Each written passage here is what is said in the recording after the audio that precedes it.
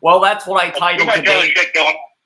That's what I titled today's episode. I was either going to do that or a Ten Commandments episode, and I figured the Ten Commandments thing, that's a little bit too recording started. That's a little bit too edgy, a little bit too emotional. I don't want to do that now, right after we just got off of a draft. They're long and prosper. Oh wait, that's Star Trek. Yeah, it's May the 4th, ladies and gentlemen. Here on Talk Shoe and Restream. May the 4th be with you. Yeah, I mean, I did not expect to get into a Star Wars versus Star Trek argument on May the 4th, but here we are. Yeah, and this is, I just like the characters in Star Wars better, but I used the thumbnail of Star Wars. I really couldn't think of anything else last minute. This was really poorly executed on my end. I'm going to go versus because I love both. I like Star Wars, and I love Star Trek. So, I'm all for both. All right. So I can't say anything bad about either one. All right, we'll talk about... Except for the sequel trilogy. The sequel trilogy sucked, and Disney Wars... I'm talking about the George Lucas Star Wars movies. I have zero business giving the Kathleen Kennedy Star Wars trilogy any attention on this podcast. I have zero intent on doing that. So, if we talk about Star Wars, we're only going to talk about the George Lucas movies. We're not George Lucas. George Lucas. Yeah, we're only going to talk about the George Lucas movies, because the thumbnail I used for May the 4th only featured the characters from episodes 1 through 6. It did not feature any characters in the Kathleen Kennedy reboot. No offense to Kathleen Kennedy.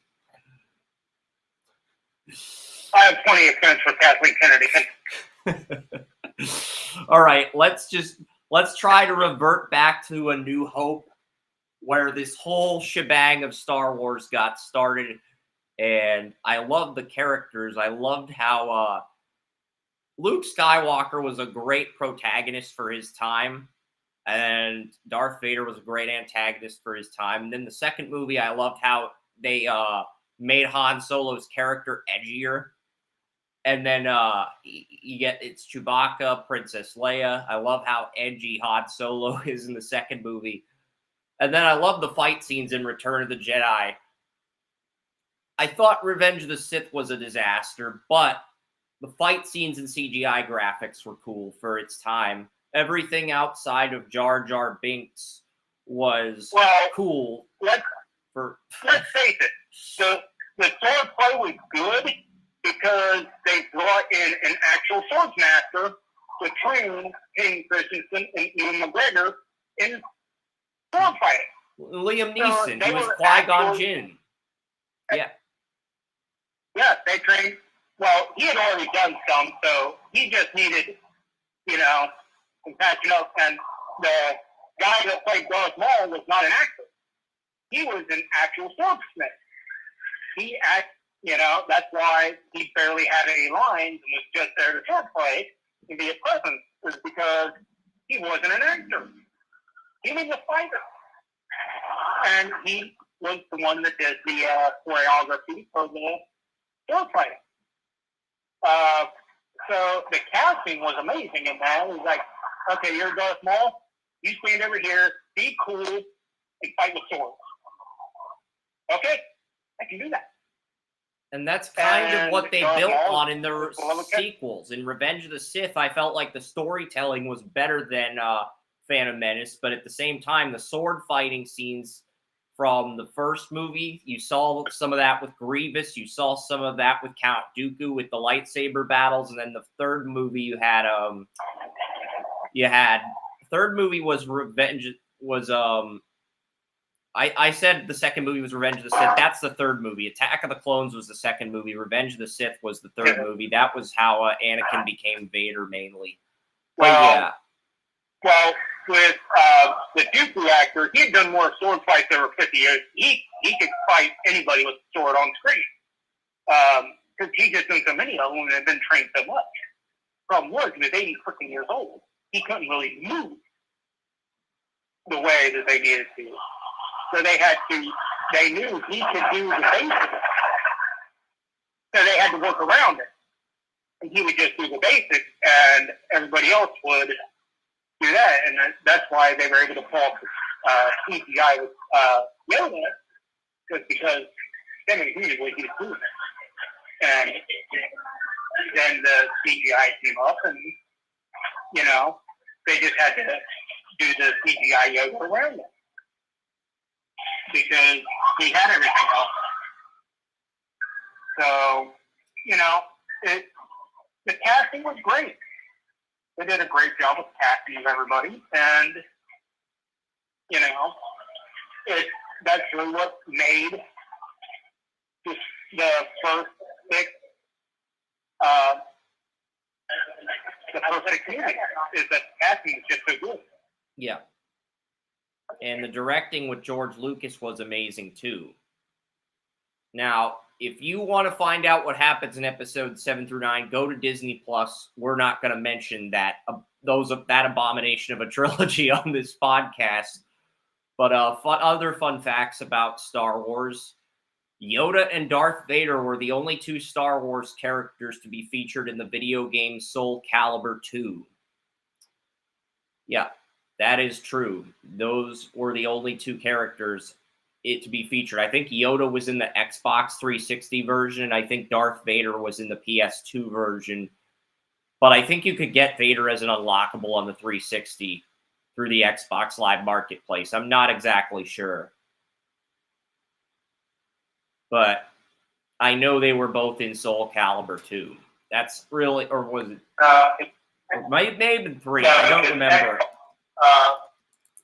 Because Xbox announced that it will discontinue a lot of things on 360 through the marketplace.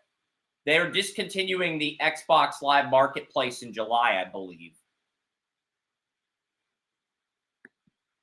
But you can still play old games in the Xbox Live Arcade, I believe.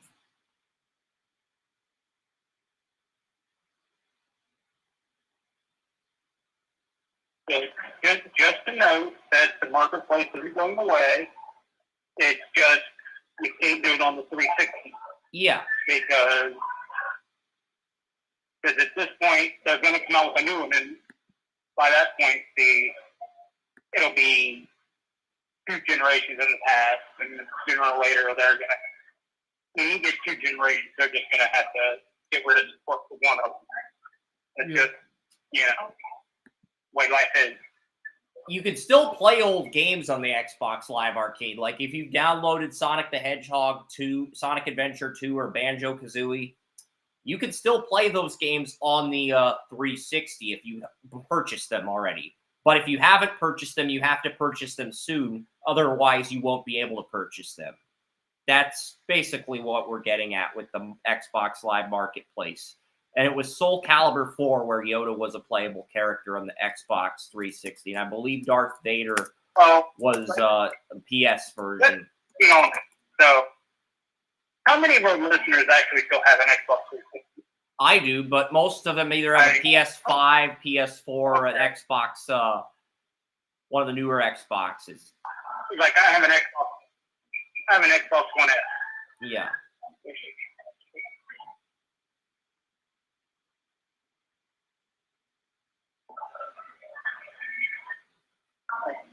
Yeah, the Xbox 360 had that same red ring of death, right? Yeah.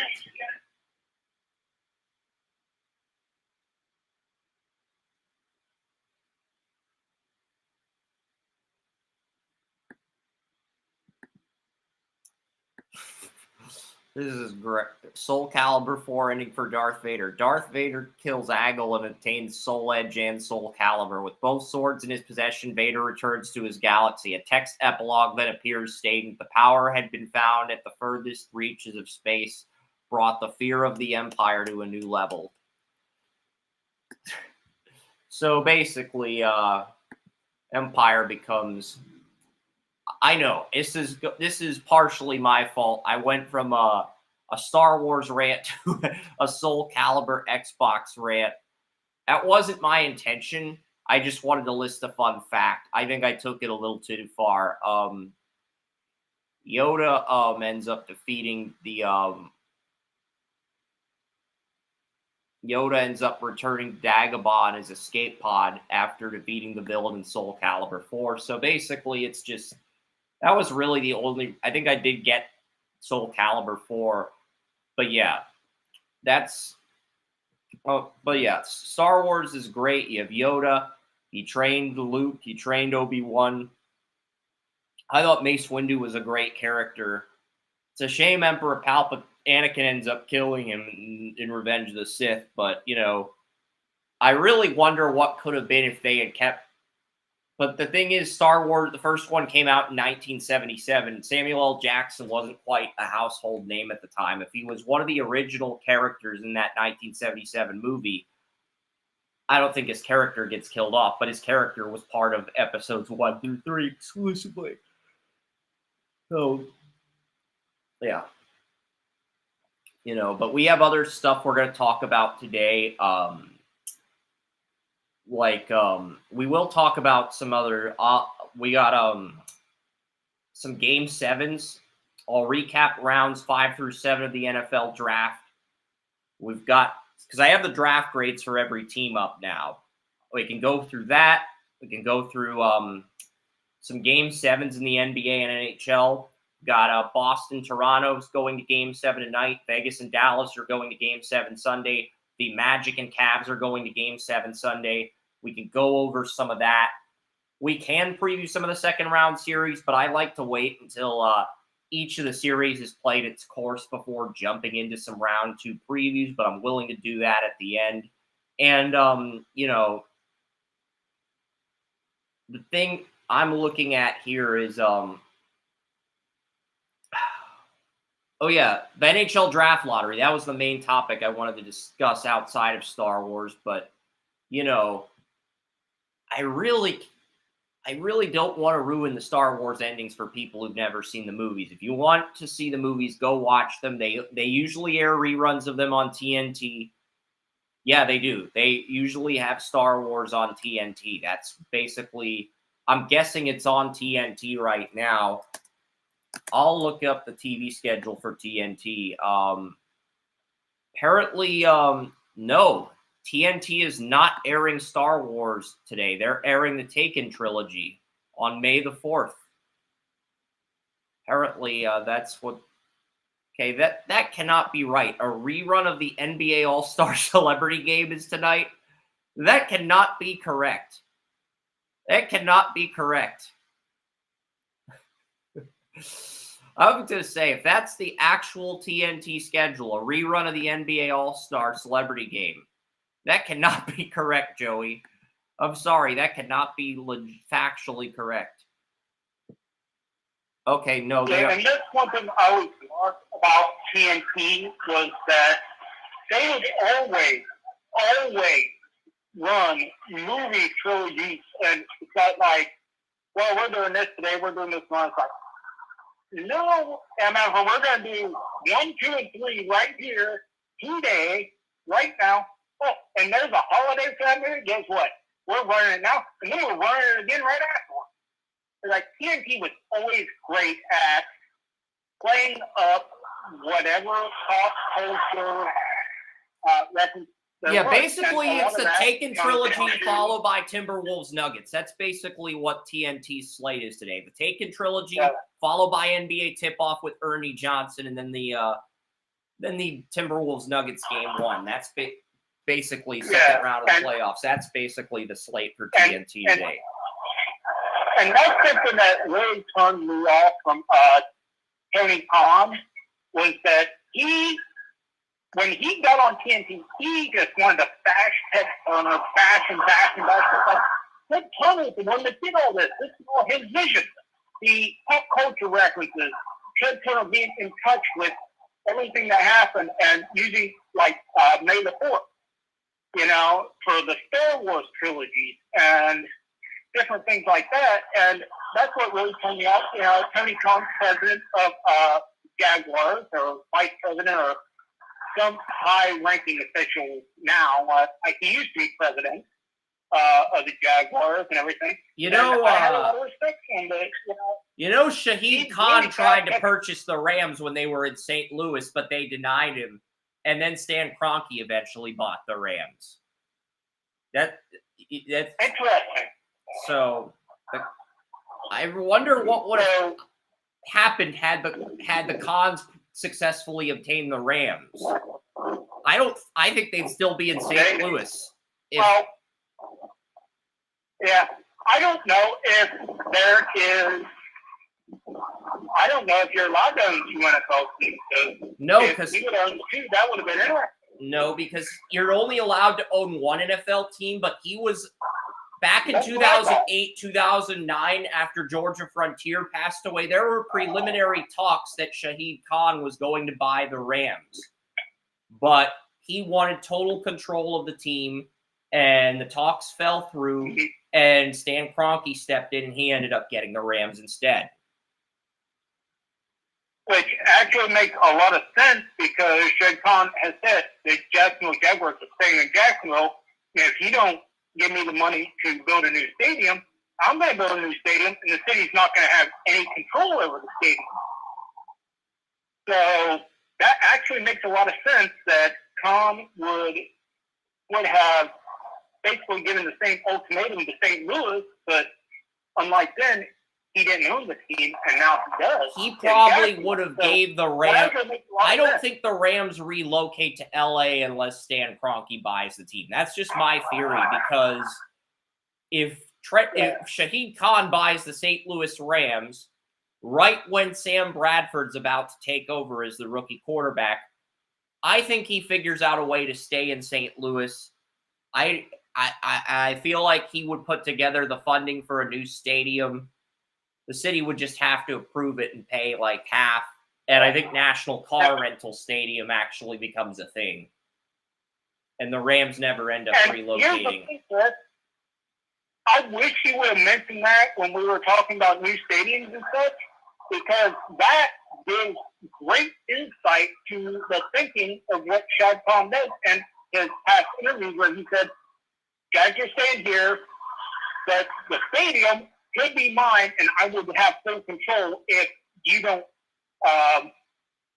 rally up. Now going back to the Rams situation, that makes a lot of sense. And that really gives a lot of good insight into his thought process of having full control. So I wish you would mention that then. Yeah. I didn't learn this until like 3 months ago, leading up to this year's NFL draft. But yeah, he was set to purchase the Rams, the majority stake in the Rams, but he wanted too much control over the team.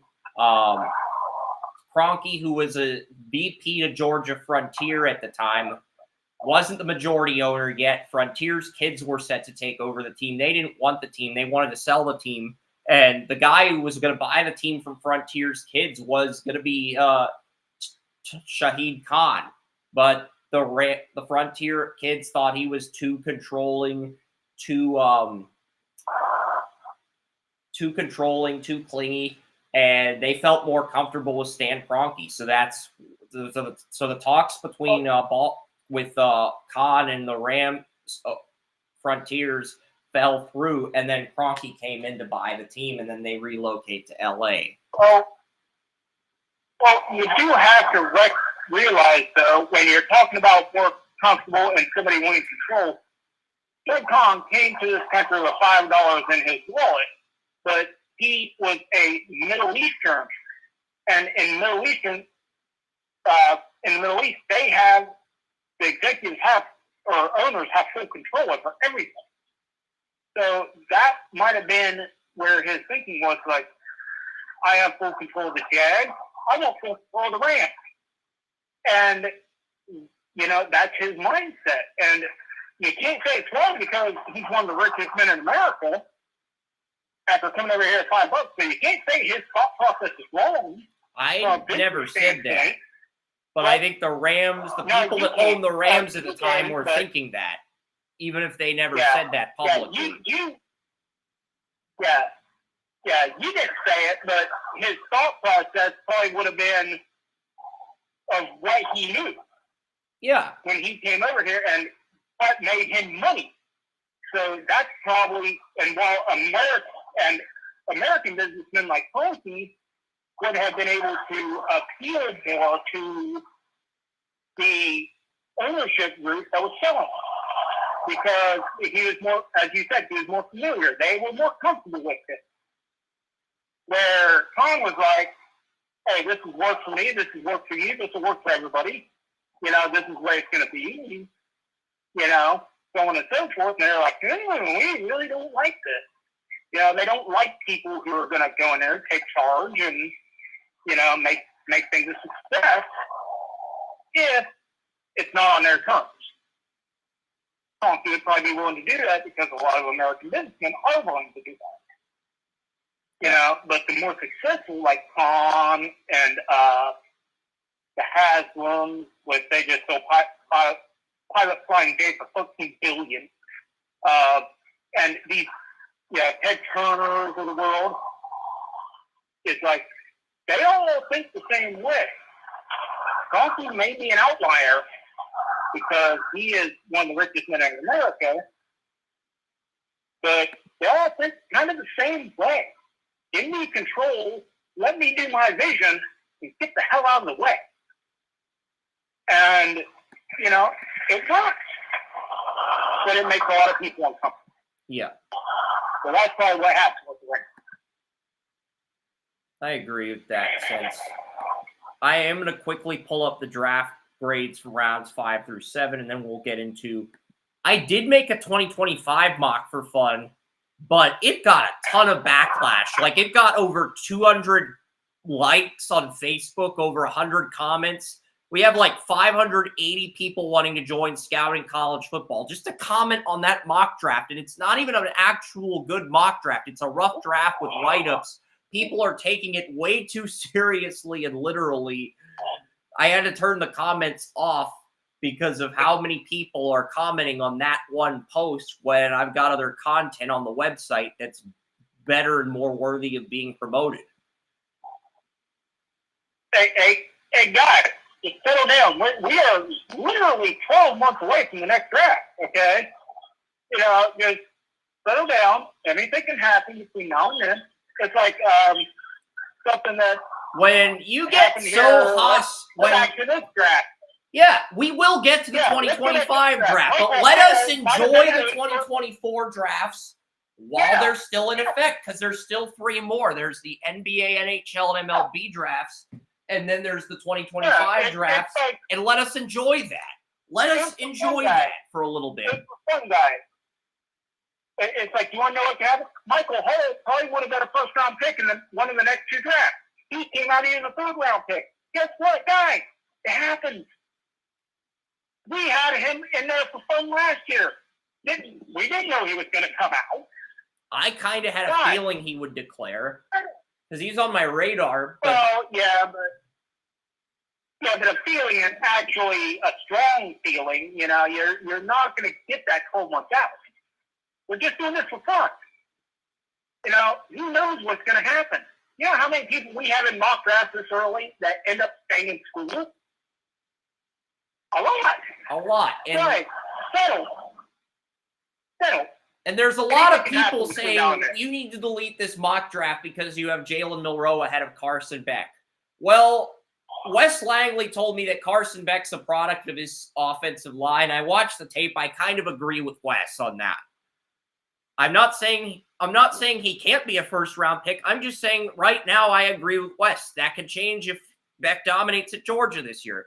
But hold your horses, settle down, and let us enjoy this. Let us enjoy the 2024 draft for a little bit, and then we'll get to 2025. We will. I hate to tell people, Georgia lost a couple offensive linemen. He may have been a product of the offensive line last year. And he said that's basically what Wes said. That's basically what Wes said with Mims and Van Pran there. That's basically what Wes said. And Bowers. He may come up and light it up next year, or at least be the same. In which case, are you going to say he's a product of the offensive line that doesn't have 2 NFL caliber players? No.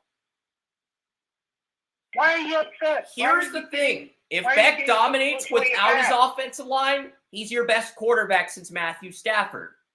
If he doesn't, he could be another Connor Cook. he could be Georgia's most overhyped QB since Aaron Murray. That's not crazy to believe at this point. We don't know what we're getting from him in year 3. Okay? And honestly, if he had beaten Jalen Milroe in the SEC title game, I think he would have had an argument for going in round 1. But because he lost to Alabama in the SEC title game, I think that sort of makes him more of a question mark. That doesn't mean he can't be a first-round quarterback. He's more of a question mark than a surefire thing at this point. And there's nothing wrong with that. And we don't know how these guys can develop.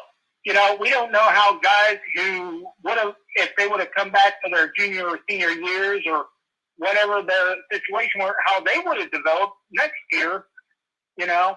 Nobody had. We don't know. Here's the thing with the draft. Are gonna go Nobody had Jared Goff going number 1 overall at this point in 2015.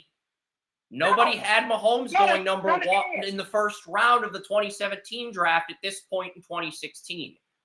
Thomas, this was about the point where Thomas began telling me about Mahomes, but when I didn't really watch his tape until like July of that summer, and then I was like, wow, this is the guy.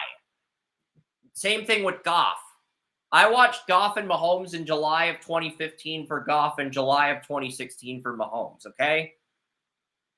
You know, I feel like Shedur's the closest thing to a sure thing, but he's not even a sure thing with after how last season ended, the recent drama involving Colorado. I don't think there's a sure thing at QB in 2025. I would take a receiver. I would take Luther Burden number 1 overall right now if I had to say. I like Will Johnson. I like Benjamin Morrison. I like Travis Hunter. I like Kelvin Banks out of Texas and Will Campbell out of LSU. Those are like my 5 or 6 blue chip players. I think James Pierce Jr., the Tennessee edge rusher, could enter that conversation, but he had 10 sacks as a rotational edge rusher off the bench, not as a full-time starter. If he can do that as a full-time starter, okay, he enters this conversation, but he's not there yet. It's a little too early to jump the gun on Pierce, even though I really do like what I see from him. You know? But that's pretty much... Yeah, I will always say, don't jump the gun on any of these guys, but then too, let us have a little bit of fun when we're able to have fun, because we're going to have to ramp up at some point, and then it's not going to be fun anymore. Yeah. And then you can judge us when it's not fun. Let us have a little bit of fun. Yeah, thank you. All right, I'm going to go through round 5. I went with C- for Pritchett. Still for the Chargers. Xavier Thomas to the Cardinals. I gave that a C+. I gave the Commanders Dry Cornbread for Jordan McGee. I love the Cam Hart pick for the Chargers in round 5. Buffalo got Cedric Van Pran. He's going to be the backup center to Connor McGovern. I love that fit. Colts got Anthony Gold. I love JD Bertrand. He goes. Go ahead on the Van Pran pick if you want to keep going. I was just going to say, I read that one too because I love Van Pran as a player in Georgia that could really do pretty much everything from a guard position, but he was a little rougher on the edges when it came to his mechanics. But as far as strong, able to hold people off, I loved it. Yeah. JD Bertrand went to Atlanta. The Bears got Austin Booker. He's going to be playing behind DeMarcus Walker and Sweat as a situational edge rusher. Chris Abrams-Drain, I love this pick for Denver. I had a second-round grade on Chris Abrams-Drain. I gave him an A in man coverage, an A in press, a C in zone, a B+ in returning on special teams, a B in run stuffing, a B- in tackling. I feel like he can play in cover 0, cover 1, cover 2, cover 3, cover 4, but he'll have more success in a cover 0, cover 1, or cover 2 scheme. Abrams-Drain led Missouri in deflections 3 years in a row, despite the fact that he went 3 rounds lower than Ennis Rakestraw Jr. So you're going to have Patrick Surtain as your number 1 corner. Jamari Mathis will probably remain the number 2 corner. And then you're going to have Chris Abrams-Drain and Levi Wallace competing for the nickel job. And if one of those corners gets injured, Abrams-Drain will come in and be a day 1 starter, and he will not give the job back. It'll be very similar to what happened in Denver 2 years ago when Ronald Darby was the number 2 corner to Surtain. He gets injured. Damari Mathis comes in as a rookie and does so well that he takes his job outright. I think Abrams-Drain's in the exact same scenario as Mathis was entering his rookie year out of Pittsburgh. And Abrams Drain is a cornerback who had more traction than Mathis, too, despite going around later than him. That's the crazy part on that. You got anything you want to add to that on Abrams Drain, the Missouri corner, before I get to Jarvis Brownlee Jr.? I just felt like there were so many good values at corner round 5. Yeah, I really like them. I really like some of the guys on Missouri's defense over the last couple of years, and I think Abrams Drain is just another one of those really good players on Missouri's defense. And if he develops well, he could definitely be the next really good Missouri player in the draft. Yeah, I mean, he had 14 deflections in 2022. He had 7 deflections as a sophomore, 14 as a junior, and he had 13 as a senior. So the consistency's there with Abrams Drain, and he ran a good 40 time too. Jarvis Brownlee Jr. went to the Titans. I love this fit because now you have Snead, you have Awuzie, you have McCreary as your nickel corner, but Brownlee feels like a guy who could push McCreary, and he'll be competing with Caleb Farley and Elijah Molden for that dime cornerback job. So that's going to be a fun competition, and with those 2021 corners in contract years, Brownlee could come out of the gate and win that competition. And if he doesn't, you redshirt him for a year and develop him. Either way, it's a win-win in round 5. I gave the Titans an A+ for Estime. I gave the Broncos an A+ for Abrams Drain. I gave the Broncos an A for Audric Estime. He's a really good change of pace running back to Javonte Williams, who's in a contract year. But you also have Samaj Perine, so he can start out as the third-string running back and work his way up into a greater role. The Raiders got Tommy Eichenberg. I gave this an A-. I do like him as a backup to Spillane. Spillane's in a contract year, so he'll develop for a year, and then he'll get a chance to start in 2025. Something that we learned about Eichenberg was that he may have a mind for it, but he is not the athlete that we thought he was, because and I think a lot of that was covered up by that really good Ohio State defense. I mean, to be fair to Eichenberg, he was good against Penn State. He was amazing against Penn State. But his coverage was okay versus Penn State, but it was suspect against Michigan. So I don't think it's as much of an athleticism issue as it is a consistency issue. But either way, that may be true as well. Maybe he was just inconsistent, so his athleticism didn't show as much as you would have liked. But in that case, you still would have wanted his athleticism to show even through the existence. I mean, that's what happened with Michael Hall, is that everybody knew he was athletic as hell, but he was inconsistent. Yeah, he was the number 3 defensive tackle on Ohio State. Tyleik Williams was the number 1 defensive tackle on Ohio State last year. He played the most downs. And then 98, another guy complimenting him. Another guy complimenting him started, and then Michael Hall Jr. Because Michael Hall Jr. was the number 1 defensive tackle in 2022, but he was the number 3 defensive tackle in 2023. Just very weird situation. I gave the Bengals an A-. It was. I think the Ohio State situation is that their defense was so deep that they could just rotate and do whatever the hell they wanted. And that's not anything against those guys. It's just a compliment to Ohio State in that situation. They had a lot Ohio State has 3 corners that could go in the top 100 of the 2025 NFL draft. They profile very similarly to Michigan last year with their secondary. Yeah. But, just really talented group. Nothing against those guys. Just really talented group. Yeah. Josh Newton, TCU corner, went to the Bengals. You're getting him as a dime corner here. I mean, with Awuzie gone, you really don't have any depth at corner. If anything happens to Cam Taylor, Britt, DJ Turner, or Mike Hilton. Josh Newton, I gave him an A- in man zone and press when watching him against Baylor. But Newton got torched in the Colorado game, the season opener. And he also ran a 4.52. So he ran... he did. He ran He ran like a 4.5 240 time. Just not good in terms of timing. And then the Saints took Spencer Rattler a pick later at 150. Yeah, and I love that pick. Yeah, that was a great value pick. Derek Carr is probably going to be moving on after his current contract. Yeah.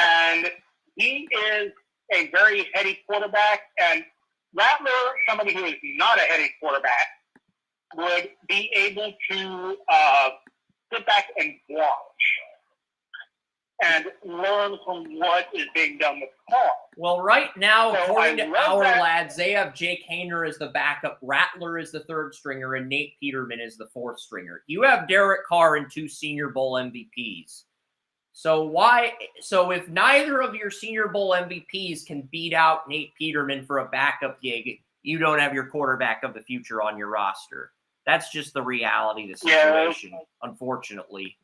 There's an expectation. You can't beat out Nate Peterman. I guess I'm wrong. There's an expectation you have to beat out Nate Peterman for the backup gig. If you're the Saints quarterback. There is. Because you have not just one Senior Bowl MVP. You have 2 under Derek Carr. So there is an expectation. I know that sounds harsh, but that's the reality. That's one of 2 major steals I think that happened in round 5 is the Rattler pick. Because I thought Rattler should have gone in around round 3. Yeah. Just because of his natural talent alone. So that's one steal. I thought the biggest steal in round 5 was Cam Hart. I thought Cam Hart was the biggest steal in round 5 because Cam Hart could potentially be the Chargers' #1 corner. It allows you to move Asante Samuel Jr. back to nickel corner where he had more success. Because after the Chargers traded J.C. Jackson, they moved Asante Samuel Jr., who's 5'10", from nickel corner to outside corner. And Cam Hart is 6'2". So if Cam Hart can come in and dominate in training camp and win a starting job next to Fulton, you can move Samuel back to nickel. And that'll at least give you a shot against a team like Kansas City. If you can't do that, Mahomes is just going to carve you twice a year. And Herbert's basically going to have to outplay Mahomes in order for the Chargers to beat the Chiefs. But I think Cam Hart can be that guy. I think he can be that guy, though. But, yeah.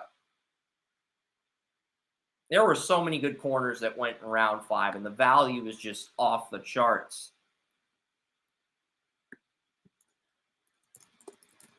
Because there were people that had Josh Newton in the 2nd, 3rd round before his bad game against Colorado. After TCU lost the national title to Georgia, there were people that had Josh Newton in the 2nd, 3rd round in the preseason, but Shedeur Sanders just carved TCU to the point where it knocked Josh Newton into day 3, and he just couldn't recover after that.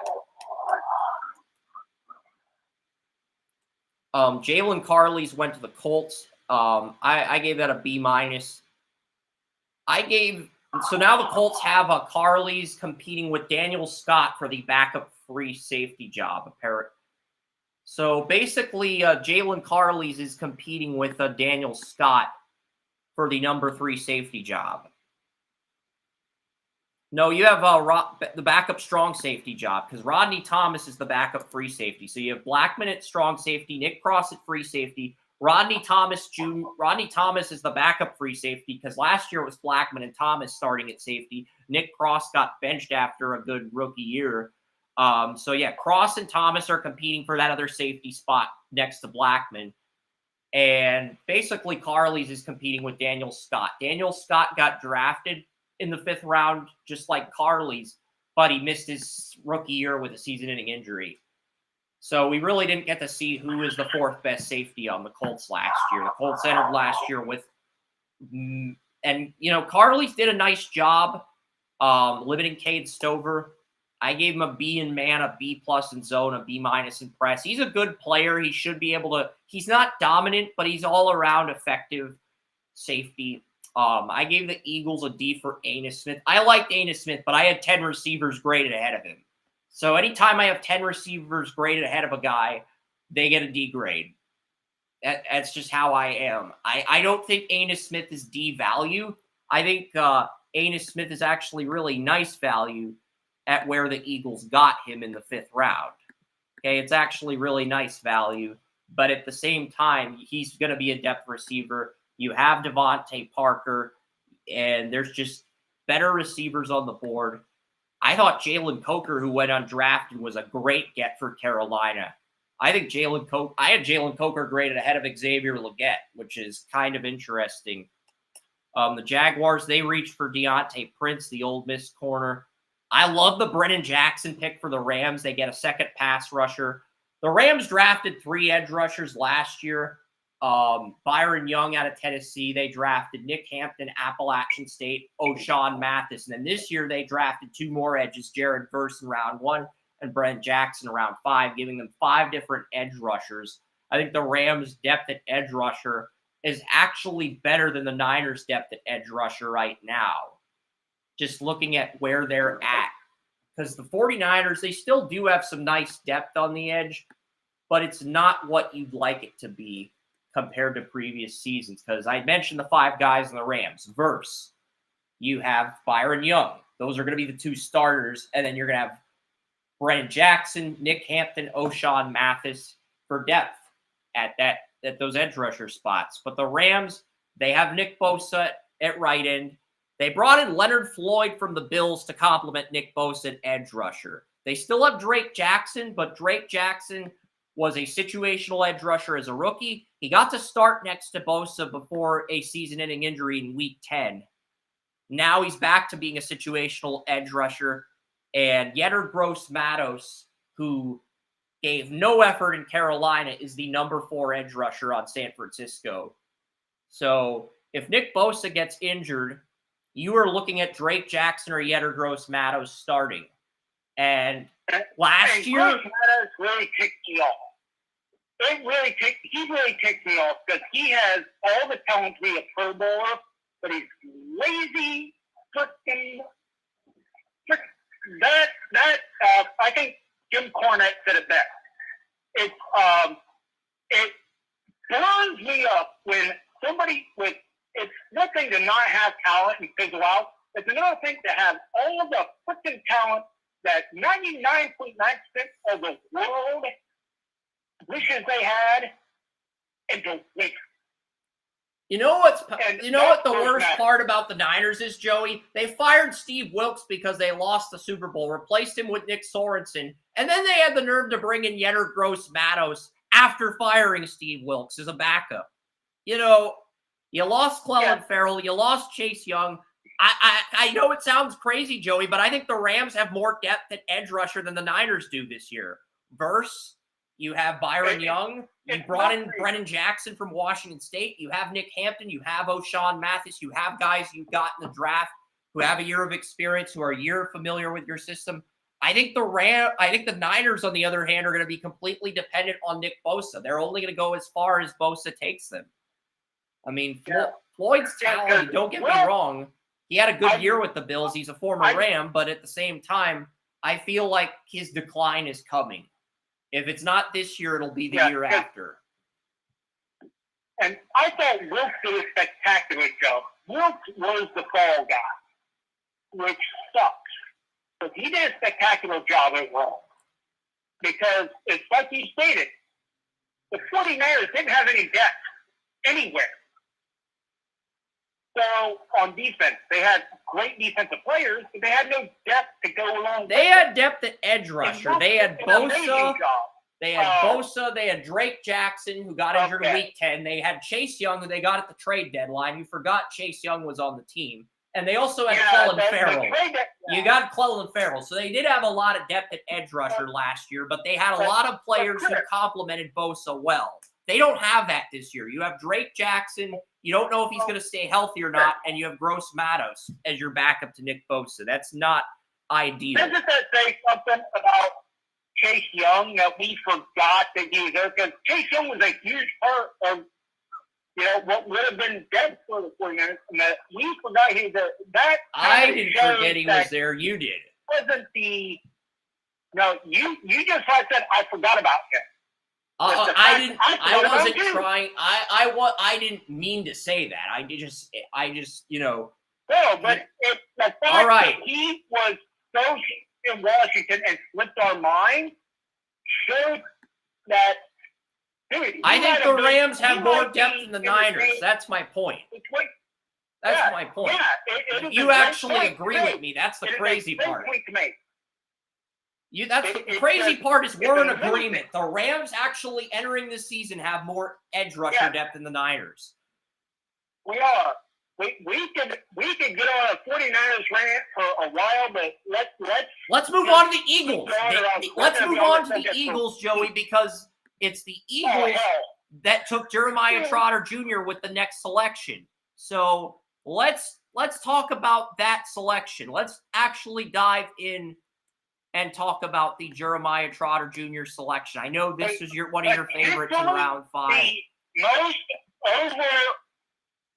Potentially the most overall physically gifted and overall talented linebacker in the draft somehow falls round 5, and Howie freaking Roseman, of all people, like, this might be a great third pick. You would have never thought. And guess what happened? Take him. Freaking Eagles, one more time, takes probably the steal of the draft up to this point. Well, the Eagles have 2 starting inside linebackers. They're moving to a 34 under Vic Fangio. They have Nakobe Dean and Devin White starting at 34 middle linebacker.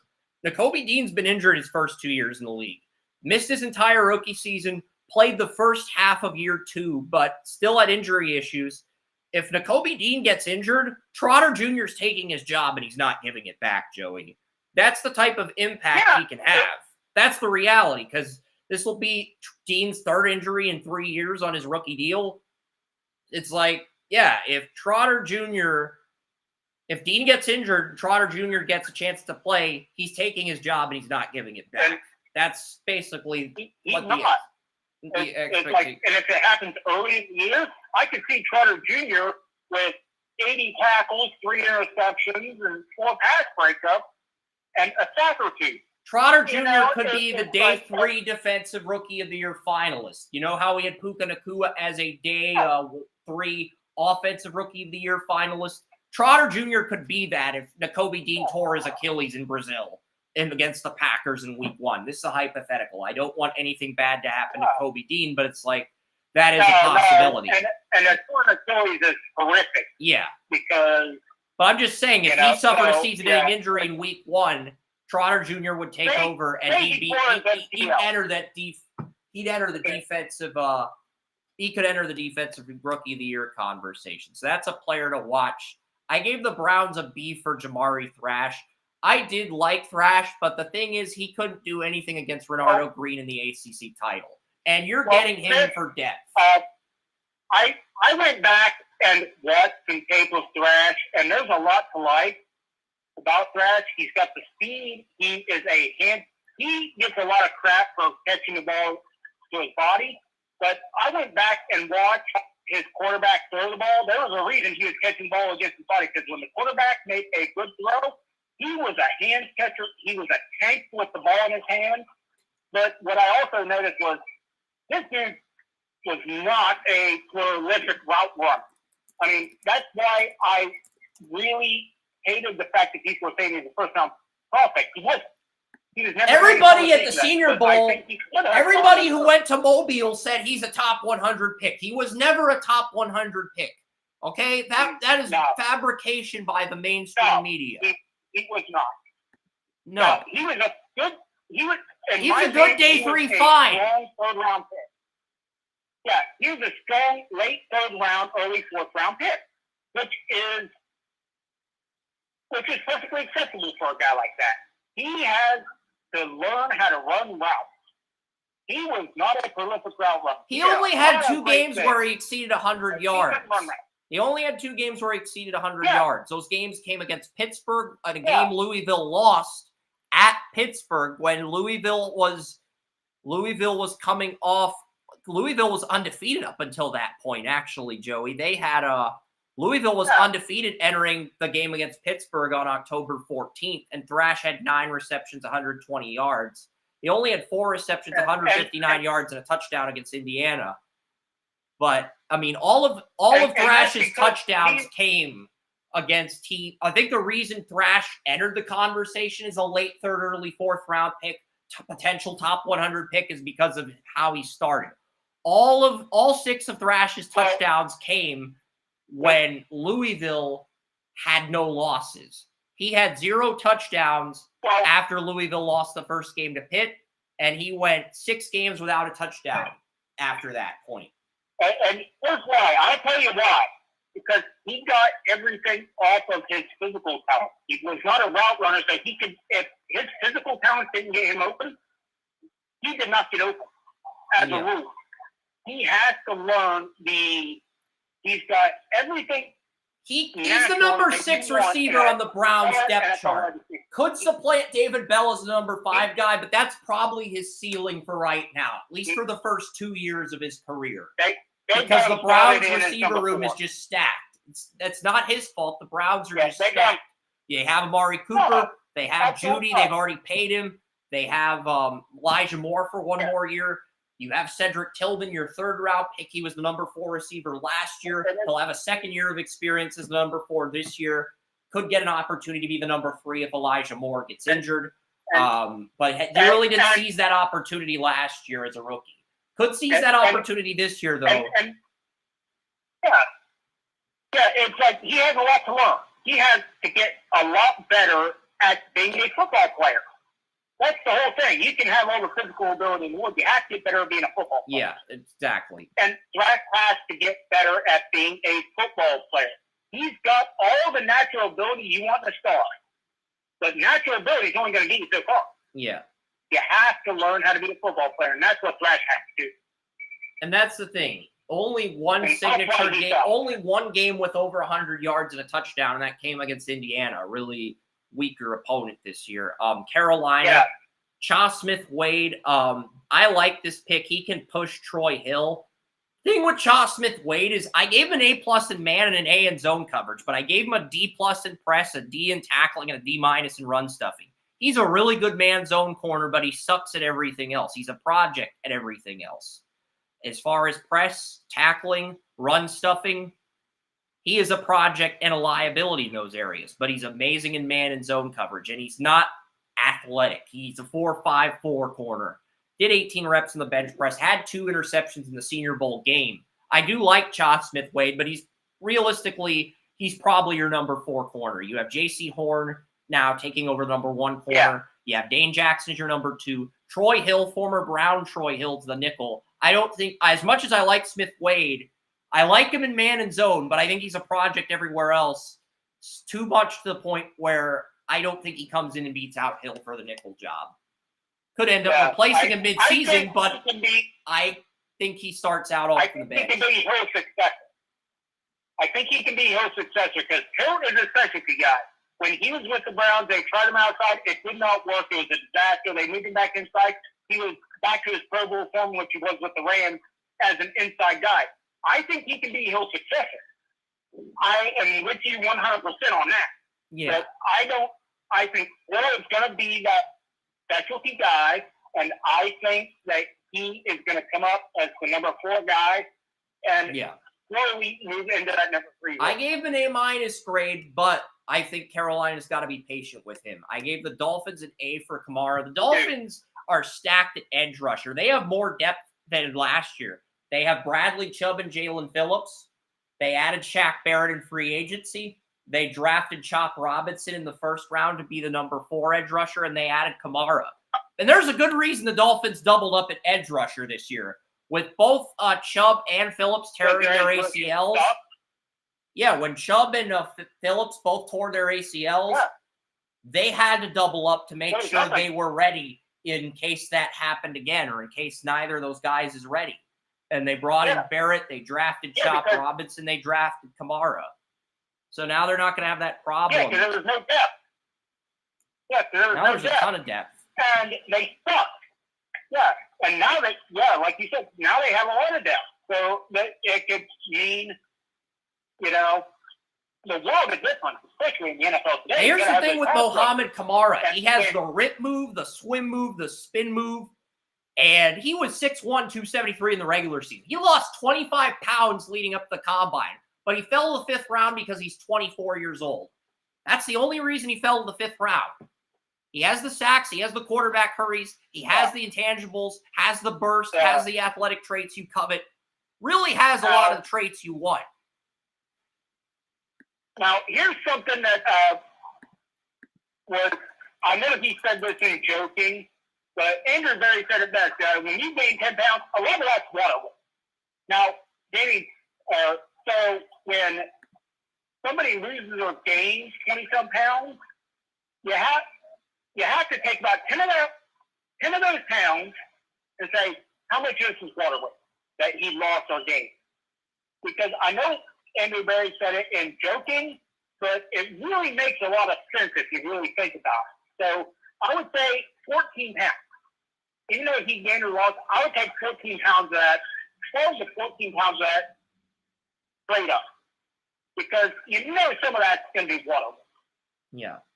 That was just part of a press conference I overheard, and I'm like, I never thought of this before, but it makes a lot of sense. I'm going to get to the Chiefs. I gave them a B+ for Hunter Norzad. You're getting him as a backup to Creed Humphrey. I had 3 centers ahead of Norzad in my rankings. I had Charles Turner III and Drake Nugent were 2 of those centers. They went undrafted. But yeah, Norzad's a good backup to Creed Humphrey. Norzad isn't bad. There are some people that think he could be a 7-year starter. Draft Boyos, a group I'm in on Twitter that Colton Edwards started. There was a person in that group that said Norzad could be a 7-year starter on the Chiefs. I don't think that happens unless Creed Humphrey walks. I think he could start out as a backup to Humphrey and develop into a starter. But if Humphrey gets paid, he's going to be the guy in Kansas City. And centers are relatively cheap. That's the thing. Centers are cheap. Like the best center, Jason Kelce, was only $14.3 million. That's it. So Creed Humphrey is cheap enough to where you can bring him back right now if you want to. If you want to re-sign Creed Humphrey. Here's something I heard that we were talking about Jason Kelce potentially retiring. From what I heard, he was going to retire, but he wanted to come back one more time, and he said, and he took a team-friendly deal to come back for 1 more year to 3-team. That's what he wanted, to 3-team. He was going to retire if they did not. It came out later that he was going to retire if they didn't win the Super Bowl. So he took a team-friendly deal to allow them to work for the future while coming back to try to get that 3rd ring. Yep. Second ring. The Eagles only have 2 rings. That tells you a lot about him as a person. Yeah. That he would be like, I want to make this the best for you, but I want what's for me. So I might be worth 20, 25 million. I'm going to take 14 to stay here, get another ring. No, and transition. Jason Kelce is not worth 25 million. There's not a center in the league worth 25 million. He's the highest paid center in the league, though. No. I was talking about Kelce. Yeah, I know. You were talking about Kelce, but there's not a center in the NFL worth $25 million. Oh, hell no. Not center. I thought that Kelce could have been worth 20 to 25 since he plays a lot of receiver and. Oh, you're talking about his brother Travis. Okay. Bills took Ulofoshio. Commanders took Hampton. I really didn't scout either one of these guys heavily. Probably should have, but I'm not sold on either of those guys. The Hampton and the Ulofoshio on Washington's defense. I'm not sold on either guy translating the NFL. Really don't have much to say about those guys. Christian Jones, I gave this an A+. I like Hampton. I think he can transition to the NFL. The other guy, I don't think I've ever even heard of before. Hampton, I think can transition. His name's impossible to pronounce. Idufon Ulofoshio, Washington. That Ulofoshio, his name He's got one of those names that's impossible to pronounce. Ulofoshio. Is that right? Yeah, you actually got that right. Good job. Oh, thank you. I've never heard of him before. I'm not sure about. He was the middle linebacker on the Washington Huskies defense last year. That's probably why he got picked on day 3.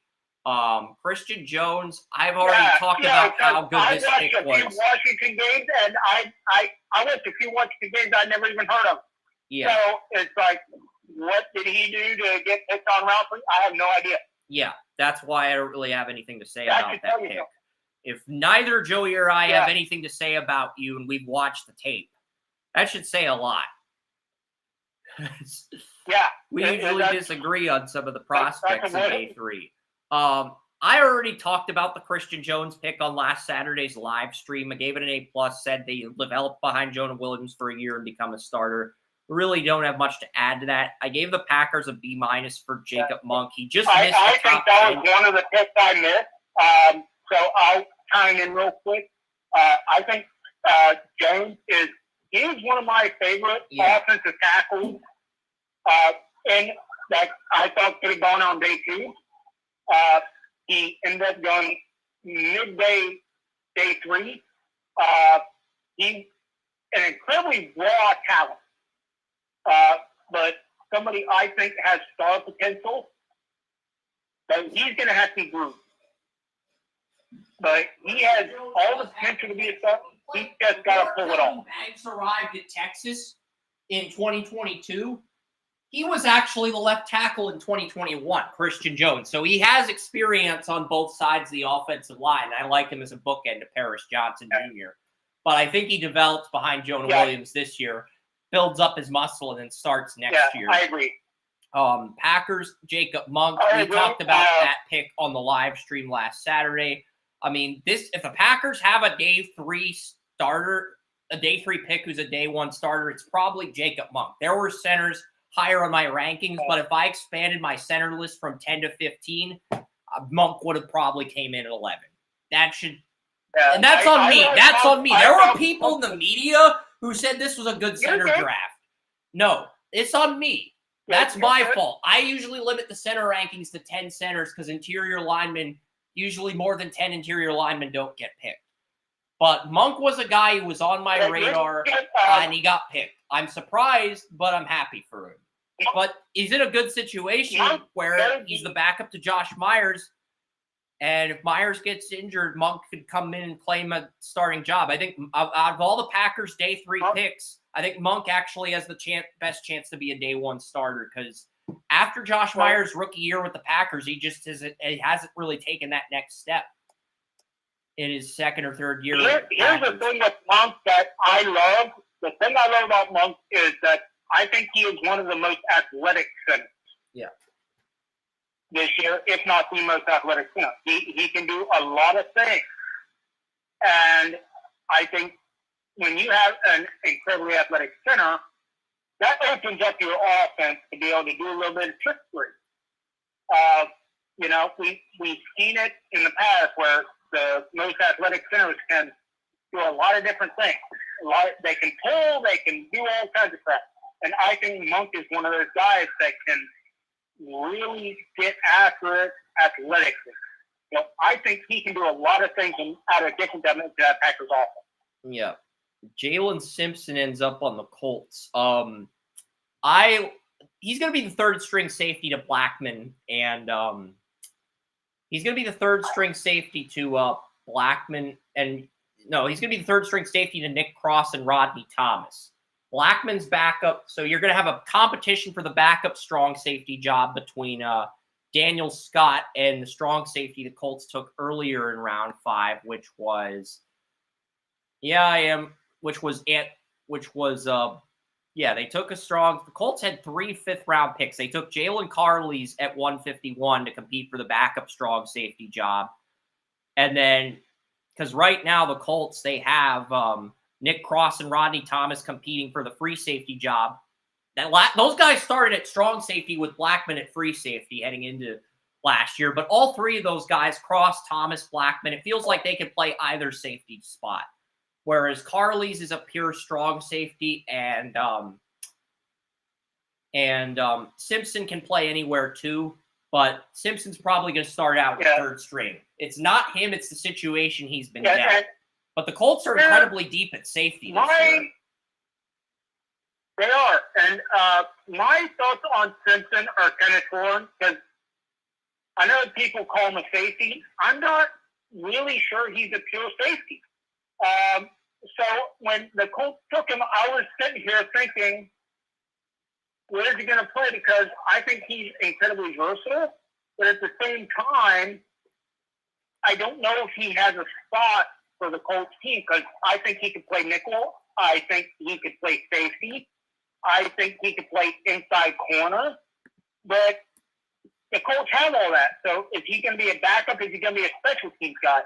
And I think that's why he fell to the fifth, because he's a tweener that doesn't excel at anything, but he is so good at everything. It's not like they're going to let him fall to the 6th or 7th round. Interesting. He could have easily gone in the... Interesting. Our Lads has updated their NFL depth chart, and they actually have Jalen Simpson listed as a corner, as the number 4 corner on the depth chart. I think he's more of a safety than a corner. Well, the reason I listed him as a safety, Joey, is because I gave him an A- in zone coverage. He's better in zone than he is in man and press. But that works out for him because Gus Bradley runs more zone than man. And he has a lot of corners like Juju Brents. He's a man corner. He's not a zone corner. He's a man corner. So a lot of the players the Colts draft aren't necessarily fits for Gus Bradley's defense. So, yeah, I don't think Gus Bradley is the problem, but he's part of the problem, if that makes sense, because a lot of the corners the Colts have are man cover corners, and Bradley had to put his ego aside and play more man last year. I can get behind that because one of the big things they said about the Browns defense, they would go ahead and play zone when you have all these man corners. You have all these man corners, and he's like, we're going to play zone, and it's going to be my way or the highway. And the Colts, you can say the same thing about that. It's like, you got Gus Bradley, my way or the highway. Okay, your players don't necessarily meet up. We're going to do it anyway. It's a stubborn nature that limits your options. So I love Gus Bradley, but he's going to stop being such a stubborn bastard, or he's going to go the way of Joe Woods, and his options for a career are going to be limited going forward. Yeah. He's going to have to stop being stubborn, because the same thing that happened to Joe Woods is going to happen to him. He's going to be pigeonholed, and in the end, he's going to run out of options. So that's my thought on Gus Bradley. Yeah. I love him, but he's going to have to open up his mind to different things. Yeah, because the Colts, they have too many other talented players. You have Dallas Flowers, Kenny Moore Jr. You have guys who are better in man and zone, so you got to play more man. But you can bring Simpson in situationally to play zone if you need to. The Ravens, they took Rasheen Ali. I love the Rasheen Ali pick. I mean, he led the NCAA in rushing yards 2 out of the last 3 years in 2021 and 2023. He led the country. He was really good rusher. So I do like the fact. And I really like him. And here's why I like him. Because the Ravens cracked the bed on the offensive line this offseason. That they brought in potentially the best running back of our generation. They need somebody who is going to groom behind that. And who better, outside of Nick Chubb, who else other than Henry are you going to have, and you say is the best of the last 10 years? Well, you've got Keaton Mitchell, who showed a lot of promise before his season-ending injury. You have Justice Hill. He was a nice change of pace back. I thought Justice Hill had a lot of potential coming out of Oklahoma State. I thought he struggled his first few years, but he really tapped into his potential this year. And when I say tapped in, he started to show flashes of being that guy he was at Oklahoma State. But it was encouraging. You wanted to see that. And now you bring in Ali. But my point is, if you're going to learn behind somebody, why not learn behind one of the top 2 running backs of the last decade? Potentially the best running back, high school to pros, if you're putting a full potential, to ever exist.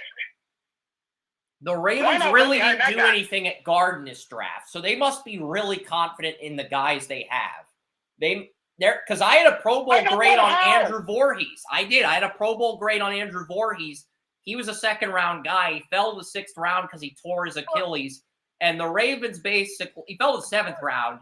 And the Ravens basically said, Cleveland, we want Andrew Voorhees. We'll give you a 6th-rounder. Just give us your 7th-round pick. And the Browns agreed to that.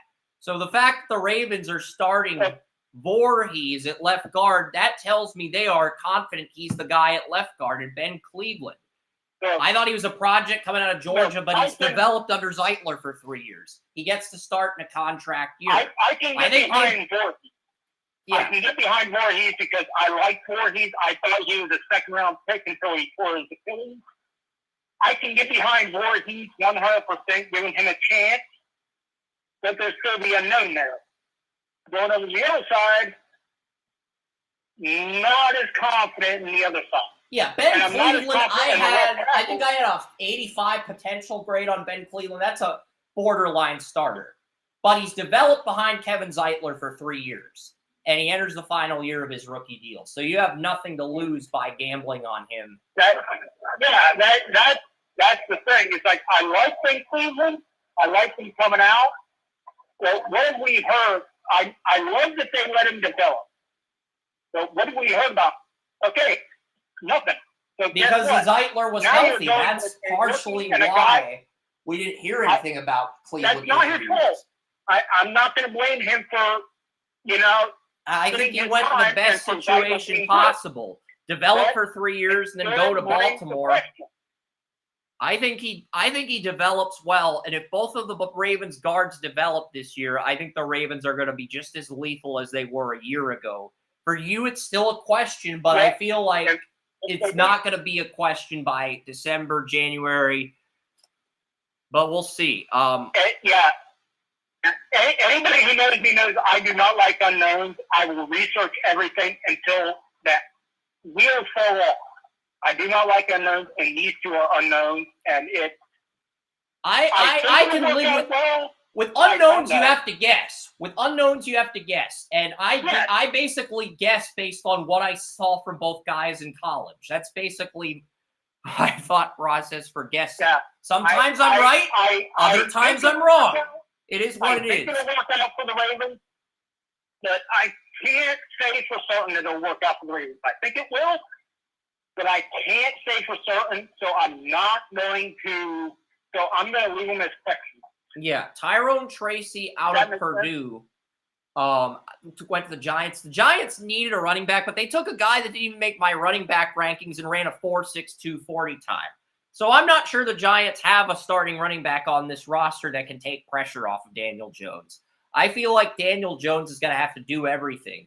And the way Daniel Jones gazed at his press conference, it looks like the actual scientist Galileo when he's stoned.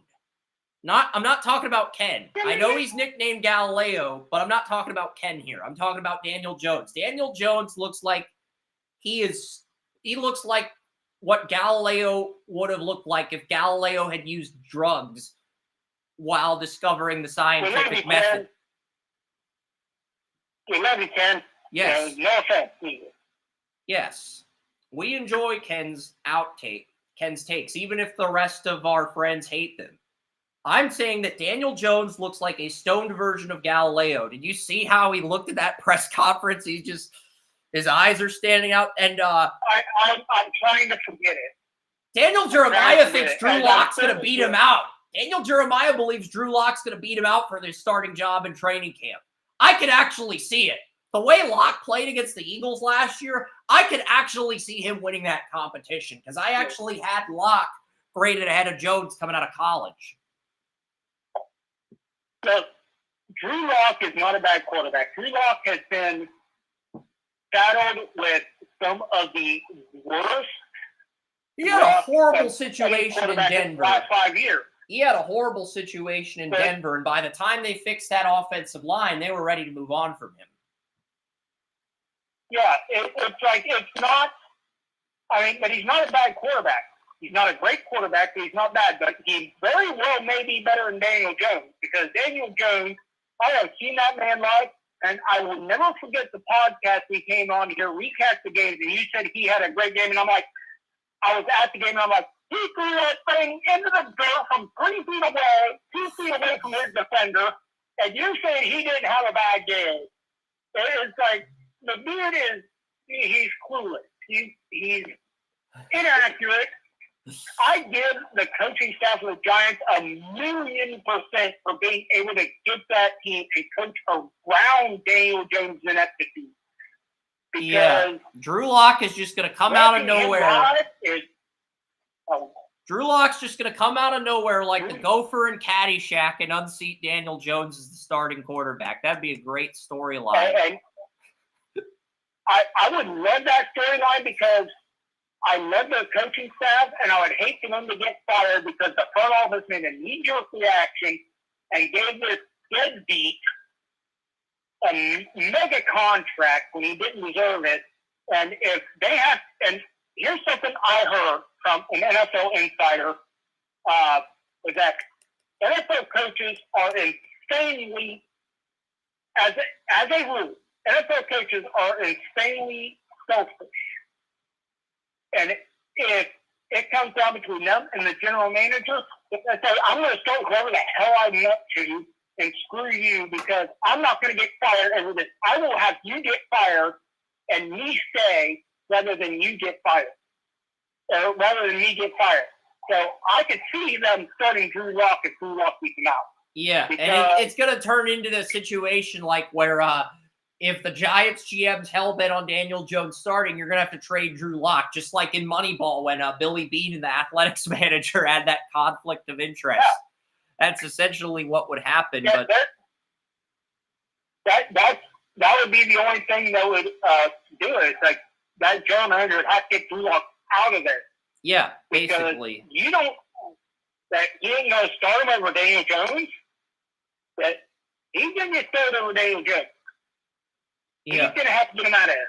I gave the Bills an A grade for Javon Sullivan. He was my best edge rusher on the board, but at 6'1", 247, I feel like he's a better fit for a 34 defense, and the Bills run a 43, and he ran a 4.71 at the Combine. He led Troy to 2 consecutive Sun Belt titles. I do like him, but you have Epineza, you extended Epineza, you have Gregory Rosso. He's going to start out as a situational edge rusher. He's probably your number 5 defensive end, because the Bills also have a great pass rusher. He is a great situational guy. He's got a good body. He's ready to go if you just ask him where he is. Yeah, I mean, you have Von Miller as the backup 43 left end and situational edge rusher. Right now, it's Javon Sullivan and Casey Tuhill competing for that number 4 edge rusher job in Buffalo. Because Epineza, Rosso, and Von Miller have the top 3 edge rusher spots on the Bills locked up. So basically, Sullivan's competing with Tuhill for that number 4 spot. I do like Sullivan's upside more than Tuhill, even though Tuhill did have a statement game against the Falcons last year. I'm not overlooking that. When I did my game recaps, I vividly remember awarding Casey Tuhill player of the game when the Commanders beat the Falcons. So I'm not overlooking what Tuhill can do as a veteran. He might end up beating out Sullivan. We don't know. We'll have to wait and see in training camp. But even if he doesn't beat him out, he's going to make the roster as a situational pass rusher. As a number 5 pass rusher. I could see it because the Bills had Shaq Lawson as a number 5 pass rusher. Bills love having 5 edge rushers. They had Shaq Lawson, I believe, as a 5th edge rusher. They had Leonard Floyd. Yeah, the Bills had Leonard Floyd, Von Miller, AJ Epineza, Gregory Rosso, and I believe they had Shaq Lawson as a 5th edge rusher last year. So the Bills, you look at the teams Brandon Beane and Sean McDermott have constructed, a lot of them have 5 edge rushers. They do. So, they do. All of the best teams in the front 4 in the NFL don't get top 4. It's like Yeah, especially the 43 defenses. The Chiefs, or more from the Chiefs, the Bills, the Browns, they want to have at least 5 edge rushers, 5 defensive ends for that 43 defense, at least. And it's great to have. It's great to have because that means you have to plan for every single freaking one. And that is not easy. I can tell you as a former defensive coordinator, that ain't easy. That's a lot of freaking guys you got to account for and make plans for. So it's a great thing to have. It's a great problem to have. So, it's great for all of those guys. Yep. Great for all those teams to have 4 or 5 rushers that you can just exchange in and out. Yep. So I love the Packers. I'm a little distracted. Yeah. I'm sitting here looking from across the city. I'm sitting here on the shore, just enjoying myself, talking about the grass with you. And I got the freaking Gator Bowl. I just realized, I never realized it from this spot before. I'm looking at the freaking Gator Bowl from across the freaking city in the state from across the St. Johns River. And I never noticed that before. So it's like... That's amazing. It's kind of weird to me. Yeah, it's just kind of weird to me. It's like... Yeah, it's a good weird, though. The Packers, they got a 5th rounder after losing Alan Rizard, and they basically used that 5th rounder on Keaton Oladapo out of Oregon State. Thomas Coburn watches Oregon State football more than anybody I know, and he said Oladapo is nothing more than a backup. And that's probably the case, but he's versatile. Wow. He's versatile, to Joey. I didn't just see him play inside corner. I saw him play outside corner in addition to both safety spots. That's how versatile Oladapo is. So even if he is just a backup, that versatility got him drafted. That's basically but Colbert says like, damn. Because he watches more Oregon State football than anyone. He loved Poyer coming out of Oregon State. So, yeah. Well, Poyer, he was 100% right on Poyer. Poyer did very little with the Browns outside of the... and then he just took off in Buffalo. And he freaking took off. Yeah, he went to the Packers, too. Before he... Was he drafted by the Packers, and then he went to the Browns, and then he took off in Buffalo? I forget, but let's focus. I think he was with the Packers first. Yeah.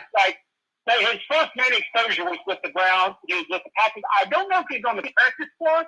Was he on the practice squad, or was he just a special teams backup? Yeah. Okay. I'm asking out of curiosity. I know, because I think the Packers had Clinton Dix at the time when they drafted Jordan Poyer, so he never really... That's what I'm saying. Yeah, because Clinton Dix was in the same draft as Poyer in 2014, and they took him in the first round of that draft. So he was always priority over Poyer, even though Packers probably should have prioritized Poyer. But yeah, Bub Means went to the Saints at 170 with the 5th rounder they got for losing Marcus Davenport, and now Davenport's in Detroit after leaving the Saints for Minnesota. He goes to Detroit. And Bub Means, I think Bub Means, I saw him run 6 or 7 routes in the route tree, ran a 4.43, has 10 and 1/8 inch hands. He's a good depth receiver, but I don't see anything special. The Jets traded up for Jordan Travis at 171. I love the idea of him developing behind Aaron Rodgers. I will give him credit. He's athletic. He's got big hands. He can catch the ball in many different directions.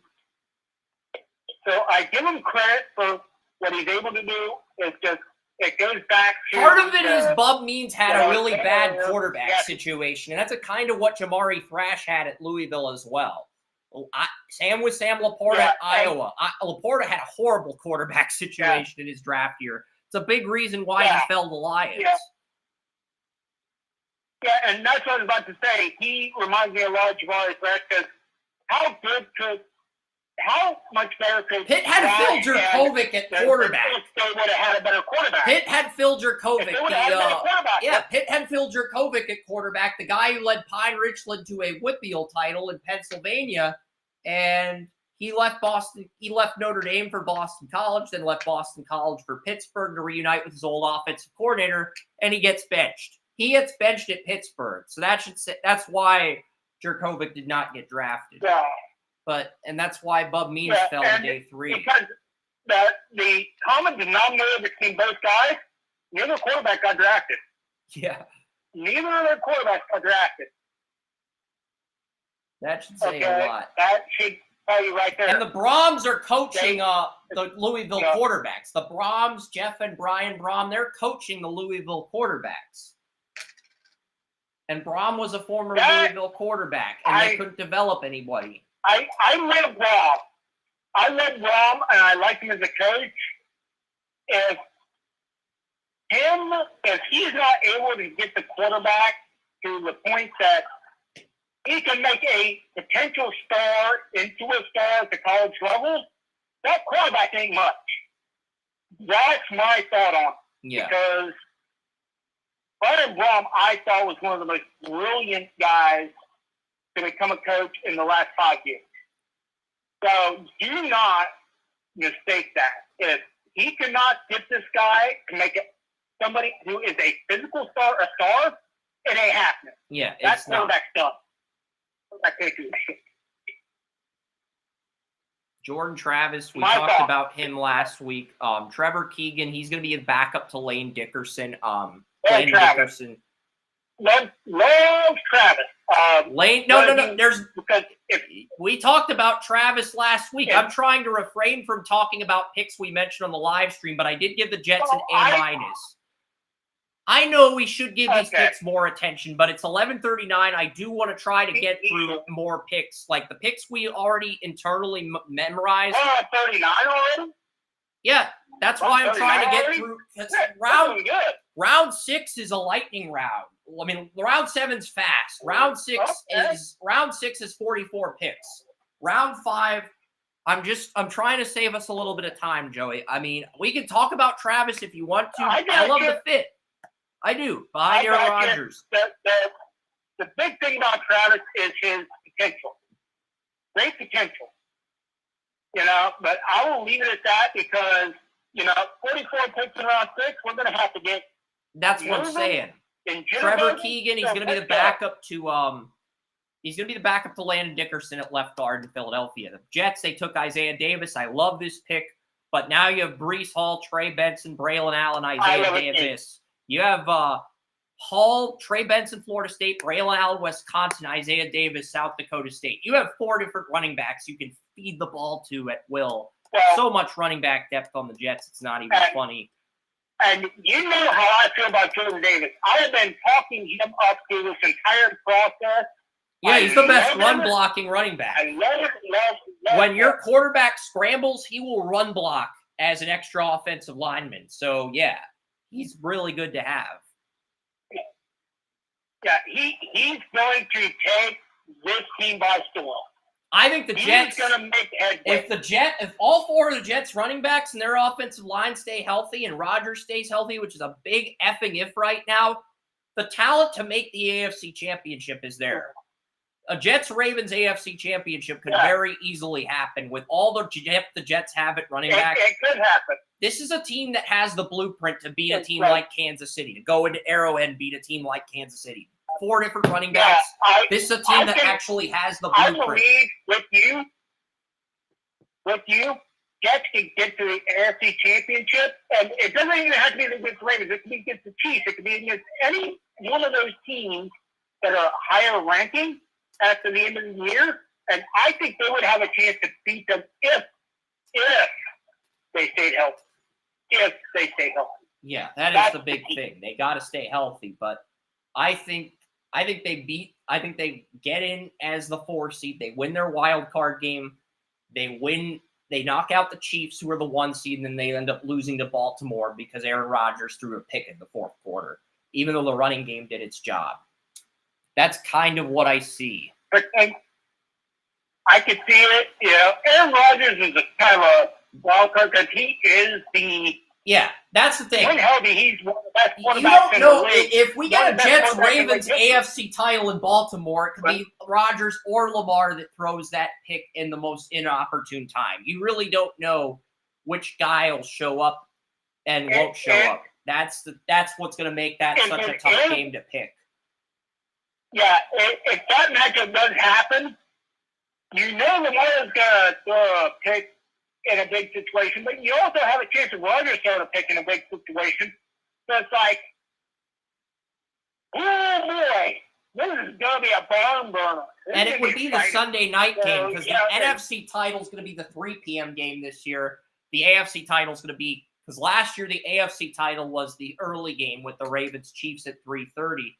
So this year it'd probably be the Lions against the Packers or Eagles. Packers are moving to a 43 and the Eagles are moving to a 34. The Cowboys, I really like the Kalen Carson pick. I did a film cut of him, and he's going to be competing with Deshaun Wright for the dime cornerback job. I think he can win that competition. And now the Dallas Cowboys have 5 different corners that can cover. Saints got Jalen Ford at 175 too. That was a good pick. You get him as a backup to Pete Werner and DeMario Davis for linebacker depth. And then to end the 5th round, the Jets got Quantez Stiggers from the Toronto Argonauts, who dominated the East-West Shrine Bowl. I think he's going to be the dime corner because you already have Michael Carter II at nickel. You have DJ Reader and you have Sauce Gardner. There really isn't an opening job. But Stiggers can be the dime corner, and I think if Carter gets injured, I think Stiggers could end up as a starter. I think he's a good player, and I also like the fact that he has professional experience, even if it's in a different league. The Argonauts are a prolific team. Yeah, they're not one of these also-ran teams. They are a prolific team in Canada. Yeah. So I love the fact that they got him there, and I think he is one of, if not the guy, that was taken in the 5th round or early 6th round, because you can put the last pick in the 5th round and mix them together, that can be an immediate impact. Yep. So I think that was a great. All right, opening up round 6, I gave the Vikings an A+ for Walter Rouse. He was my number 1 tackle on the board. I had a 4th round grade on him, and he goes to Minnesota. We raved about that pick on last Saturday's live stream. Yeah, I also remember us being critical. That was a great pick. I remember us. That was a great pick. I also remember we were critical of the Steelers. We gave them an F grade for Logan Lee. Logan Lee is the number 334 right end on the depth chart. Cameron Hayward and Dean Lowry are both ahead of Logan Lee. He's behind DeMarvin Leal on the depth chart too. So that just shows you how bad Logan Lee pick really was. Steelers reached there. I'm sorry, they did. Joey and I actually agree on that. And I will say this. When you're looking for a Pittsburgh Steeler and you're looking for where the bar is, I don't care what player you talk about, unless you say Jerome Bettis, in the last 30 years, Cameron Hayward is the measuring stick. So if you're taking somebody in his position, they better be somebody that may not measure up to what he's doing, because very few, if not anybody, will. But you have to believe that he is that type of player and that type of person. I think best case scenario for the Steelers, you get a player like because remember the Steelers, when they were in their prime, they had Aaron Smith at 34 right end, and I think they had Chris Hoke at 34 left end for a year. Maybe he was the backup nose tackle to Casey Hampton. I can't remember that far back, but I think the best case scenario for Logan Lee is he turns into a Chris Hoke type depth player. I don't think he becomes a starter, but he becomes a high-end depth player. I think that's probably the best case scenario, and I don't think he's as good as Hoke is. So that's just my opinion. Hogan had one great year and had 2 or 3 really good years after, but he was not a long-term. Yeah, Chris Hope, the Steelers' defensive lineman. He had 1 or 2 decent years, but he was nothing spectacular. I think that's the best case for Logan Lee. So Toa Lamoa went to Seattle at 179. This is a pick I actually correctly predicted in the 6th round, as hard as that is to believe. Yeah, I actually mocked him to Seattle at 179, and that's where he ended up going.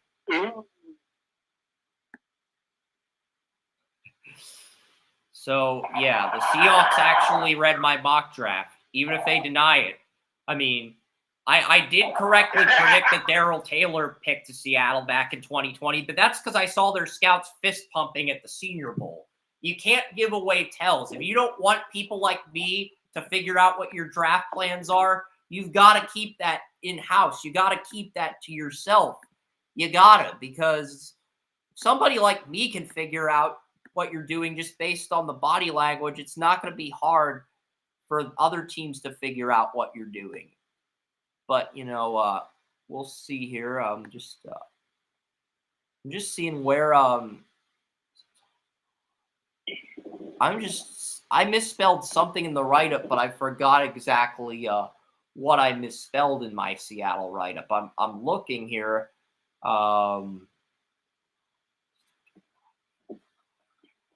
Yeah, I don't see where I went wrong. I really don't. I don't see where I went wrong in terms of the spelling. I'm trying to figure out what I misspelled, but depth. There was I put the T. I put the T before the P in depth. That's where I went wrong.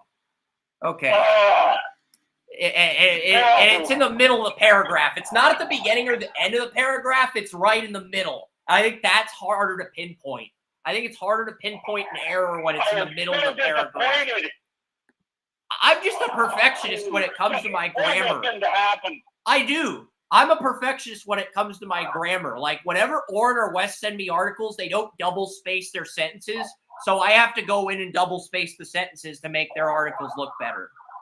I do. Because at my old high school, we were sticklers for we were sticklers for double spacing at North Allegheny. Okay, I'm just saying. Chris, I will defend them on the double spacing because, I was taught double spacing in high school. When you're writing books and such, it's 1.5 or so. So I can defend them a little bit on that one. Yeah. Because the spacing. I don't have a problem with them double spacing. I'm willing to fix it if they don't want to double space. I'm willing to double space to make them look better because I feel that's my responsibility as the CEO of Draft Utopia. I don't want to throw my teammates under the bus. Yeah. If they. Exactly. So when it comes to spacing, it's all about the medium. It's all about the medium. So, and a lot of times it's due to preference. So, if it's not a professional, and even if it is a professional, it's still the preference of the publication.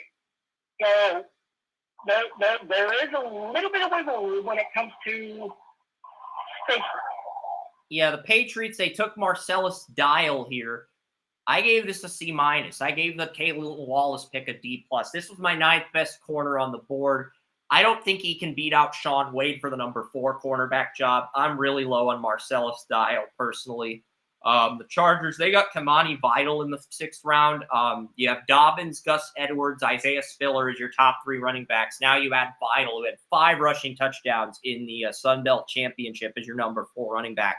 Really like this pick. I think the Chargers, they're going to have guys who can run the ball at will. With 4 running backs in the depth chart, I think it's going to be really hard to stop this Charger offense with Joe Alt, complementing Slater. You have Jaquan Jackson, the Tulane receiver. I had 4 receivers ahead of him on my rankings, but he's coming in as a depth receiver, and great. I see another error in the frickin' Jaquan Jackson write-up. The U in Quan is capitalized, and I'm a perfectionist when it comes to this stuff. I hate having to recorrect this stuff. I double-checked yesterday. I didn't see any errors. I see a lot more today. I thought the Giants reached on Darius Musa. Dolphins took Malik Washington. He's going to be the number 6 receiver. Tyreek Hill is still your number 1. Your number 2 is Waddle. You have Berrios as your slot. You have Eric Izukanma as your number 4. River Crockraft remains the number 5 guy. And your number 6 guy is Malik Washington. So you also have 2 backup tight ends in Jonnu Smith and Durham Smythe. I don't think the Dolphins have a true starter at tight end. So you can dare the tight ends to beat you and contain the receivers. But you can't get reckless with Jonnu Smith because he had moments where he looked like a starter. Then he goes to Atlanta. Now he's a back. He did a nice job backing up Pitts. Now he's a starter again. Johnny Wilson was the best value pick in round 6. Top receiver on my board. Top player on my board.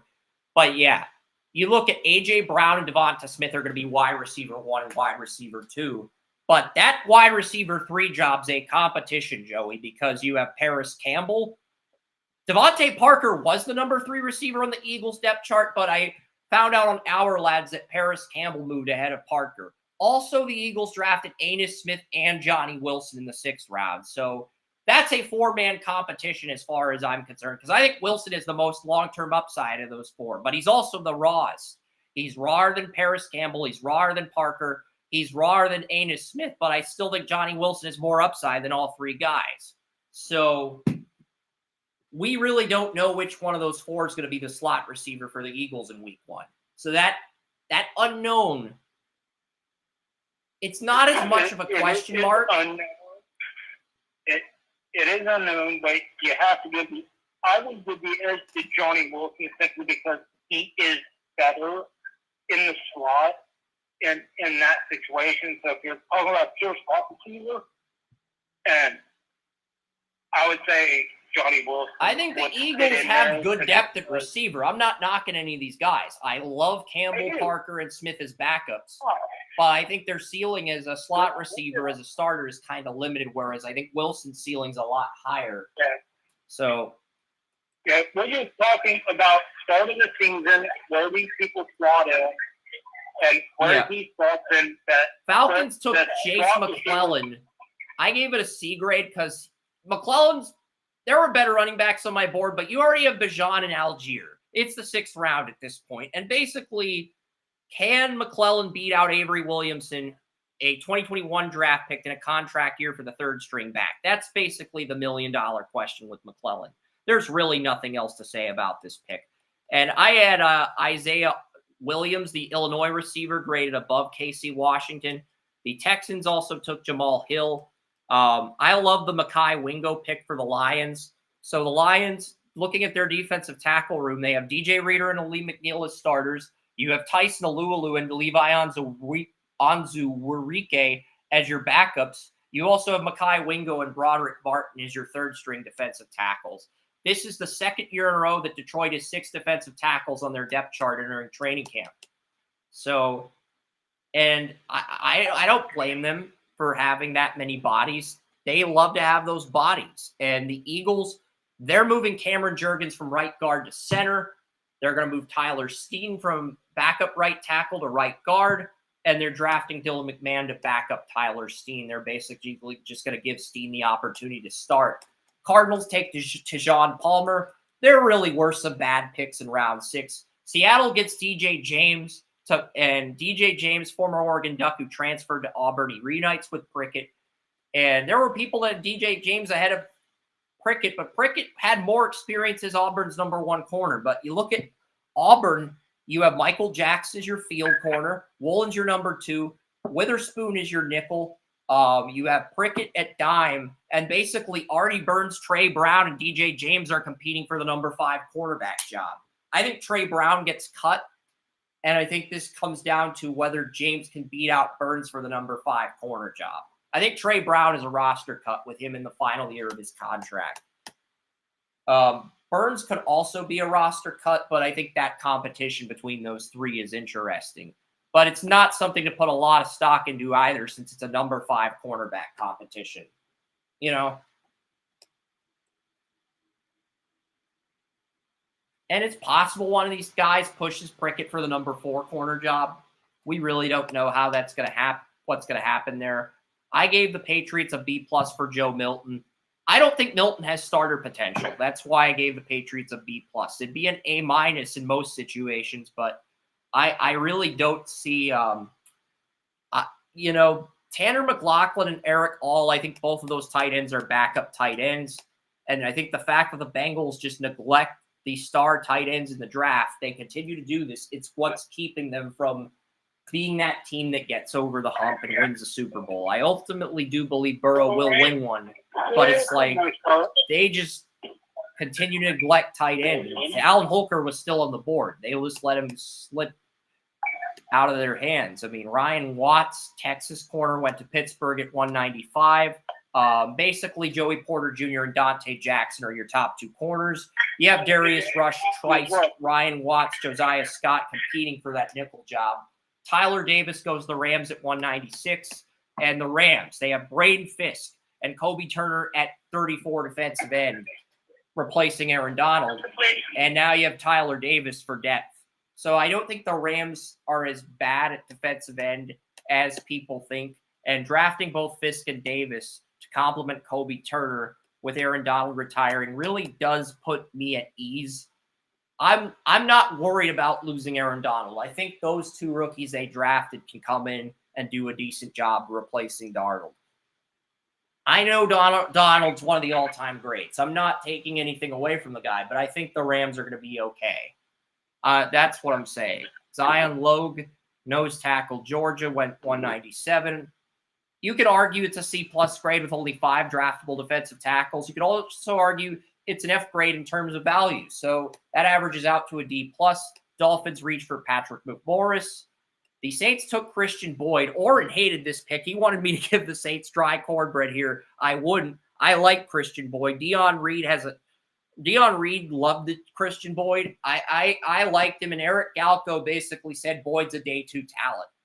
But because he's at the Shrine Bowl, he's not getting enough looks from scouts. He does get picked at 199.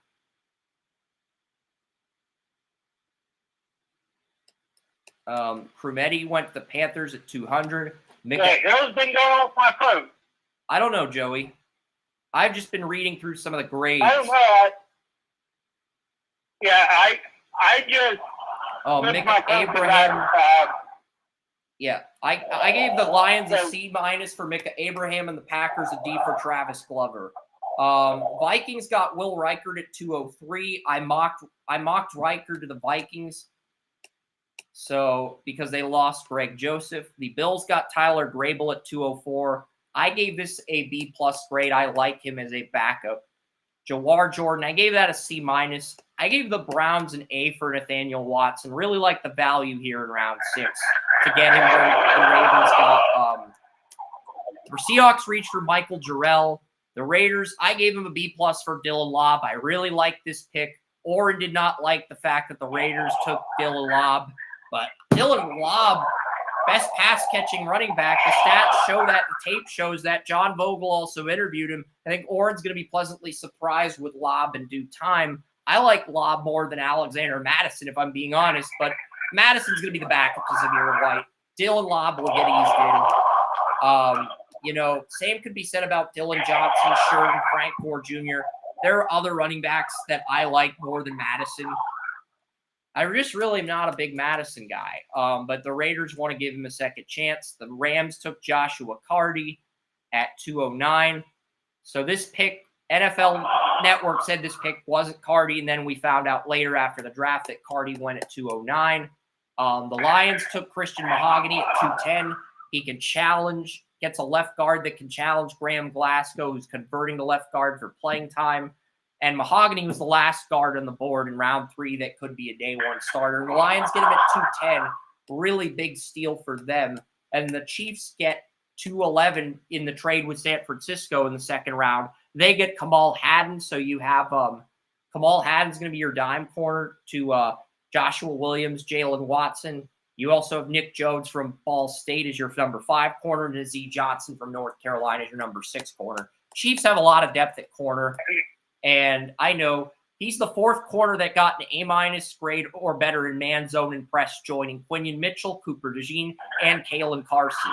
If he didn't suffer a season-ending injury, he might have been a day 2 pick. But, I gave this an A+. I was going to give the Jaguars an F for Cam Little, but we found out he's the starting kicker on the Jaguars depth chart according to our lads, so this gets bumped up to a D+. No D grade, no dry cornbread. Even though Cam Little was not a top 5 kicker, he is the starting kicker on the Jaguars depth chart over Riley Patterson at the moment. So I'm gonna refrain from giving the Jaguars a D or dry cornbread grade. I don't like Cam Little. Yeah. I had other kickers on my board ahead of him. I had Harrison Mevis, who made a 61-yard field goal for Missouri. He was my number 2 kicker in the draft, and he went undrafted. I had Mevis much higher on my list than Cam Little. No offense to Little, but I like Mevis better. And I like Michigan's kicker and Boise's kicker better. That I'm really is like, you know, when you're reading through everything, when my phone was here noisy. Look, don't talk about the noises. Just get to the point. Joey, just get to the point. Patterson, the one thing that hit me was that Riley Patterson's a backup on the thing. What type of player, because Riley Patterson is that's the one. Riley Patterson's a high floor, low ceiling kicker. The truth is, Riley Patterson's a high floor, low ceiling kicker. And for me, high floor players don't have value. I want high ceiling players. If you're not a high ceiling player, I think you're expendable. That's where we agree to disagree. But high floor players do have value, but they have more value as backups. But that's the thing we strongly disagree on. We can disagree about it. It's like, but I have seen Riley Patterson kick many times on many mediums, and I'm like, yeah, he missed a couple, but he hit some great ones. And I said, like, and bringing a rookie in and saying you're better than, and putting I don't think our lads knows. I don't think our lads knows, and I don't think we're going to know who the number 1 kicker is between Cam Little and Riley Patterson until the preseason, okay? Because you take these Our Lad rankings with a grain of salt. Take these Our Lad depth charts with a grain of salt, because NFL teams don't release their depth charts until the regular season, Joey. They don't. And when a player goes on IR, they try to keep it as quiet as possible to make sure their team has an advantage. That just caught me real quick, because I'm like, whoa. You know? Yeah. You know, I was surprised too, but I didn't want to really reflect on it. I get why you wanted to, because you're a Jacksonville resident. You do like the Jaguars, just not when they play the Browns. And at 213, the Rams took Jordan Whitfield, the Texas receiver. He is going to be a backup receiver to he's going to be a backup receiver on the Rams depth chart. I do like the Mahogany pick. I thought the Mahogany pick was one of the best value picks in the 6th round outside of the Johnny Wilson pick. But yeah, just looking at the Jordan Whittington pick, I think Whittington is probably their number 5 receiver. I think DeMarcus Robinson and Tutu Atwell are number 3 and number 4. Whittington's probably going to be the number 5 receiver on the Rams. And the Rams got this pick in the Matt Gay move. And Ben Skowronek is the number 6 receiver. I know Ben Skowronek had an impact his rookie year, but he sort of faded away the last few years. He was a 7th round pick. He still has value. I still think he's good enough to make the roster, but I don't think he's getting renewed after his rookie deal. There's a lot of guys like that in this league, and that's fine. I mean, hopefully he finds an opportunity somewhere else. He's got a Super Bowl ring. Cedric Johnson went to the Bengals. Really like this pick. Gives the Bengals a 3rd edge rusher. I mean, Jarrett Kingston went to the Niners. I gave this a B grade. I only had 4 guards ahead of Kingston on my rankings, and you needed a backup left guard to Aaron Brooks. It's not bad value. Ryan Flournoy, Southeast Missouri State receiver. He's going to be right now you have CeeDee Lamb, Brandon Cooks, and Jalen Tolbert as your top 3. Last year, Tolbert was the number 4, and you had Michael Gallup. Your depth was a lot better last year. This year, you have Flournoy, you have Kavontae Turpin, and you have Jalen Brooks as your depth receivers if Lamb, Cooks, or Tolbert gets injured. I think the Cowboys' depth at receiver is a lot weaker than a year ago. But if their core guys are healthy, they'll be okay. Now, if Lamb gets injured, they're fucked. I mean, that's literally Bo Limmer to the Rams. Really love this pick. Bo Limmer was a great value pick at 217. I gave the Ravens a B- for Devin Leary. Lamar's the starter, but Tyler Huntley, the backup, is gone. So third-string quarterback Josh Johnson's competing with Devin Leary for the backup quarterback job in Baltimore. That's essentially what's happening with the Ravens. And I had a 7th-round grade on Devin Leary. I could see him starting out in the practice squad. But I think that's gonna be the preseason storyline. Josh Johnson versus Devin Leary, and then Lamar gets acclimated. The Packers take DeQuan Hardy at 219. I gave this an A-, and then Elijah Klein goes to Tampa at 220. He's a backup to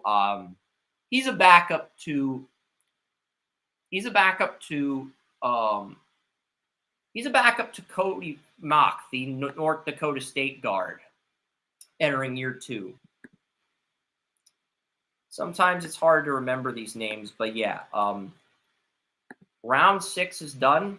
Now we're going to get to round 7, then we'll talk about some of these game 7s. I know, I want to talk about the game 7s too.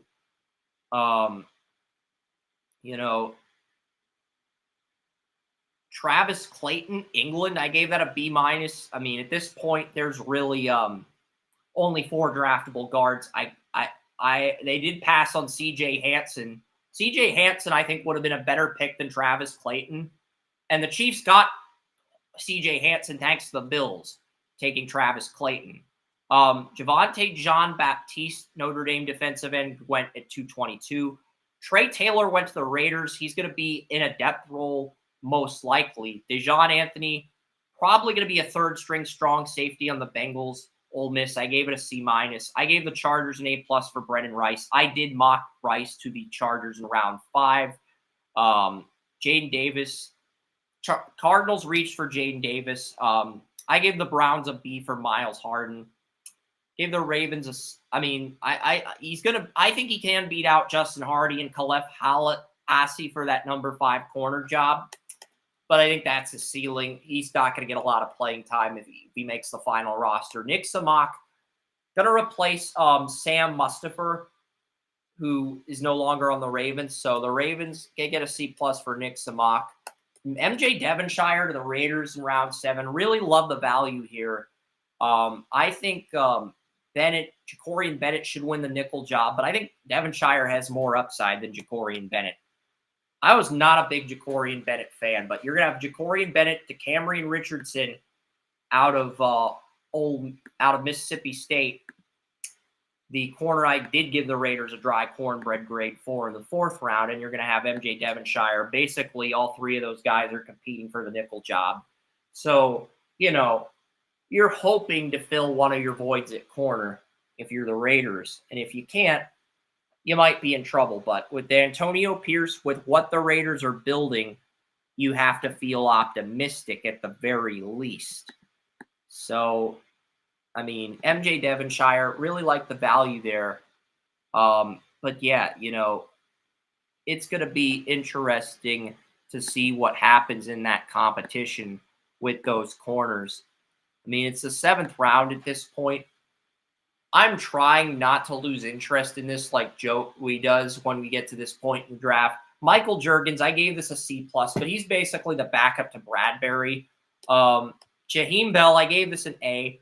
Would have been an A+ if the Patriots took Dallin Holker, but they have Hunter Henry, they have Austin Hooper, and they have Jaheim Bell. And to be fair to Jaheim Bell, there are some people like Wes that had Bell ahead of Dallin Holker on their boards. And Dallin Holker's 24. Jaheim Bell is 22. So I can give Elliott Wolf the benefit of the doubt here because of the age. If you're taking the age into account, I think you can defend this pick and argue it's an A+. Bell ran 15 out of 30 routes in the route tree. But I think Holker can run every route in the route tree. That's the thing is, in the 7th round, it has to be a really good prospect because 90% of these guys aren't even going to make a freaking roster. They'll probably higher than that. They'll be. So it has to be a really good prospect. No, I would say 50% of these 7th-round guys will make a roster, but only 2% of them will start. That's the thing. 2% of 7th-round picks start. Maybe.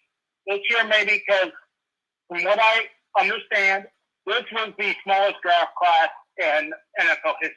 It was. So, in this year, yes, you're correct. This year, 50% of them may make the roster. Simply because quantity isn't what it normally is. Yeah, and there's no third. Patriots always carry 3 tight ends in their depth chart, and Hunter Henry and Austin Hooper are the only tight ends on the depth chart. So Bell will probably make the Patriots' final roster. I'm not saying he'll start right away. I'm saying he'll probably make the roster as a 3rd-string tight end. Levi Drake, the Vikings do need a back. It depends on how many times Austin Hooper falls down. Bell. He falls down a lot. He'll probably start. Well, Hunter Henry's already locked in as the starting tight end on a 3-year extension. Hooper's the number 2 tight end to Henry. But I like Bell as a number 2 tight end. I just don't view him as a starter in terms of upside. But yeah, Harrison Phillips is the starting nose tackle of the Vikings. They really don't have any depth behind Harrison Phillips. And I think Phillips is more of a 43 defensive tackle than a 34 nose tackle or a 34 defensive end. So you bring in Levi Drake from Texas A&M Commerce. This is a guy who got picked in the group mock. I didn't mock him in my mock draft, but he was a small school guy. He got picked in the group mock. I gave it a B-. I gave the Cowboys a B grade for Nathan Thomas, the Louisiana right guard. You get him as a backup to Zach Martin. Vach Lombardi thinks Nathan Thomas can be the next Terrence Steele. That is an interesting take by Vach Lombardi. He did a film cut on Thomas, and he believes Thomas can be the next Terrence Steele Cowboy value pick. Jonah Laulu, C+. I gave this. This is not one of my top 5 defensive tackles, but it's a 3rd stringer. It's the 7th round. Broncos get Devon Vele. There were 11 receivers on my board ahead of Vele. Miles Cole, I gave this a C+. Matt Lee, I gave a B2 for the Bengals. I think he's a good backup to Cross. Solomon Byrd, C-. Josiah Ezrahim, I gave this a dry cornbread grade. Michael Barrett, B+. Taj Washington, A- for the Dolphins. I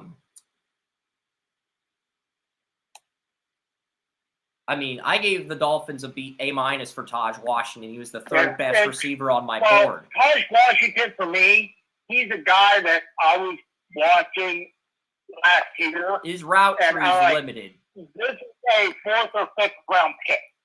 And he fell. And I thought this was a really good value pick for the reason he fell is because it's such a deep receiver class. It's not that he isn't talented. It's just such a deep receiver class that all other guys are dropping as a result. And Miami gets Washington as number 7 receiver. And he's competing with Anthony Schwartz.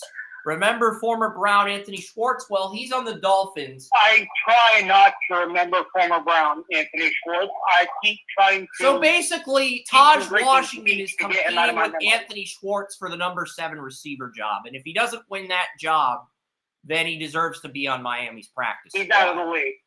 He's not out of the league. He's on Miami's practice squad. He's on Miami's practice squad. No, if you do not beat out Anthony Schwartz, you are out of the league. That's just the bottom line. I love how you go from defending Anthony Schwartz when the Browns drafted him 3 years ago, when Amon-Ra St. Brown was still on the board, to completely roasting him and gaslighting him and tearing him a new one. Well, that's because I thought he was smarter than a freaking brick. Okay? It's like you can have all the physical ability in the world and do everything right physically. This dude could not learn how to run a route. If his brain was hooked up to a supercomputer in Madden, running these routes perfectly and downloading that into his brain, he cannot learn to run a freaking route. He can run straight. That's really all he does. That's what I said in my scouting report on Anthony Schwartz. All he does is streak. Run straight line streak routes. That's it. Yeah, That's all he is. Fucking idiot. That's all he does. That's what I said in my scouting report. Obviously, you gotta watch more. You did not say fucking idiot.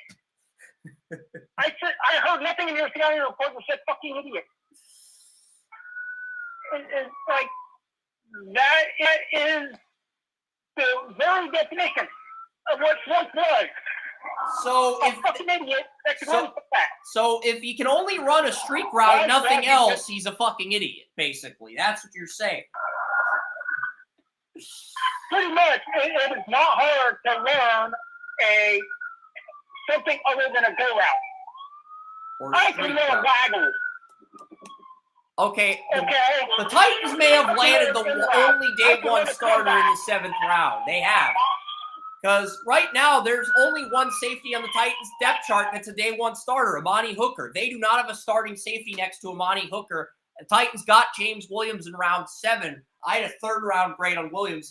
Believe it or not, he was one of 3 3rd-rounders along with Nick Ross and Leonard Taylor III still on the board, who both went undrafted. James Williams was the only 3rd-rounder to get drafted, and he enters a situation where he's got an outside shot to start next to Amani Hooker because they traded Kevin Byard away. They really didn't do anything in free agency, and they don't really have a day one starter next to Amani Hooker. So Williams may win that job by default unless they convert Elijah Molden or Caleb Farley to free safety.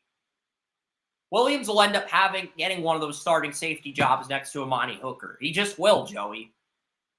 It's not ideal, but that's the thing. He's a guy who he's probably the guy with the best chance to be a day one starter among these 7th round picks. And that's the thing. You're looking at a situation where he has a golden opportunity, because any other position, any other place, he would not have this opportunity. So right now, and that's probably the one pick that stands out in the 7th round, because nobody else is really in a position where they're guaranteed a starting spot in round 7. Williams actually has a window of opportunity to win that job. He just has to not fuck up in training camp, and he's basically a week 1 starter. That's all he has to do. He just doesn't have to be Anthony Schwartz. He does the exact opposite. He's got to start job. Pretty much.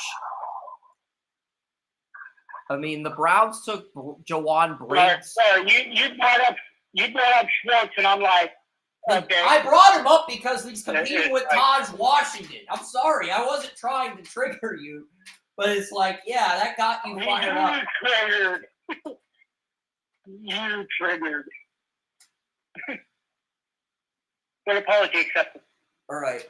Jawan Briggs, I mean, I gave this a C grade, but that's only because the Browns are already set at 1st string and 2nd string defensive tackle. I honestly think Briggs has potential, but he's going to be a practice squad guy, and he's only going to get an opportunity if he works his way up the roster. I just see him as a practice squad guy with the depth the Browns currently have. And that's not really his fault as much as it is. The Browns only have like 3, maybe 4 spots at most for rookies, and he's like 6th. So I'll pull up the Browns depth chart. I'll show you what I see according to our lads. I don't think this is credible, but they have 4 2nd string depth chart players. Michael Hall Jr. as a backup to they have him as a backup to Batonio, but I think he's a right guard at Michigan. I think he's the backup. Regardless, Zach Zinner's the swing guard.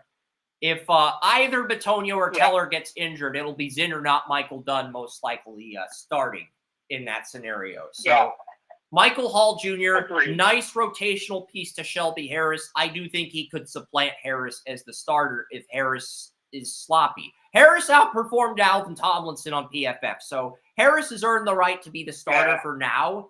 But if Harris slips up in the first half of this season, Hall could be starting in the second half of 2024. Just throwing that out there. Like, that's the only scenario. But I like him in the role he's in, Harris's where defense. he was a rotational piece behind Shelby Harris. I think that's the ideal role for him. So do I. Thrash is listed as the backup to Elijah Moore. Tillman's listed as the backup to Cooper. Bell is listed as the backup to Judy. But this is the thing. Tillman's going to probably play if any of the top 3 receivers get injured. And then I think if a second receiver got injured, it would come down to Thrash or Bell, depending on who does better in the preseason. So I think Zinner, Thrash, Michael Hall, and Watson are pretty much guaranteed roster spots. What Bell did at the end of last year. I think Harden's It guaranteed. shows growth on his part. I think Harden So can you win a can't roster dismiss spot. that. I think Miles Harden can win a roster spot, despite being a 7th-round pick. I just don't trust Khalef Haliassi, former Chief on the Browns. I don't trust Justin Hardy from the Jets. I think Harden can beat out both those guys and win the number 5 quarterback job, but he'll see minimal playing time. And then you have Jawan Briggs, who's the number 7 defensive tackle. He's not even the number 6 defensive tackle. Ika and Hurst are the 5 and 6 defensive tackles. Quentin Jefferson's the number 4 defensive tackle next to Michael Hall Jr. And then Ika and Hurst are 5 and 6. So Briggs is 7th on the Browns depth chart. So yeah, he's pretty much penciled into the practice squad. Multiple defensive tackles would have to get injured. That Dr. Ika may be the odd man out if he doesn't show significant improvement this year. Basically, so that's something to watch. Basically, unless Briggs breaks out and Ika just has a horrible preseason, that's really the only scenario where Briggs could get a roster spot. And even then, he's 3rd string at best, if that's the case. I would say there's say there's at least a 70% probability Briggs is a practice squad guy. That's not to say he won't be called up, but I'd say at least right now, because I was looking at the Browns depth chart last week when I did the write-up. Briggs was 3rd string on the Browns depth chart. He's 4th string now. So that tells me a lot. Yeah, I'm not going to disagree with you. I think the Browns depth chart is the best it's been since 1999, and there's very little room for error. So if he's going to make it, he's going to have to get on his horse, so to speak, and get moving.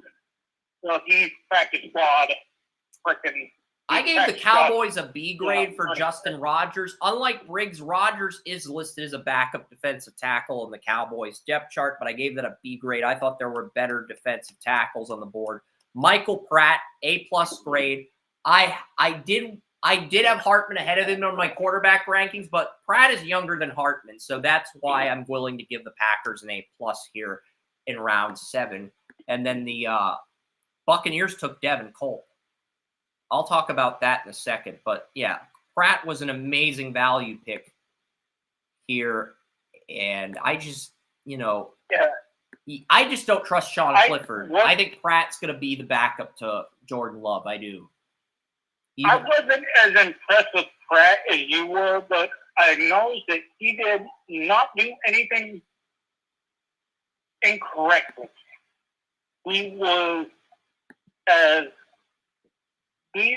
I had the same grade on Michael Pratt that I had on Mac Jones, and you got him in the 7th round. So as far as I'm concerned, that's a steal.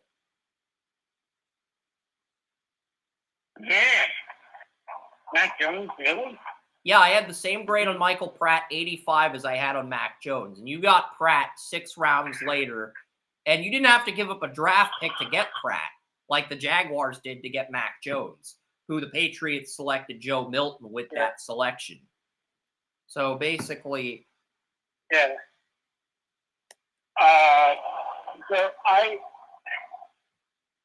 think that when it comes to that, Pratt is a fine... I don't trust Sean Clifford. I think he'll do fine. Mac Jones, as far as having the same grade, Jones is insurance because Trevor Lawrence got injured last year and the quarterback play completely deteriorated. I don't think Mac Jones was a smart guy. Basically, not Mac as Jones will physically be the talented as backup. some guys, so Yeah, I will basically. say Pratt, I think, maybe more talented physically than Mac Jones. It's whether he has it mentally like Mac Jones does. Yeah. Will make the difference between the Well, two. the Buccaneers took Devin Culp. They have Cade Otton as their number 1 tight end. Cole Keith, former Minnesota tight end, is their backup. Payne Durham out of Purdue's their 3rd-string tight end. Culp is basically Culp was also the backup tight end to Cade Otton at Washington in college. So Culp is familiar with Otton. So the Buccaneers get a 4th tight end. But, Otton's really the only guy of those 3 that had high upside. Payne Durham had good route running, but he's not fast. He's not athletic. He's not twitchy. That's the reason Durham's a 3rd-string tight end. And I did have Durham ahead of Sam Laporta in my tight end rankings at one point, but the lack of athletic traits from Durham really killed his stock, made him a day 3 pick. Devin Culp probably brought in to challenge Durham for that 3rd-string tight end spot. The Texans got Marcus Harris. The Chiefs got C.J. Hansen for depth behind Trey Smith. I gave that a B grade. 249, Ladarius Henderson. He comes to Houston, where he will be the backup to Laramie Tunsil, and he'll ease his way in. The Ravens, I gave them an A- for Sanusi Kane. They did not have any backup strong safety or free safeties. Kyle Hamilton and Marcus Williams, only safeties on the Ravens depth chart. So if somebody gets injured, they would have to move a corner to safety. So I gave the Ravens an A- for Kane. Tatum Bethune goes to San Francisco. He's going to compete with D. Winters for the backup right outside linebacker job. So that's going to be an interesting competition because the reason I say that's going to be an interesting competition is because you have Greenlaw, who tore his ACL in the Super Bowl. Our Lads has Greenlaw listed as a week 1 starter, but he tore his ACL in the Super Bowl. He might be out all of next season. So Devondre Campbell could be moving to weak side linebacker in the 4-2-5, and that means it would be Bethune and Winters competing for that backup job behind Campbell. If something were to happen to Campbell, you're looking at either D. Winters in year 2 or Bethune starting. So that's a competition, Joey, and I think that's an interesting competition because Winters was a guy, I had a 3rd-round grade on D. Winters out of TCU last year. He fell this day 3, and Bethune was on an undefeated Florida State team. So I think D. Winters versus Tatum Bethune might be my favorite position battle for the 49ers heading into training camp, Joey, especially with Greenlaw getting injured in the Super Bowl. Because one of these guys might have to step up if something happens to Devondre Campbell, Joey. It's just a really interesting position battle, I think. D. Winters versus Bethune. Both guys had big senior years in college, and I think it's just an interesting competition. I'm just intrigued by the competition.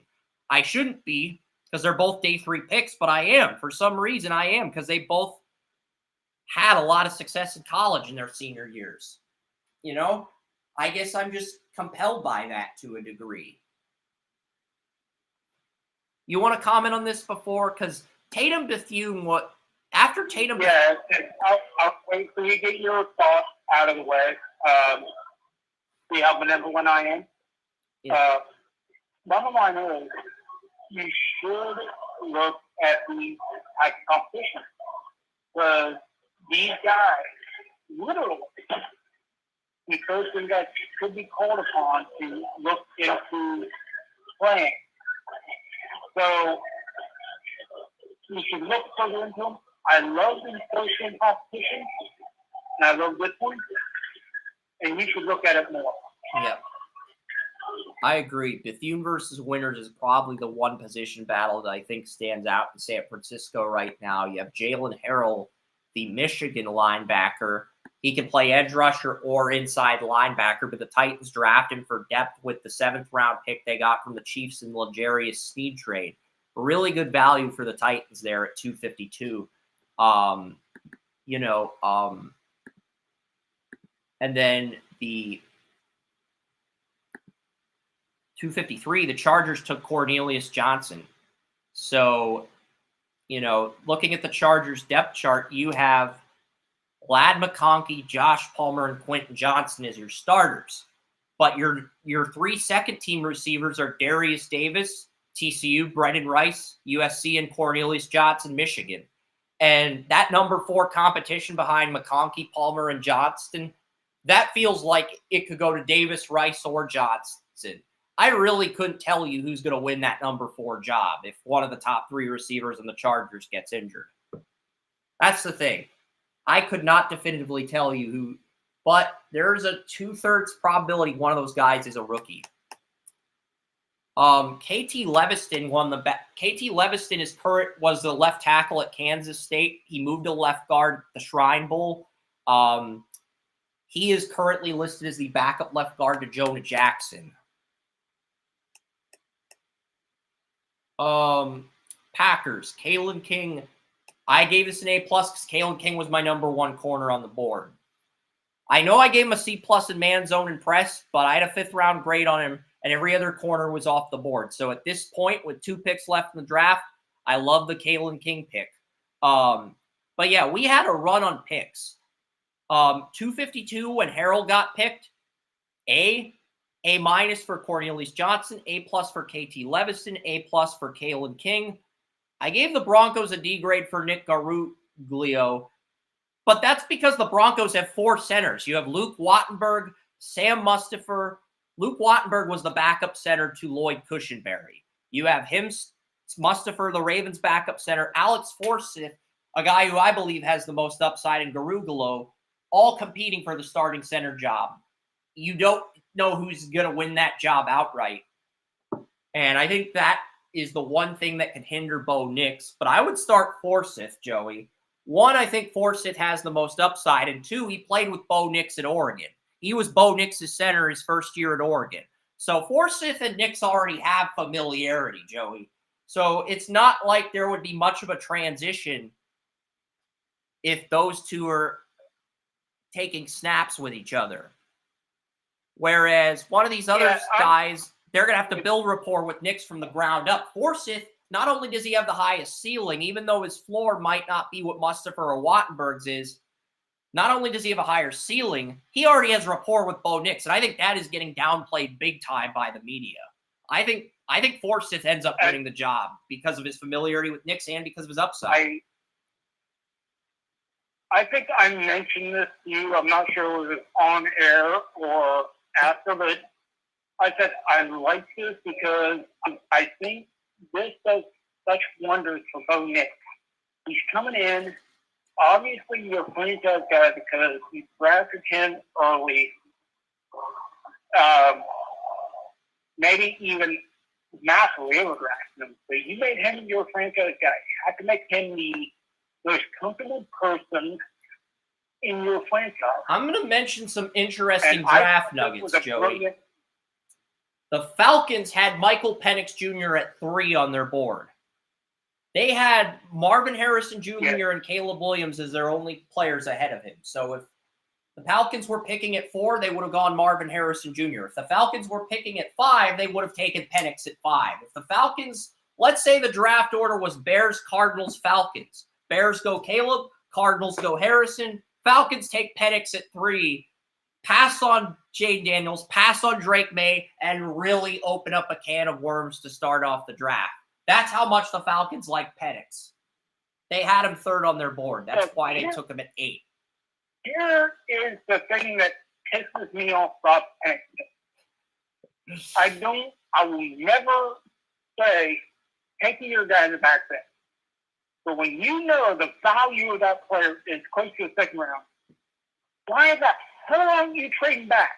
You can take him in the middle of the 2nd round. I will not have as bad an opinion as. But they had him at number 3 on their board out of 32 players. For them, it's like, let's just take the best player on our board. Yeah, but there is so much information about other teams. And there's more information on Penix than any other quarterback in the draft because he's at the Senior Bowl. Same with Bo Nix. The Broncos had Nix as their number 3 quarterback in the draft. Do I think that's a reach? Yes. But in hindsight, I gave both picks a B- grade. because Knicks at 12 is less of a reach than Penix at 8, even though I think Penix's ceiling is higher. Yeah, and that's why I give it the benefit of the doubt because they should move back because he still would have been there if they moved back. No, they wouldn't have. The Raiders were going to trade up for Penix at 9. The Raiders and Bears had a deal in play to get Penix at 9, and the Bears would have moved back for Jared Verse because the Bears love 2 players outside of Caleb, O'Dunes and Jared Verse. So the Bears would have gotten $13.77 and a 4th in next year's draft in exchange for 9. They had a deal in play so the Raiders were going to take Penix at 9 if the Falcons passed on him. So that actually, the Falcons took him at 6, right? 8. Am I wrong there? Number 6 was Malik Neighbors to the Giants. The Falcons took Penix at 8. The Raiders had a deal in play with the Bears at 9 for Penix. So that sort of makes the Penix pick justifiable. I'm not going to change my grade from B-, which is a lot nicer. I originally had it a B or an A-, but then I realized McCarthy was still on the board, so I ended up changing the pick. But to be fair, that was my bad.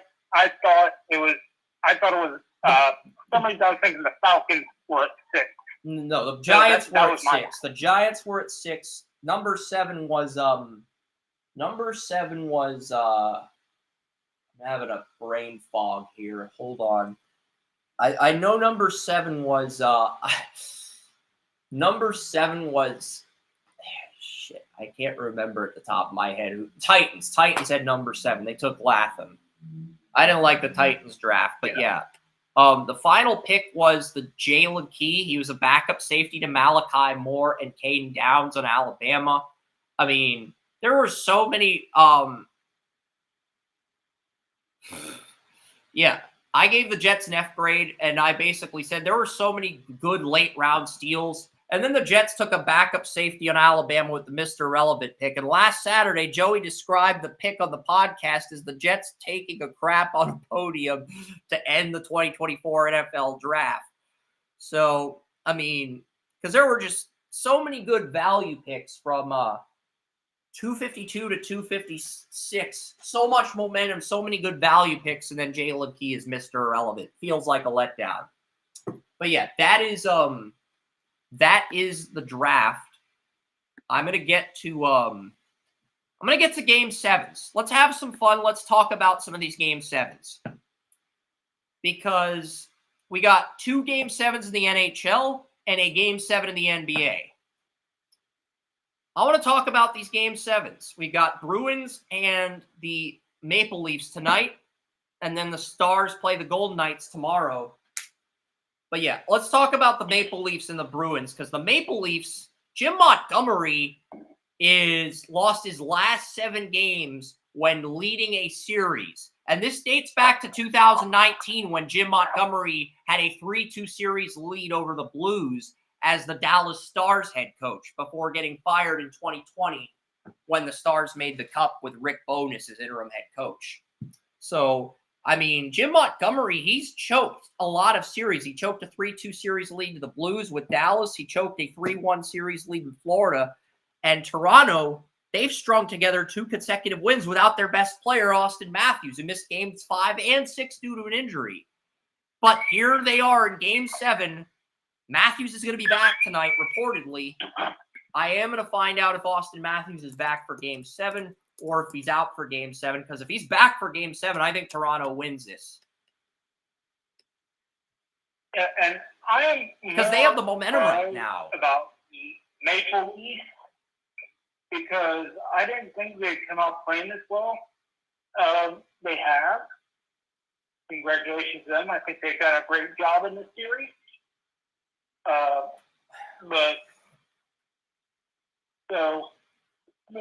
going to have to think the Bruins are the team I'm looking at to take the series. But I got to give the Maple Leafs all the credit. What's crazy is I'm 6 for 6. But to be fair to Joey, looking at the other series, he hasn't done too bad. We both picked Colorado to win. What's amazing about the Avalanche is Gabriel Landeskog, even though he's out of the lineup, they scored 5 goals in every game against Winnipeg. The winner of the Dallas-Vegas series, which we'll get to in a bit, could have problems against the Avalanche because the Avalanche scored 5 goals a game in every game against the Winnipeg Jets, who have the best goalie in the NHL. Connor Hellebuyck is the best goalie in the NHL. He's going to win the Vezina this year, his first ever Vezina trophy. He's going to win that for best regular season goalie. He's a top 5 goalie in fantasy hockey too. And Colorado just teed off on him. So they won the series in 5 games, winning 4 in a row after losing game 1. They're resting now, and the longer Vegas-Dallas goes, the more time they get to rest. Joey and I both correctly picked that. We both had the Rangers beating the Capitals. I don't remember. I think you may have took the Capitals because of Ovechkin, but Rangers won that in 5 games. We both took the Hurricanes to beat Lisa's Islanders. Sorry, Lisa. I mean, even Lisa knew the Islanders were going to lose, but, Hurricanes are playing the Rangers. We both took the Panthers over the Lightning. I mean, that was pretty obvious to us that the Panthers were going to beat Florida. I mean, there were some people taking Florida as a hot take, but, I think we both kind of knew in the back of our minds that the Panthers were going to win that one. Joey took the Kings over the Oilers, but in his defense, he didn't think Connor McDavid and Leon Draisaitl would be healthy. So when the Oilers said all those guys were injured and told Daily Faceoff all those guys were injured heading into the regular season finale, they were trolling. It turns out they were trolling Daily Faceoff with the injury reports because they wanted to gain an advantage on the Kings heading into the playoffs, and their entire roster's healthy. So in Joey's defense, Oilers are healthy. So, That may be the difference between the NHL and the NHL when it comes to the injury report, because I was taking it as if it was like... I know, because it said Connor McDavid out. It didn't say Connor McDavid is day-to-day. It said Connor McDavid is out. I'm thinking, really, Edmonton? Are you guys trolling us, or is this bullshit? And I said it's bullshit. Joey didn't want to assume it was bullshit. He wanted to wait to see how it played out. And that was one he was wrong on, but in his defense, he should have seen that from a mile away. Because he would have picked Edmonton if he knew they were healthy. That's in the NFL, they can't do the bullshit thing in the NFL because they get fined. So I was sitting there thinking, okay, these guys are solid, they know it, but at the same time, they can downgrade it and he could play, but I got to wait and see. I got to see how this plays out. And I had it fun, and then it's like, oh, yeah, he's completely healthy. Oh, bullshit. Yeah, so Vancouver ends up playing Nashville. This goes to 6 games. Thatcher Demko, the starting goalie, gets injured in game 2. The backup has to come in. No, I think Thatcher Demko got injured in game 2. First period, the backup comes in. He starts Casey DeSmith. He starts game 3. DeSmith gets injured. And the third-string goalie who's the AHL goalie in the minor leagues, had to come up. Artur Siljovs, he came up. He started games 4 through 6, and he got a shutout in game 6. And to be fair to Nashville, they won game 5. They had a 3-1 lead in game 4, okay? Nashville had a 3-1 lead in game 4, going up against the third-string goalie with 3 minutes left. Vancouver comes back to tie it, and then they win in overtime. That's the game Nashville should have been able to win. You win that game, you go up 3-2 with a chance to win Game 6 in front of your home crowd. And Game 6 was scoreless until Pius Sutter, a defenseman on Vancouver, scored. And it was scoreless for like 58 minutes and 21 seconds. And then with 1:39 left, Pius Sutter gets the only goal for Vancouver. And Vancouver moves on. So, Chris, we both like him when he came out of... We liked Thatcher Demko when he came out of the draft. I don't remember us liking Artur Siljovs, but I'll look him up. I will look him up. 23 years old. He was drafted in the 6th round. He was drafted in the 6th round of the 2019 NHL draft, but he made his debut with the Canucks in 2023 and showed a lot of promise in his NHL debut. He was kind of a player to watch because he had a .908 save percentage in 5 starts in 2022, 2023, and then This year in the regular season, his save percentage dropped to .881. We liked him a few years ago, Joey. When he started, he had a limited sample size of only 5 NHL games, but he showed enough promise to where we were on board with Silovs, saying he might be the backup goalie of the future. And then he comes in during the playoffs and just crushes it. 170 goals against average, already has a shutout on his resume. So, I mean, he's from Latvia. He's only 23. I thought we had both spoken highly of him. Maybe we did. But I didn't read the time period. I know we spoke highly of Askarov, the Nashville goalie, because Askarov's the backup to Jussi Saros, but he hasn't made the NHL yet. But Silovs has made the NHL. Sounds like Vancouver got a gem in the 6th round of that 2019 draft. But yeah, that's what's so interesting. You could end up with an Artur Silovs type goalie. But yeah, Silovs, a 2019 6th round pick, and Stuart Skinner, Edmonton's goalie, got his first career shutout against the Kings. Yeah, so Stuart Skinner was drafted 2 rounds after Jake Ottinger of Dallas, and Skinner has more shutouts in the playoffs this year than Ottinger. That's a very interesting stat. But yeah, I just think it's impressive. Vancouver was able to knock out Nashville with a 3rd string goalie. That's what championship teams do. They find a way to win even when their starting and backup goalie get injured. You know, so that's impressive that Vancouver did that. And they're going to have home ice against Edmonton now in the next round. The Owl wants Edmonton to make a deep run, but he's kind of nervous about Vancouver. So, I mean, you know, it's going to Nashville, Vancouver, Edmonton, Vancouver's the battle of Canada. Those are, unless Toronto knocks out Boston tonight, which I think they will, it's going to be the Vancouver-Edmonton winner in the conference finals. Everybody in Canada is going to be rooting for the Edmonton-Vancouver winner unless Toronto gets the conference finals. But yeah, I'm looking at that. That's going to be an interesting series. I don't know.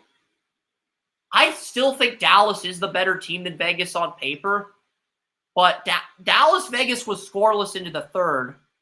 Dallas won 3 in a row after I bitched about them being down 2-0. They went into Vegas. They won games 3 and 4. They won game 5 at home. Game 6 was scoreless through 2 periods, but Vegas handled business in game 6, and they were the hungrier team in game 6. Game 7's in Dallas, though. It's at 7:30 Eastern. It's going to be on TBS. Game 5 was on TBS in Dallas. The time zone, because 7:30 Central, 7:30 Eastern, that's either 8:30 Eastern or 8:30 Central, but Vegas versus Dallas, I do believe Dallas wins, but that's going to be such a tough game for both teams. And some of the guys in Dallas have to step up. Rupe Hintz, first line center, 0 points this entire series. Joe Pavelski, 0 points. He's the first line right winger. He's been supplanted by Wyatt Johnston. Pete DeBoer is 7-0 in Game 7s in his career, the former Vegas Golden Knights head coach. Whereas Bruce Cassidy, Bruce Cassidy's record in elimination games is not good.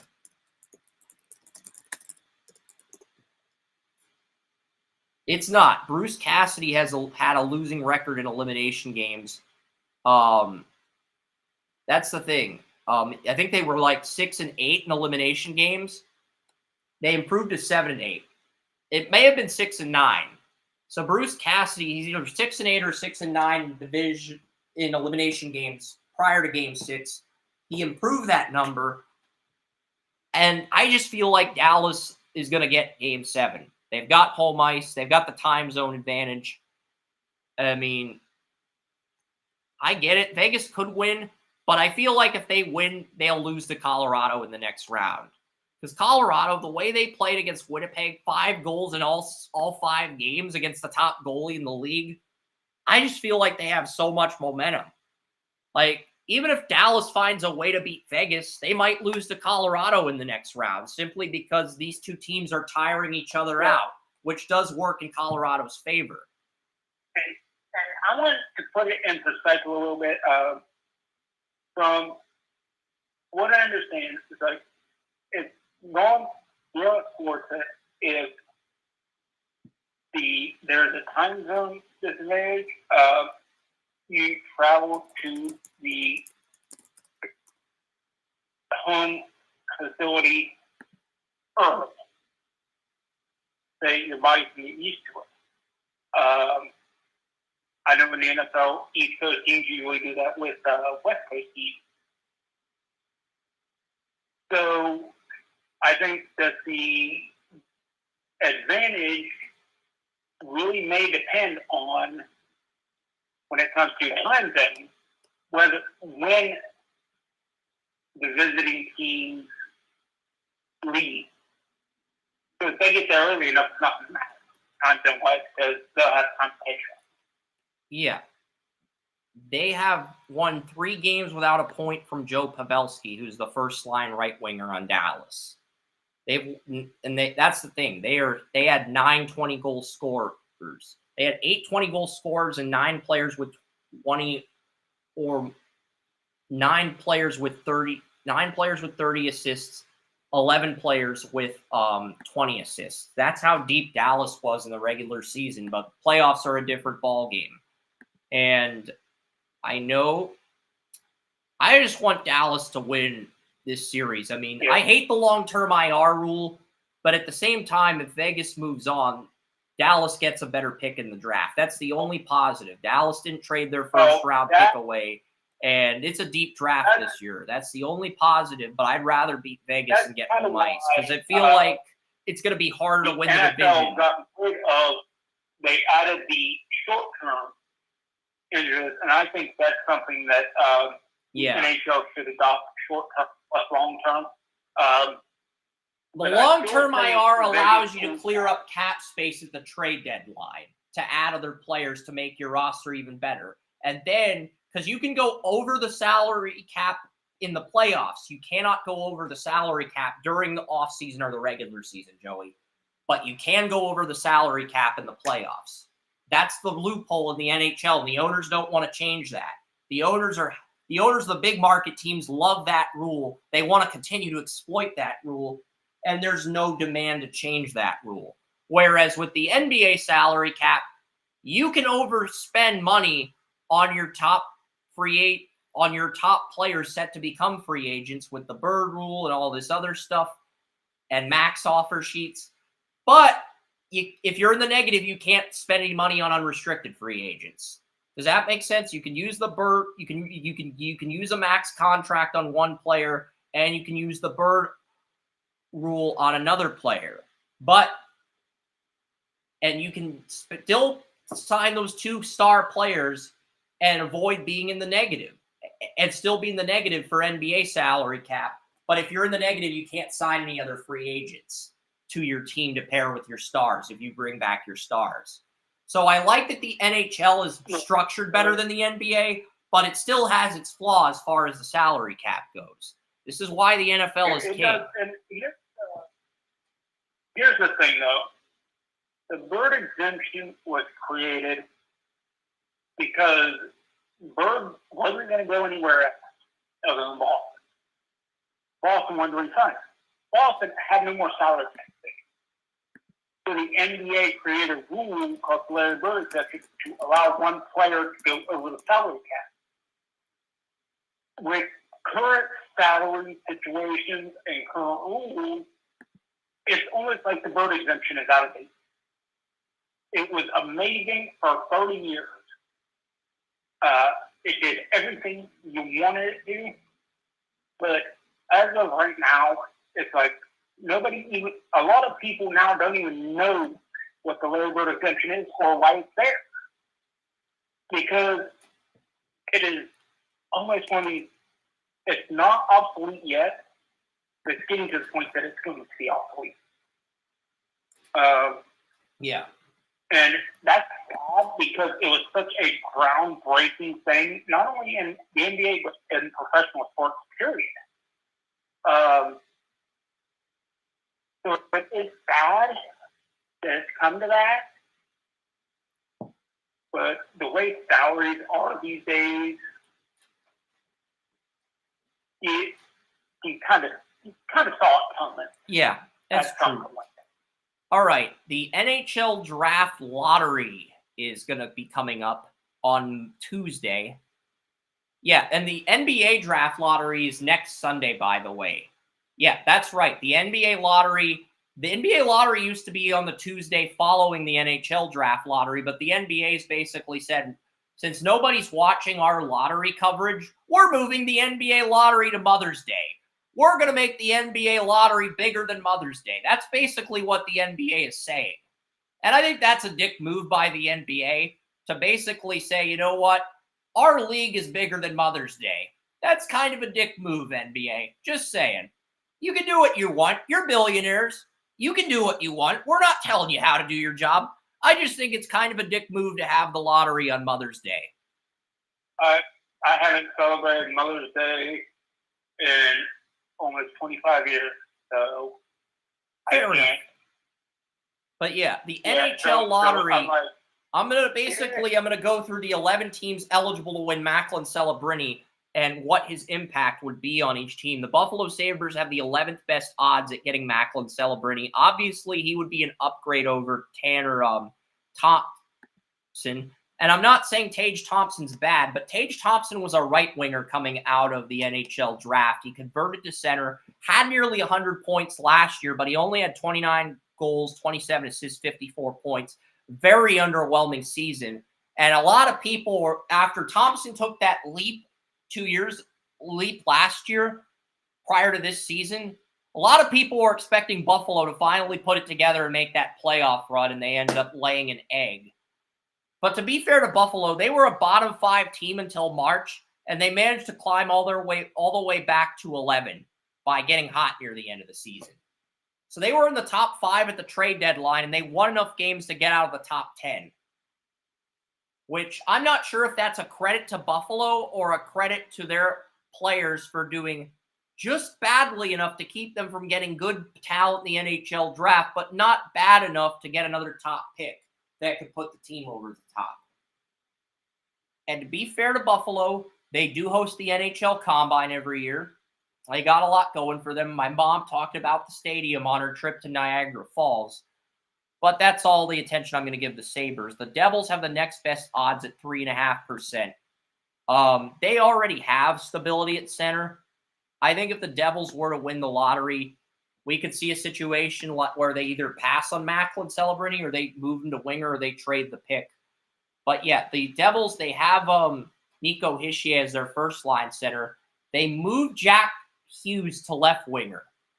Jack Hughes was a center they drafted number 1 overall in 2019. But here's the thing.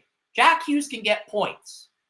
But his faceoff percentage has not been above 50%. That was the big knock on Jack Hughes coming out of the NHL draft, is that he is not good at winning faceoffs.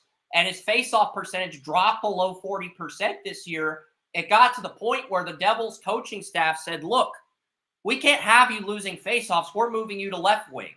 So I think if the Devils got Macklin Celebrini, they would keep Hughes at wing, but they would make Macklin Celebrini the second line center, and either Alexander Holtz or Dawson Mercer would get demoted to the third line. You also have Andrej Palat and Shane Bowers on that third line. So you'd have Myron Bratt on your top line with Hischier, your captain. You'd have Jack Hughes, Macklin Celebrini, and Dawson Mercer probably on your second line. And then you have Palat, Holtz, and Michael McLeod on your third line. So the Devils would be very deep in that respect. So yeah, Simon Nemec, he was on the second line. He ends up getting demoted to the third line down the stretch, but he still had 3 goals, 16 assists, 19 points, 73 shots, and he led New Jersey with 105 blocked shots in his rookie season. Pretty good for the number 2 pick in the NHL draft. I mean, I liked him more than David Reinbacher, who knocked people on their asses. But Nemec was a better shot blocker. He wasn't as physical as Reinbacher, but he's a better shot blocker. That was what he was known for heading into the 2022 NHL draft. So for Nemec to come in when the Devils had 4 different defensemen injured and to lead the Devils with 105 blocked shots, pretty good for the number 2 pick in the 2022 NHL draft. Safe to say he's going to be on the Devils next year. Because if you come in as a rookie and you lead your team in block shots for a defenseman, I think you've earned a permanent spot on the roster. Even with the top 3 or 4 guys being healthy next year. You come in as a rookie and you get 105 block shots, okay, you're on the team. From this point forward, you're on the team. So, but yeah, I mean, the Devils, Calgary's interesting. Calgary's blowing up their team. They traded away a lot of assets. Elias Lindholm, they traded him to Vancouver. Calgary's getting a new stadium, too. They're building a new NHL stadium set to open in 2027. What's interesting with the Oilers is they got Connor McDavid in 2015, and they opened up the Rogers Place in Edmonton, Alberta, the year after they got Connor McDavid. I think Calgary is going to win a lottery in the next 3 years before their new stadium opens. I just don't know which lottery it's going to be because there's talk about this new stadium being built, but they haven't broke ground yet. So I think they're going to break ground. And with them getting a first-round pick from Vegas or one of these other teams, I think they're in position to get I think Calgary's in position to get a 2025 lottery pick. But at the same time, I think they've got to win a lottery and get one of these impact players, whether it be a James Higgins or Michael Misa or Gavin McKenna. They got to win a lottery with a new stadium coming in. I think they're gonna. I don't think it's this year. Yeah, I said it before and I'll say it again. When you open up a new stadium, you want to sell a shiny new toy to a new fan. You gotta get a great draft pick, but more importantly, you gotta get a well-known draft pick if you want to do that. And this is the thing. All these next 3 NHL drafts have stars. I mean, there are 3 players in USA's international tournament that are on pace to break Nikita Kucherov's point record for a U.S.-born skater. Those 3 players are James Dickens, the projected number 1 pick in 2025, Porter Malone, a right winger projected to go in the top 5 of the 2025 NHL draft, and Gavin McKenna, a left winger projected to go number 1 in 2026, who's also Connor Bedard's cousin. All 3 of those guys are on pace to break Nikita Kucherov's record for an under 18 player in the tournament, according to James Higgins. He broke the Kucherov record for new single tournament scoring record at the IIHF Under 18 World Hockey Championship, surpassing Nikita Kucherov's 21 points. So James Higgins had 22 points at the IIHF World Championship. The previous record holder, Nikita Kucherov, big-time star with the Tampa Bay Lightning. Yeah. I didn't think much of Higgins initially because I had Michael Misa ahead of Higgins in my initial 2025 rankings, but he broke Kucherov's record as a 16-year-old. That's actually pretty impressive for most points in a tournament. Well, he's 17 now. He'll go to Boston College next year and play with their goalie. Who's it? The goalie that the Montreal Canadiens drafted, Jacob Fowler. So Higgins will be playing with Fowler next year at Boston College. And Gavin McKenna set the Canadian record for most points at an under 18 men's World Junior tournament, and he's Connor Bedard's cousin. So, I mean, if you don't get Macklin Celebrini, it's not the end of the world. In fact, you might be getting a better player. James Higgins broke Kucherov's record. And everybody I've talked to about Higgins has raved about his defensive play and his leadership. So, Higgins looks like he's going to be... We've been talking about McKenna for a while. We've been talking about McKenna for a while, but Higgins, we haven't talked about Higgins as much. We talked about Michael Misa more so than Higgins. But Higgins broke Kucherov's record, and he's known for his defense and his leadership. So that's kind of impressive. He broke Kucherov's record for most points in the IIHF Under 18 Men's World Championship for hockey. Kucherov's a star on the Lightning, had 100 assists this year. And you broke his record for points in a tournament as as a 17-year-old. That's pretty impressive. I'm just going to say. That's pretty impressive. This is... But I'm still partial to McKenna. I am too. I think he is I think he's a great offensive player, and that he has so much more potential. And let's face it, he's not going to get drafted for about a year. And I talked to a scout, Ash Glover, a friend of mine in the draft group on Twitter. I found out he's an actual scout with the Medicine Hat Tigers. So I asked him about McKenna, and he basically told me McKenna's a stud. He hasn't even begun to scratch his surface yet. That's the scary part.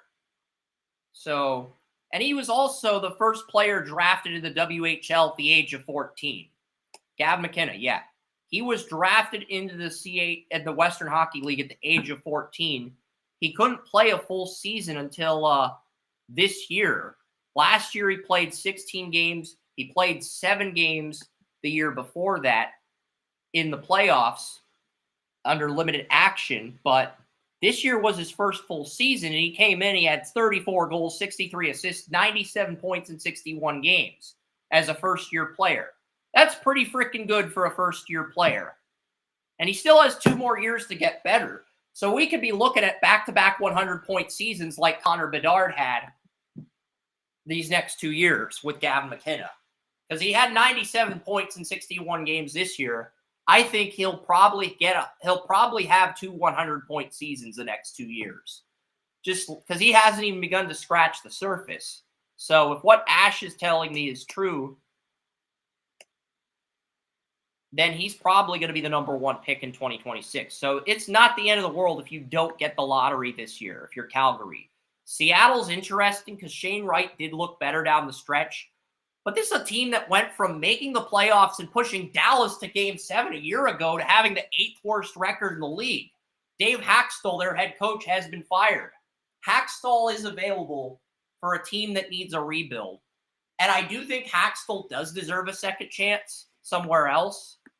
I mean, I didn't really think much of Seattle, and they beat Colorado last year. So, like, in my opinion, he deserves a second shot somewhere else. I'm not saying he's a permanent fixture, but, you know, if you get in as the wild card too. But Ron Francis is disappointed that the players demanded Haxtell be fired. He eventually caved into the players. But, you know, this is my issue. If you're the GM and your players are demanding you fire the coach, you don't get to fire the coach to make your players happy and then be disappointed in your players for demanding the coach be fired. You caved into the players. You gave them what they wanted. So you're partially responsible for that decision. You know, like, either tell the players to man up or don't. You know, you can't have your cake and eat it too. That just looks really bad. If you basically allow the players to dictate who the coach is. And, you know, he was a Jack Adams finalist for Coach of the Year, and he got Seattle to the Seattle went from 4th in the Pacific to getting the wild card to finishing 6th. They went from 27 wins to 46 and then 46 to 34. So they had 81 points. It's still better than the 60 they had. I think the players had a role to do with it because the players wanted him gone. A lot of the players came to Ron Francis and said, look, we're not re-signing with the Kraken if you don't fire Haxtell. So Haxtell caves into the players, and now he's disappointed that the players demanded you fired him. You gave the players what they wanted. You could have stood your ground and told the players either deal with Haxtell or kick rocks, but you didn't want to do that because you were afraid of losing your players. That's the problem I have here, Joey. It's like you can't have your cake and eat it. Either if you have a coach who got you a playoff win and then you miss the playoffs, you either fire him and give the players what they want, and then the players know they run the team, or you could stand your ground, not be disappointed in the players, and tell the players, look, either stick with Haxtell Because I think Hackstall would help a team like San Jose out who just fired their coach. I do. I know San Jose is a total mess, but and these firings happen every year. But it's like, this guy got Seattle to Game 7 against Dallas last year. They knocked out Colorado, too, when they won the division last year. I see, unless you inherit a dumpster fire, and a dumpster fire happens when you're around, unless you're walking into it, then you're part of it. And if you're the head coach, you might as well be the cause of it. It's a difficult situation.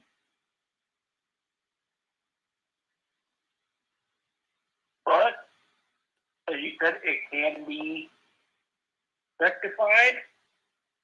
But this isn't going to stay this way that long. I think the Kraken have a good roster. Unlike San Jose, which is a total dumpster fire, no identity, you're building that team from the ground up. Seattle actually has talent. They just don't have the right coach at the helm. I think that had more to do with it. But I do think Hackstall can go to a team that is a dumpster fire, like a San Jose. If he wants to go to San Jose, I think he could get a second shot there. Otherwise, I think he'll probably have to go back to being an assistant coach, because he was an assistant coach on Toronto prior to joining Seattle. And Toronto still had the playoff drought when he was the assistant coach to Sheldon Keefe in Toronto. And then he went to the Kraken. So, what if he ends up being the head coach of Toronto? You know how the NHL is. They'll fire anybody in a heartbeat. You do realize that if Sheldon Keefe, the fifth longest tenured head coach, gets fired by Toronto, Kyle Dubas probably going to get rid of Mike Sullivan and hire him. Because there's talks that Kyle Dubas was open to bringing in Sheldon Keefe as an assistant to Mike Sullivan. And we know how that's going to turn out. Since Dubas and Keefe worked together in Toronto, Sullivan would end up getting backdoored, and Keefe would end up getting his job. We know how that's going to play out. Yeah. Oh, yeah. But would it surprise you if something like what I laid out happened? It wouldn't. Because it is the NHL. NHL and coaching is like Russian roulette. You spin the wheel, you throw some dice, and you shoot somebody. That is NHL coaching. Yep. Would Macklin Celebrini be on Seattle? I mean, I think it's interesting because Matty Beniers only had 15 goals, 22 assists, 37 points. Somewhat of an underwhelming season for Matty Beniers. Beniers was drafted number 2 overall in 2021. This is a guy who got handed the first-line center job, and I said he was a second-line center coming out of Michigan, but he had a really good first year. I think teams figured him out, and he hasn't adjusted since teams have figured him out. I do think Celebrini could supplant Beniers as the top-line center, because I like Beniers as a second, third-line center, but I don't think he's a first-line center. That's just how I felt about Beniers ever since he was drafted. But hey, Ron Francis saw a lot of himself in Matty Beniers. He saw a lot of Lemieux and Shane Wright. I'm not going to criticize Ron Francis' thought process. He did great with Carolina as their GM. Then he went to Seattle after Carolina moved on from Brindamore and hired Don Waddell as assistant to be the new GM. And basically, Waddell's taken a lot of what Ron Francis did as far as the drafting and scouting goes, and has basically elevated that. Whereas Francis has taken his scouting system and brought it from Carolina to Seattle. So a lot of similarities in that respect. But I do think I was more high on him than you were in that situation. But I can understand what you're saying. Look, I'm not saying that Matty Beniers is awful. I just think Celebrini's got a higher ceiling. He would be the top-line guy if Seattle were to win the lottery. I don't think Seattle does win the lottery, though. There's just too much working. They have the 8th best odds, so they only have a 6% chance at winning the number 1 pick. Ottawa's got a 6.5% chance. I could see Ottawa winning the lottery. Ottawa has really good wingers. Like, if Ottawa gets Macklin Celebrini, the Ottawa-Toronto rivalry is back. It's on like Donkey Kong because Brady Tkachuk, 37 goals, 37 assists, 74 points is the first line left winger. Drake Batherson, 28 goals, 38 assists as the first line right winger. I know you have Tim Stützle, who dominated. Don't get me wrong. Tim Stützle is a really good defenseman, but you shut him down for the year after you were eliminated from the playoffs. You have Josh Norris, who had 30 points on IR. Tim Stützle had 18 goals, 52 assists, 70 points. I like Stützle. He was the number 2 pick in my 2020 NHL mock draft behind Alexis Lafreniere. I do like Tim Stützle. 70-point season, too. 192 shots. I'm not sure if Celebrini could replace him as the first-line center, but he'd be a very good second-line center. I think he would beat out Josh Norris for the second-line center job. And if you're in a situation where Stützle's on IR, I think Celebrini could come up and do very well with veterans like Batherson and Tkachuk. I almost feel like if Ottawa wins the Macklin Celebrini lottery, that's the one pick that could make them a playoff team. That's the one player, because they have good depth at wing. They don't have stability at center. But if you get Celebrini, that changes. Arizona's got the number 6 pick. They're relocating to Utah. We do not know the team name. We know it's down to 8, and that the Jazz owner is going to do a March Madness bracket to determine the 8 finalists for the Utah team name. So we don't know what the exact team name is going to be, but it's down to 8 teams. So it's down to 8 teams. They've narrowed it down to 8 teams. So it's down to 8 teams here. We have the Utah Mammoths, the Utah Yetis, the Utah Blizzards, Utah HC, Utah Venom, Utah Outlaws, Utah Ice, and the Utah Fury. And they're going to do a 1 through 8 style tournament bracket to determine what team name to go with. Utah HC is Utah Hockey Club, like the Washington football team. That is one of the 8 finalists for the team name, which I think is dumb, but yeah, that's one of the finalists. And look, I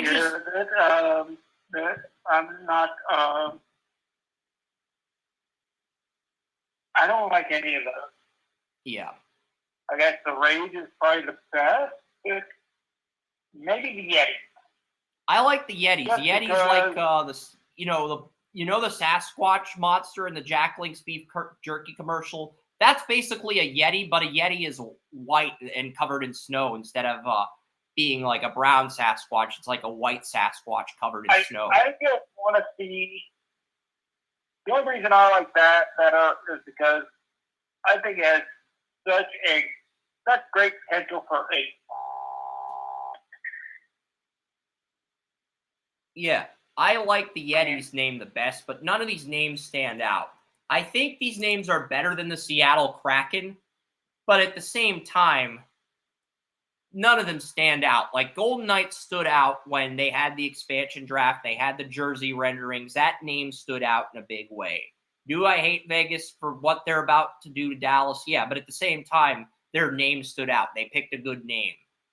I can't really say the same about outside of the Yetis. I really don't like any of these names. And they have not picked a name. Also, people are asking, what are we going to do for the NHL draft if Utah has not picked their name? We can either use the NHL logo like Kerm suggested.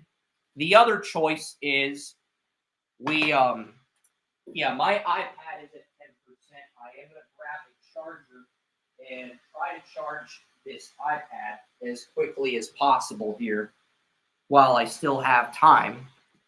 I just realized the iPad's at 10%. I've just got to find a plug. And yeah, I just got to find a plug. And then here we go. So basically, but yeah, it's like, I don't like the any of these names outside of the Yetis. We're almost done with the podcast, folks. I'm just trying to figure out where I can plug this dang thing into.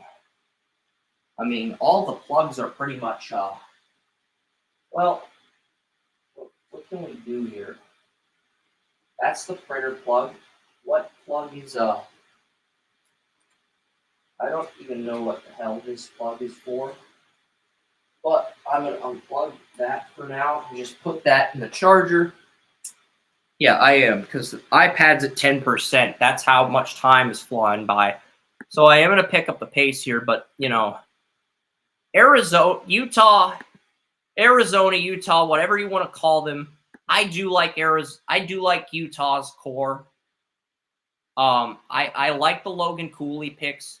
It just feels like when Quebec relocated to Colorado, they had all these young guys, Clayton Keller, Logan Cooley, who were on the brink of becoming stars. Dylan Guenther, 18 goals, 17 assists. Logan Cooley, 20 goals, 24 assists. Lawson Krause, 23 goals, 19 assists. Josh Doe, 9 points, had a better plus-minus ratio than Wayne Gretzky in his first 3 NHL games. I just really like what the Coyotes are doing. I do. I wish the Coyotes stayed in Arizona because this is a team that's on the brink of becoming a fun team. They could be in the playoffs next year, and then they decide to relocate right when they're about to end their rebuild. And the Coyotes could get an expansion team like the Browns, but I just hate that the NHL's thinking about expanding to 34, and then they'll probably go to 36. And then they'll probably change the division format starting in 2030. But yeah, I'm not gonna open up that can of worms. I do think if Macklin Celebrini ends up in Utah, there's a realistic chance he's competing with Kerfoot and Cooley for line 1 minutes. You also have Connor Geekie, who you drafted 12th overall, big 6'4", 220-pound center. I'm not sure where Connor Geekie would fit in Arizona with all the guys they have with Kerfoot. He's good enough to play in the NHL. It's just this, like, you have Barrett Hayton, who you drafted 5th overall. You have Logan Cooley, who you drafted 3rd overall. You have Alex Kerfoot. You have Macklin Celebrini. There'd literally be no room for Connor Geekie, even though he's talented enough to play center in the NHL as the 12th pick in the 2022 draft. He's talented enough to play in the NHL, but there's literally no room for him. There isn't. There's no room for Connor Geekie on the current Utah roster with the current way it's constructed. Canadians. See what with the Canadians, because honestly, the Canadians, Jacob Fowler, they've been a fun team to watch. Canadians have a good first-line center in Nick Suzuki. 33 goals, 44 assists, 77 points. So basically, you're looking at Macklin Celebrini being the second-line center in Montreal. Columbus would be interesting. I mean, Montreal is the 5th best odds at 8.5%. Columbus at 9.5%. That would be interesting if Columbus got number 1 pick after firing their GM. Because, you know, Johnny Gaudreau had 60 points. But, you know, a lot of instability at center. Justin Danforth, 10 goals, 16 assists. Cole Sillinger, 13 goals, 19 assists. Now, I don't see Adam Fantilli's numbers. I think he's on IR. I'm not sure. I'm double checking here. Yeah, but Adam Fantilli had 17 points. Do you think Celebrini is going to do more or less than that if you bring him up? Boone Jenner had 35 points as the first line center. Fantilli had 27. So that's the thing. So if you bring Celebrini up, and you win, yeah, that's the thing.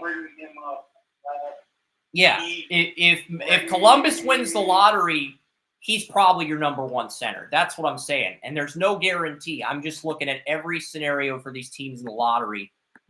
The Ducks, I'm hoping the Blackhawks do not get, as a Dallas Stars fan, I do not want to face Connor Bedard and Macklin Celebrini twice a year. But if the Blackhawks win the lottery again, they are not eligible for Gavin McKenna or no, because the new NHL rule states you can only win the lottery twice in 5 years. So if you're the Blackhawks, you want James Higgins, Gavin McKenna, or Macklin, I would try to get McKenna, because you can only win the lottery twice in 5 years unless you acquire the number 1 pick from a team that wins the lottery through a trade. And I just don't think that's going to happen. Landon DuPont's projected to go number 1 in 2027. He's a defenseman. But it's like there's just so much talent coming in the NHL draft as far as the number 1 picks go. I think there is more of a sure thing with the number 1 picks in the next 4 NHL drafts, same with the WNBA, than there is with the NFL right now. That doesn't mean there won't be talent at number 1 next year. There will be. I just think it's sort of an unknown right now who that player is going to end up being. Some are speculating it's going to be a quarterback. It could be a quarterback, but it's like Shedeur, Carson Beck, Milroe, one of them just has to dominate and win the Heisman like Burrow did in their draft year. Otherwise, I think we'll see a non-QB go number 1, whether it be a receiver, whether it be an offensive tackle, whether it be an edge rusher. So I can't definitively tell you who's going to go number 1 right now. I can't. Now, Leo Carlson had 29 points, 2 more than Adam Fantilli, 12 goals, 17 assists. Zegras had 6 goals, 9 assists. Entered the year as the first-line center. Very underwhelming season, but he did miss most of the season due to an injury and then came back late in the year. So I do think Anaheim's in an interesting spot, but I think Macklin Celebrini would probably be their number 1 center. Pavel Mintyukov had 28 points for a rookie defenseman. Mason McTavish had 42 points for a center/winger, the 3rd pick in the 2021 draft. But I think Macklin Celebrini is an upgrade over everyone on Anaheim, as sad as that is to say. And Macklin Celebrini can play winger. I saw him play winger on a few shifts against Boston U. Connor Bedard had 22 goals, 39 points, and 22 goals, 39 assists, 61 points as a rookie. So, Bedard's the line 1 center as far as I'm concerned. Nazar, he can play second-line center, but he's better off at right wing. And if you get Macklin, you can have Macklin behind Bedard, Nazar behind Philip Kurashev. Philip Kurashev, 18 goals, 36 assists, 54 points. Very respectable numbers, as he was second on the Blackhawks in Bedard. And you have Jason Dickinson, 22 goals, 13 assists as your line 1 left winger. Dallas Stars, 2013 first-round pick. And Nick Foligno, 17 goals, 20 assists, 37 points. So, if you get Macklin Celebrini, that top 6 for Chicago solidified. You have Lucas Reichel, a 2020 first-round pick on your 3rd line. Your team captain, Andreas Athanasiou, who led the Blackhawks in points last year, is your 3rd-line center. Tyler Johnson's your 3rd-line right winger. So that top 9 for the Blackhawks offense would be set. You just have to fix your defense. And you brought back your goalie. I mean, the Blackhawks, they did bring back their goalie, Peter Mrazek. Peter Mrazek did so good to begin the year. Then he got a 2-year extension and played like shit after he got his extension. So, I'm not sure what to think of the Blackhawks.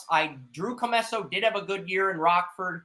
I just don't know if he's ready for the NHL yet. It's interesting because all the goalies from the 2020 draft that we talked about, like Commesso and Joel Blomqvist, the Penguins' 2nd-round pick, and they all had good years in the AHL. They had success in college. And they had success in college or overseas in Finland, and now they're having success in the AHL. And that's usually an indicator of success to come in the NHL, Joey. It is. So I feel like Commesso is the Blackhawks' best long-term goalie, but is he going to get the opportunity? And if he does get the opportunity, is he going to shine? Because we saw that goalie in we saw the Minnesota goalie, first-round pick Jesper Wallstedt, give up 7 goals to Dallas in his NHL debut at American Airlines Center. Gronlin's at 60 points for the Sharks. Mikael Gronlund, I'm not sure how the Sharks got him. He's at 60 points. He's a good veteran, but I still think Macklin Celebrini would beat him out for line 1 minutes. But he could play on the 2nd line. But yeah, you got Zetterlund, 24 goals, 20 assists. William Eklund, 16 goals, 29 assists. I think the top line for San Jose is starting to form its identity. It's just, can everything else come together? That's the big question. But yeah, that's pretty much it for the lottery. The Sharks are the favorite. We'll know for certain on Tuesday who won the lottery, and next week we'll recap that lottery and we'll preview the NBA Draft Lottery. Much shorter show.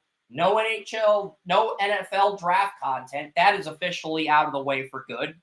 So next week will be shorter. And yeah, you did get to hear Star Wars at the beginning. I thought about, when Vegas won last night, I was so pissed. Lisa suggested I do a 10 Commandments of Draft Utopia show. I was thinking about it, then I was like, nah, it's May the 4th. I'm not going to do that on Star Wars Day. That's kind of a dick move. Dallas could end up winning Game 7. I do think the 10 Commandments idea is a great idea for a future episode, but I just don't think now is the best time to do it. But I do love the idea. Joey's 10 Commandments for tuning into a podcast. My 10 Commandments for what I want from a podcast co-host, if you'd like to join Joey and myself permanently. What are my 10 Commandments? I do like that idea.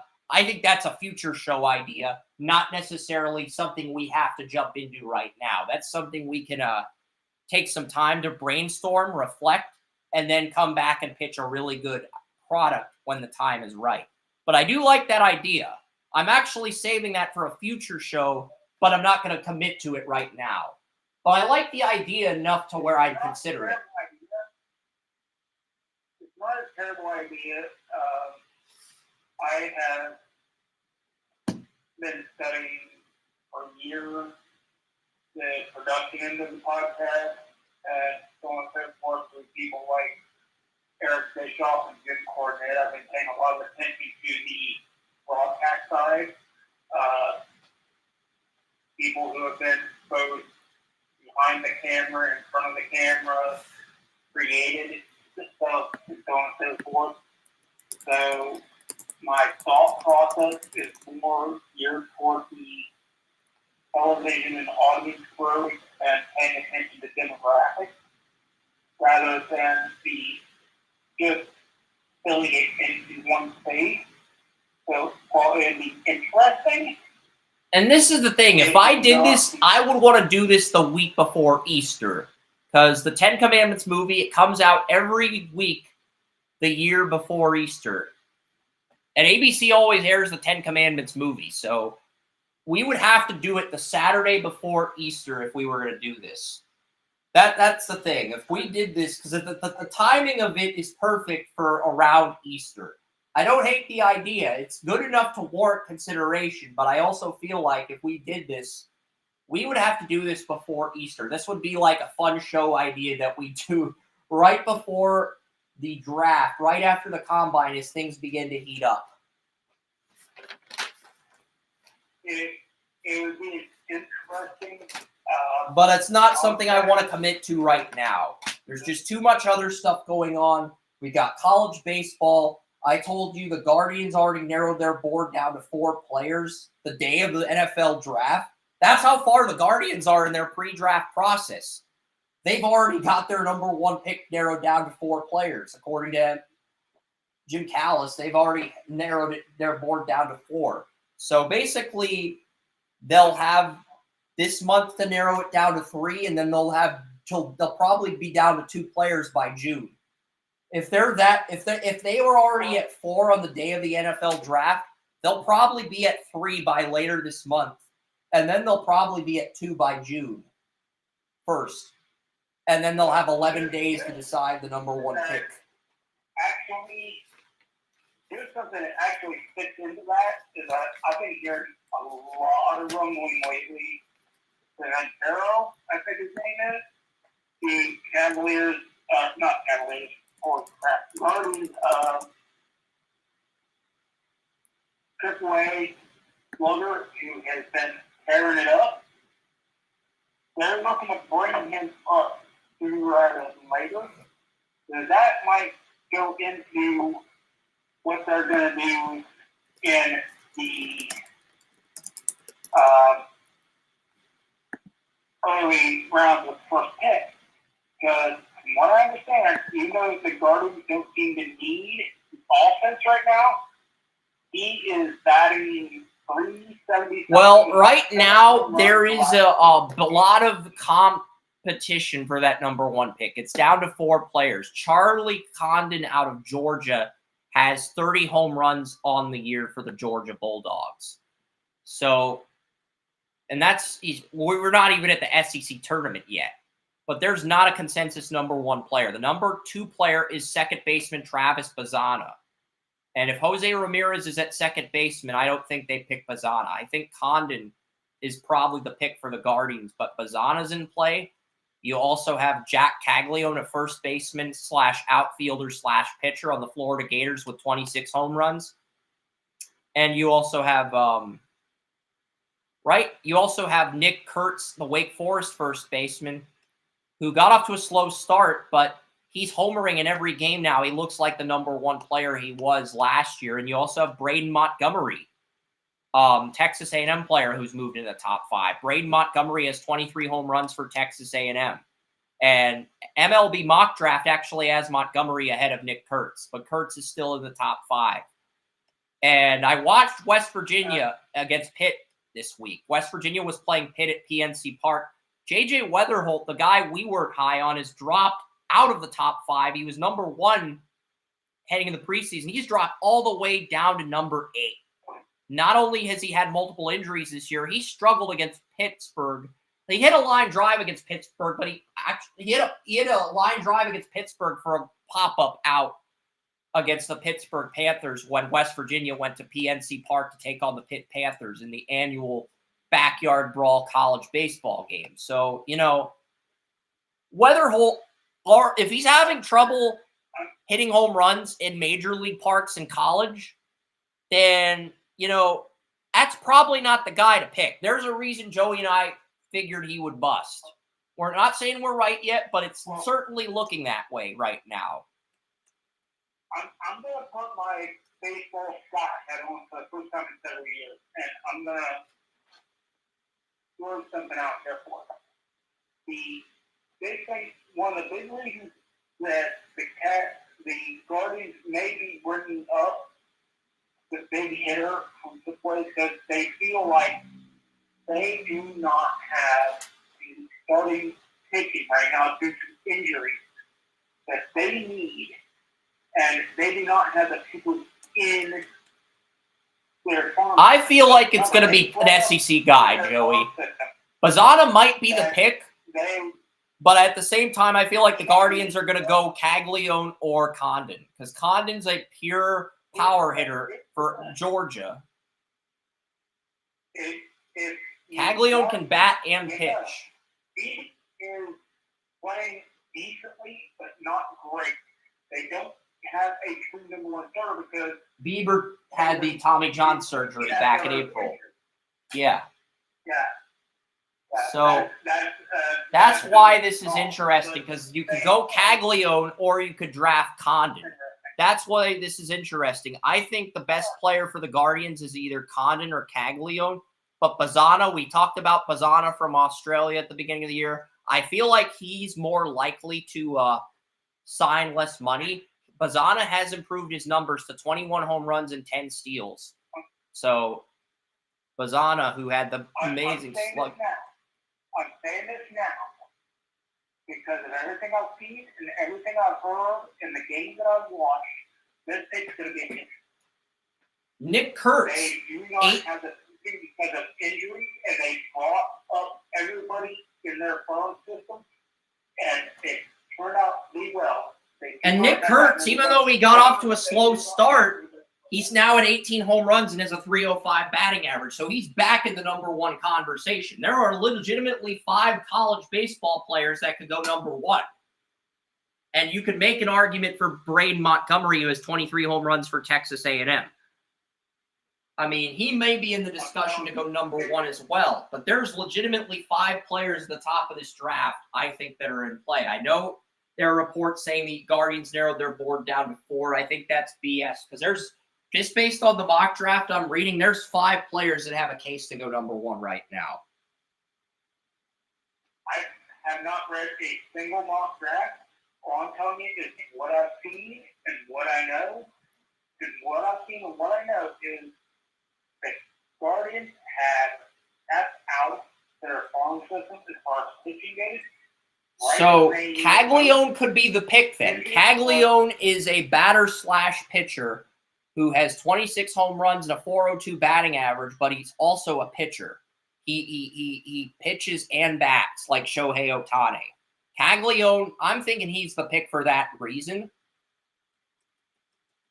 But I also feel like if the Guardians want to be cheap and they want to underpay the number one pick, they could go Bazzana based on slot value if they think they can get him at a lower price.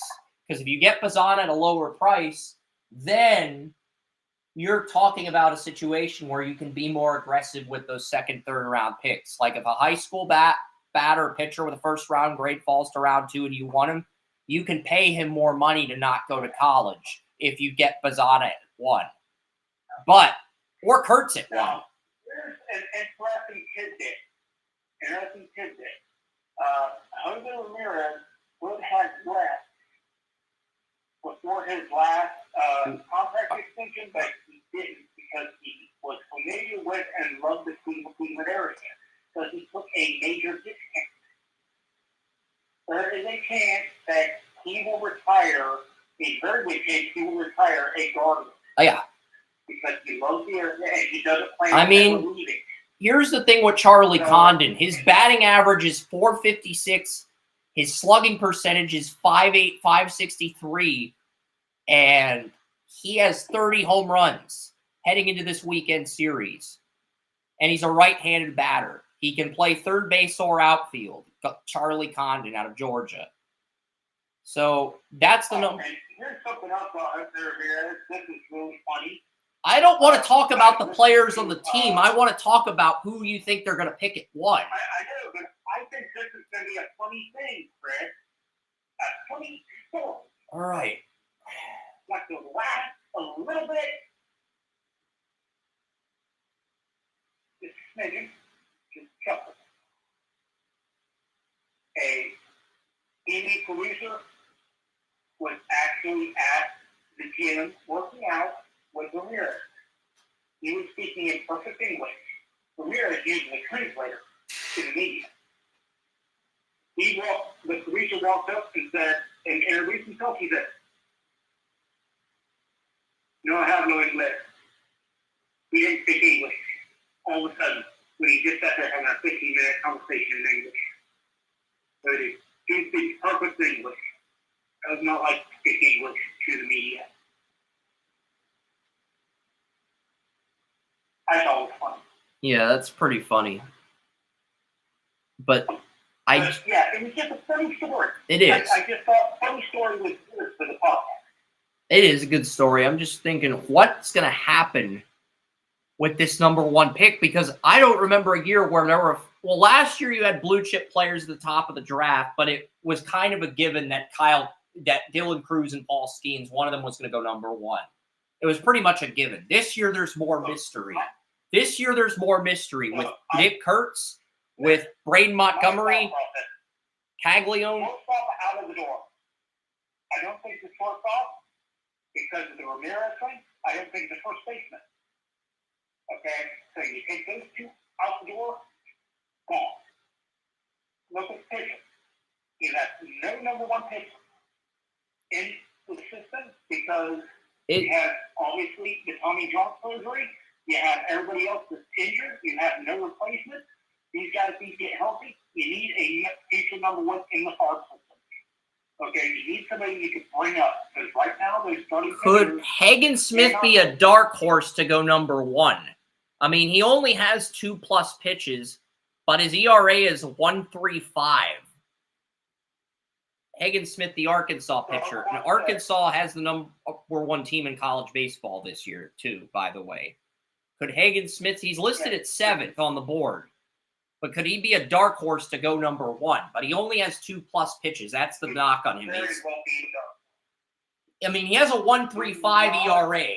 He has a 1.35 ERA, and he's 7th on the mock drafts. But His big knock is he only has 2+ pitches, despite a ridiculously low ERA.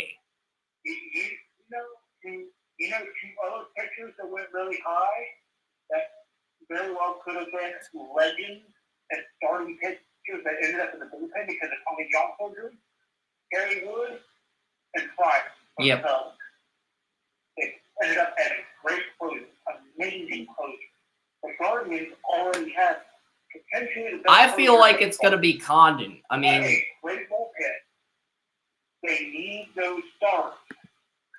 If you get a 1-3-5 with 2 pitches, you can put them down in the minors, run a third pitch, because really, when it comes to the pros, all you get are 3 or 4 pitches. You get 3 or 4 pitches, teach them another pitch, guess what? You've got a starting pitcher in the pros, and right now, that is what is needed in Cleveland. Before I get to Hagen Smith, I want to look at the lineup here. I don't think it will be first base. Josh Naylor seems to have that spot locked up. Now, Jose Ramirez has third base. Condon can play outfield, though. That's the thing. Charlie Condon can play outfield. He can play third base and outfield, and he's a power batter. So 30 home runs. That's just hard to turn down.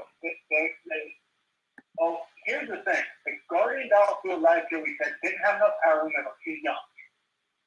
They are showing a lot more power. Yeah, Quan has had a much better third year with the Guardians. Quan dominated his rookie year with the Guardians. Yeah. He struggled his second year. This year, he's gone back to his roots to a degree. But I feel like Freeman can be upgraded at center field. Quan is your left fielder. You do not move him. Yeah. Laureano has 0 home runs and a 151 batting average. Right field can be upgraded. I do think that's... I don't think he wanted to get back what he was doing before because he felt that he was being too consistent. Yeah, so... He wanted to get back. Outside of Quan, I don't trust these outfielders. Tyler Freeman and 3 home runs, and Laureano, the right fielder, has 0 home runs and a 151 batting average. So if Charlie Condon can play right fielder, that's my pick at number 1. 30 home runs, 456 batting average. I just can't ignore that talent, that type of talent. I mean, I'm not ruling out Hagen Smith, but like Hagen Smith, I think you have to have a minimum of 3 pitches in your pitch count in order to warrant number 1 overall consideration. He did have a 14 strikeout game. Yeah, Hagen Smith struck out 14 batters in the Razorbacks win last night. And the Razorbacks are the number 1 team in college baseball. And he's 6'3", 225. The NFL or some other sport, I would agree with you. But Major League Baseball does have the farm system where you can learn one more pitch. That is the big thing. You can send them to AAA, and in 6 months they'll have a third pitch. Because the AAA farm system, if the Guardians have the best. He also recorded 17 strikeouts against Oregon State, the school Travis Bazzana plays for. Yes. Hagen Smith out of Arkansas had 17 strikeouts against Oregon State, the team Travis Bazzana from Australia plays for. 17 strikeouts in 1 game. He's number 7 in the MLB mock drafts. 1.36 ERA, and he has 125 strikeouts on the year. So what am I telling you?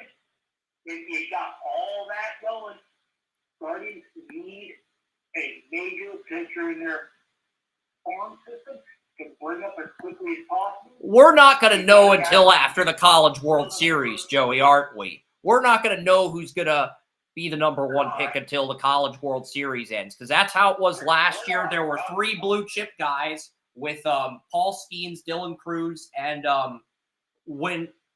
Wyatt Langford, and those were the top 3 guys in the draft class. Langford fell to 4, but those were the consensus top 3 guys in the media.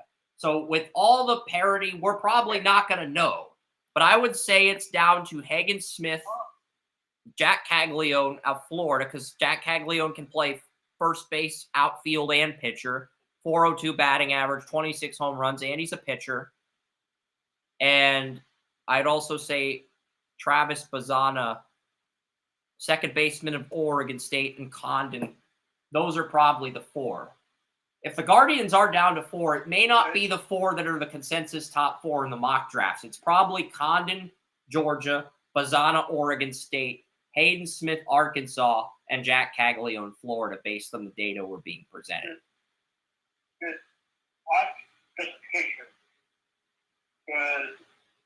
Who's the next best pitcher in the draft, and can you get a good pitcher in round 2? Chase Burns is the number 2 pitcher in this draft. He transferred from Tennessee to Wake Forest, and he's only walked 2.7. He's only given up 5.7 hits versus 7.5 hits at Tennessee. They don't say what his ERA is. There's a pitcher from East Carolina. Trey Savage was a pitcher at East Carolina that had an ERA of under 3 with a 2.43 ERA last year. He has lowered his ERA to 1.73 at East Carolina. And he's listed 11?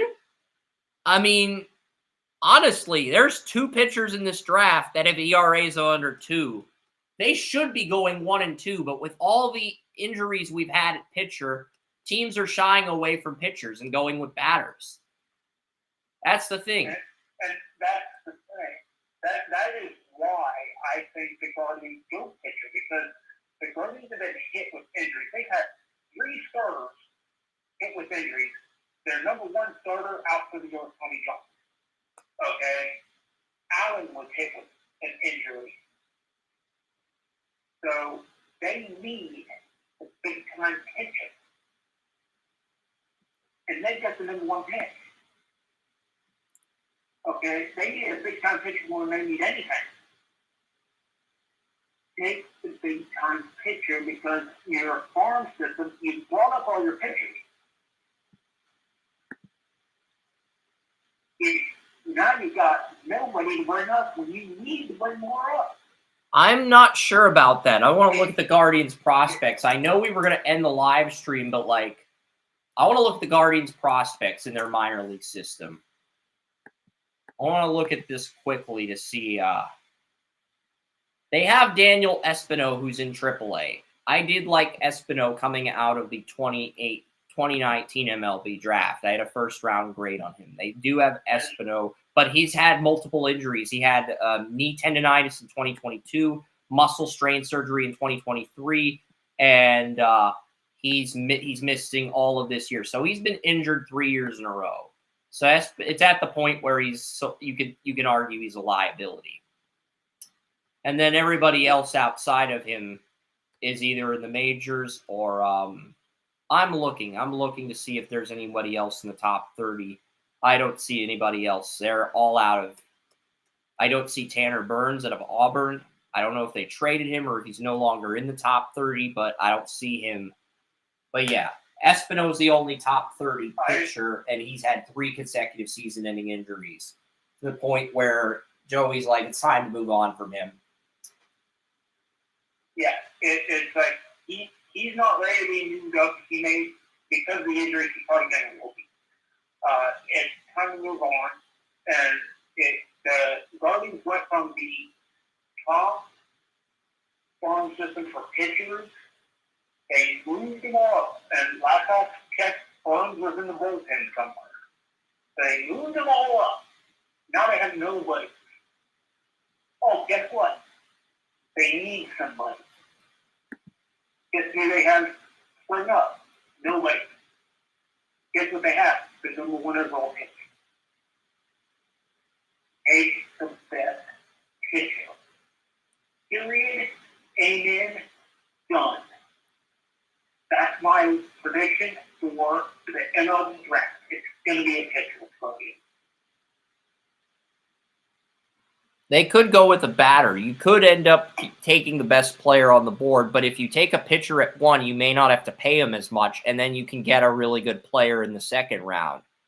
That's the thing, because I think picks 31 through 30, 39 are all comp picks. So at 40, you can get that pick. Like, you can get a good favorite. You can.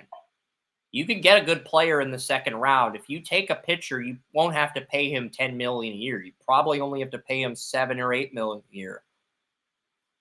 And then you save some money and you get a better player. Like,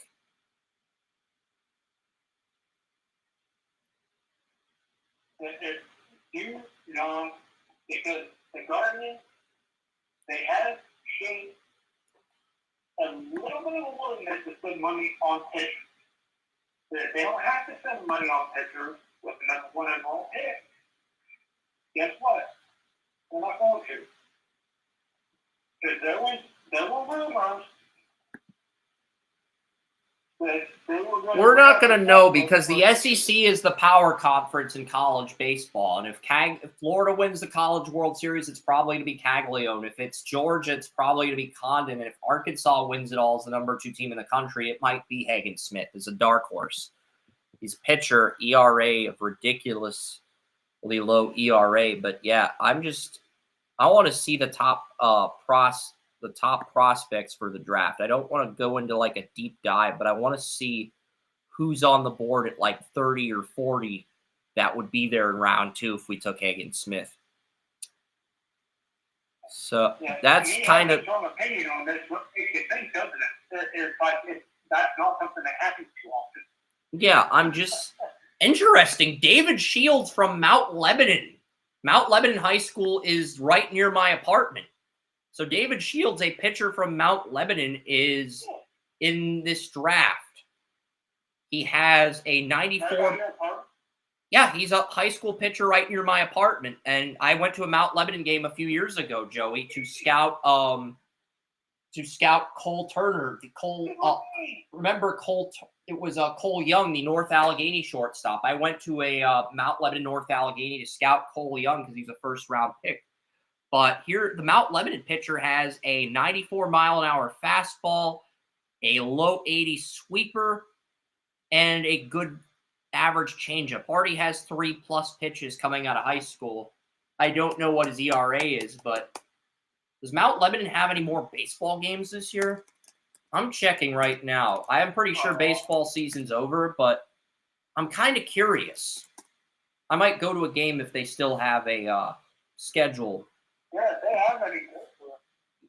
Because it's like, feel like that window of opportunity has closed, but I'm looking. No, they have a game. They have a game Monday, May 6th, Chartiers Valley, which is that's within walking distance of my apartment. Go, take a look. That's within walking distance of. It's actually quicker. Chartiers Valley is actually closer to my apartment than Mount Lebanon. I don't know if he'll be pitching in that game, but can go watch that game. And, it's a regular season finale, so he might be pitching in that game. If not, they'll probably be in the playoffs, if I had to guess. Because that might be worth taking a look at. Because if that guy's there, you could take the best batter and get that pitcher, but it's riskier. High school pitchers are a lot riskier compared to college pitchers. But I just think that's interesting because that have change of pace pitches always worry me because that means they've been putting more strain on the. Well, this pitcher only has 3+ pitches, Joey. This pitcher only has 3+ pitches. He doesn't have like 4, 5, 6, or like 11+ pitches like the Cubs pitcher from Kansas State that I told you about. This guy only has 3 pitches. He has a changeup, a sweeper, and a fastball. Those are his 3+ pitches. Yeah, the changeup is the one that really worries me because that has a lot of torque on the elbow. And that's why in high school, at least when I was around it, they said, do not teach them the changeup before college because it's too much torque on the elbow. It can damage the tendons before they ever even get there. get to a certain level. So he has a 94 fastball, a low 80 sweeper, an above average slider. Is a sweeper a curveball? Like, what's a sweeper? Is that like a curveball? I have not heard the term, to be honest with you.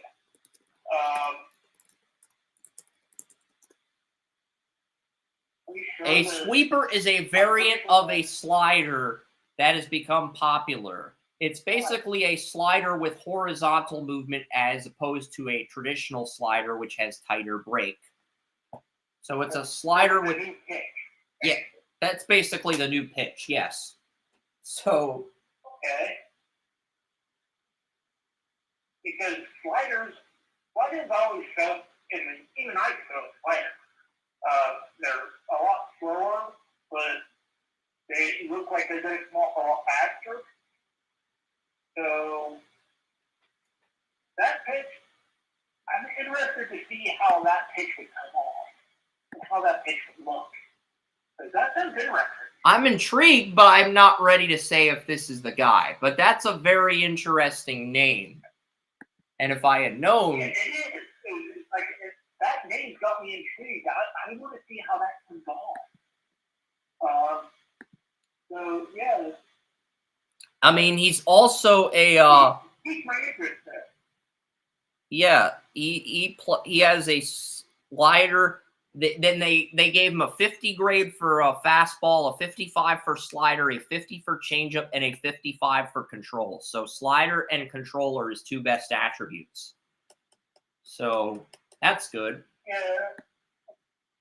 That has me leaning towards picking him, but it's not a firm yes. It's a maybe leaning towards yes, which is a big distinction in scouting, Joey. A maybe where you're leaning towards yes is not a definitive heck yes or F yes, we're picking this guy. You want a definitive fuck yeah, we're picking this guy when you're evaluating the player. Oh, I've never been, when it comes to pitchers, I know a lot of people get scouted for like. He also was a former football player, so he was a two-sport athlete, high school and football. He was supposed to graduate in 2025, but he gave up football and reclassified for this draft. So he's one of the younger players in the draft. He probably would take an extra year to develop. I had a teammate that did that. Yeah, I had a teammate that did that. So, yeah, I'm familiar with that type of thing. He did it when he was in college in his first year or so, but I think he got to his freshman year of college and then he reclassified. But I'm familiar with it. What really got me intrigued, though, is that everybody says power, and I'm always been from the Greg Maddox book of if you put it wherever you want it, they're not going to hit it anyway. Kevin Bazell, catcher, Texas Tech's projected to hit 15 home runs. He's available in the second round. He's projected to go around 48.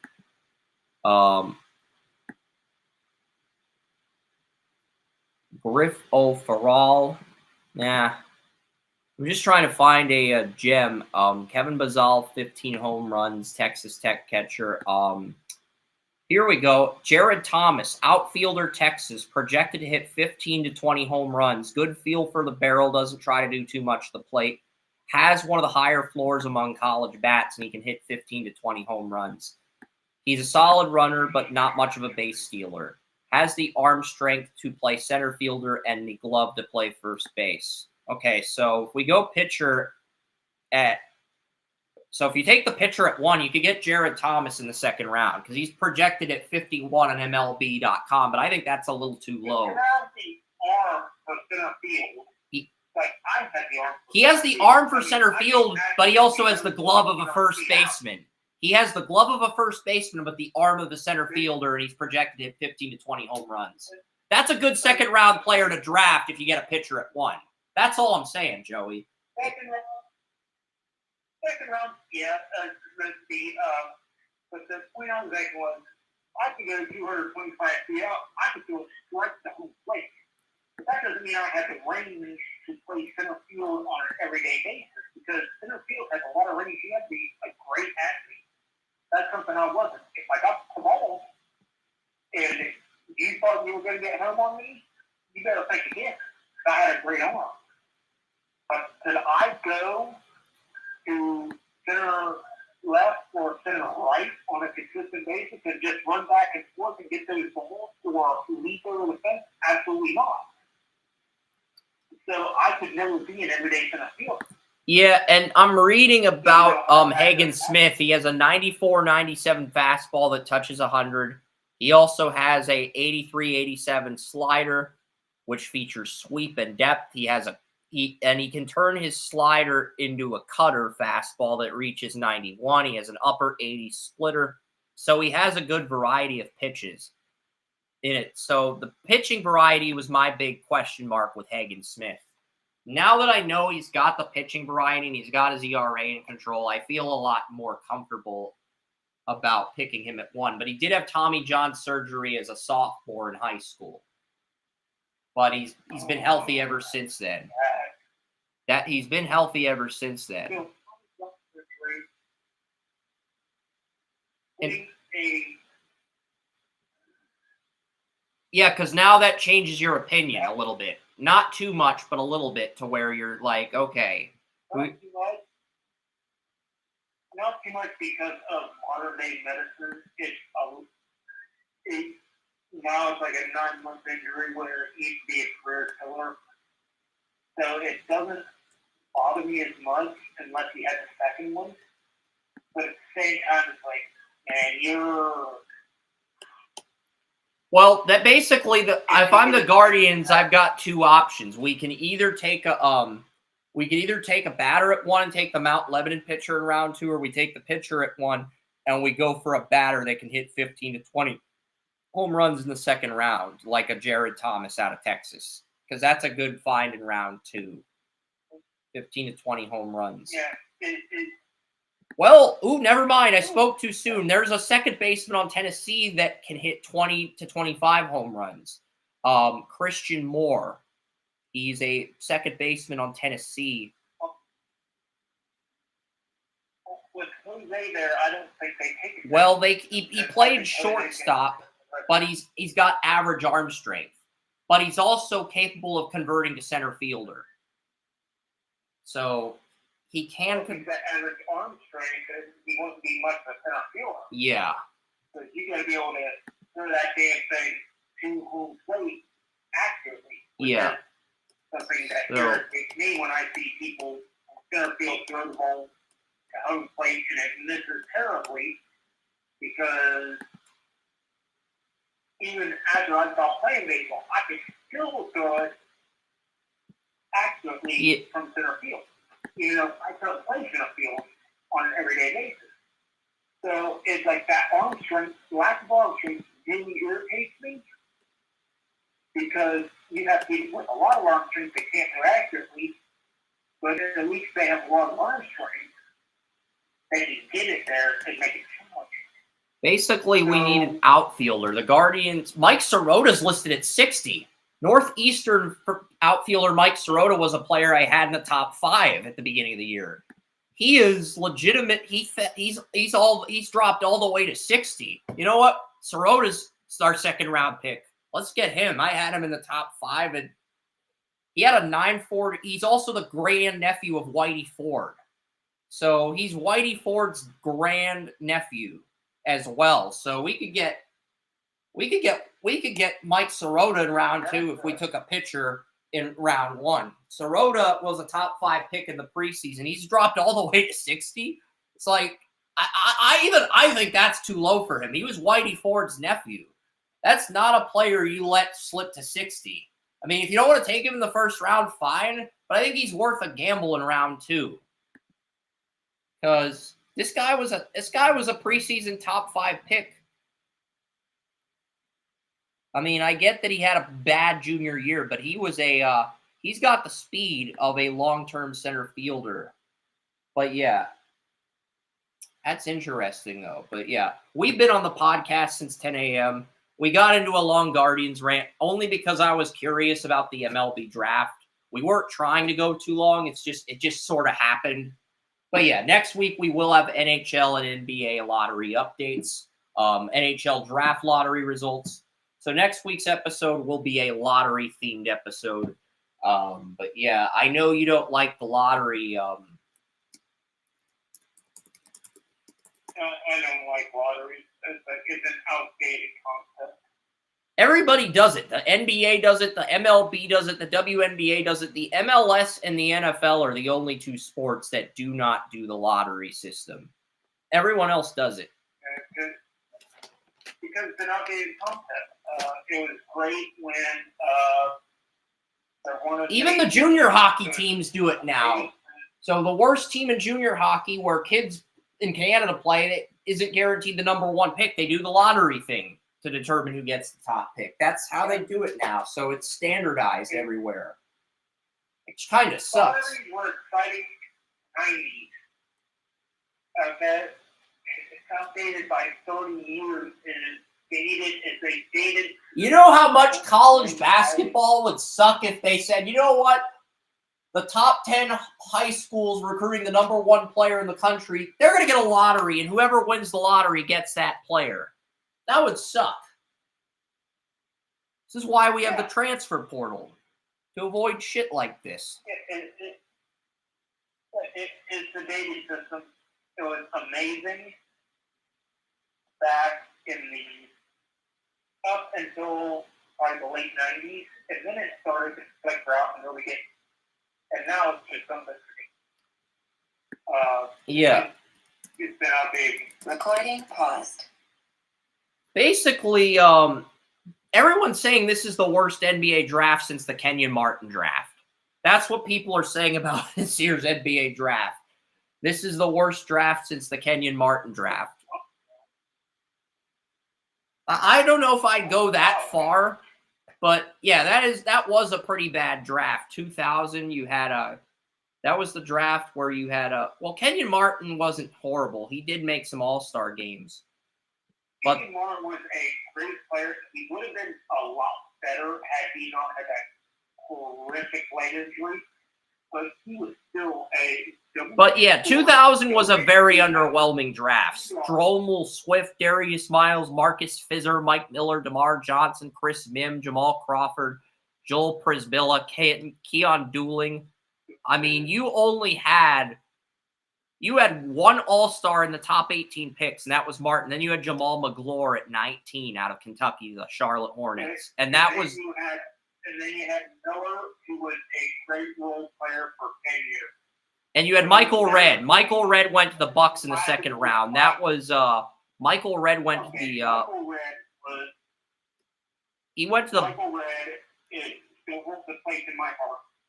To this day, holds a place in my heart because I remember that Ohio State team. Michael Redd, Sweeney Penn, all those guys. And Michael Redd went, and he had a great NBA career. But he wasn't a first-round pick, so it kind of, when it comes to bad draft, he kind of was the outlier in a really bad class. Because, he doesn't get blamed for it, and he doesn't even get put into it because he was in the second round, so he kind of gets all the benefits, but none of the blame. That's Michael Redd, he gets everything, Yeah, So that's the thing. Who's the Michael Redd of this draft? That's going to be an interesting question, but you'll have to stay tuned next week. I'm going to load up the NHL Draft Simulator on next week's podcast after the lottery comes out, assuming there's a simulator with the updated lottery. If there's not, I won't use the simulator, but if there is, I'll do one for the first round, and then we'll talk about the NBA Draft Lottery. But yeah, that's going to do it. We overstayed our welcome for a few hours, but that's Joseph Potter. I'm Chris Ransom. Enjoy your Saturdays. So long from the Utopia of Sports. Have fun.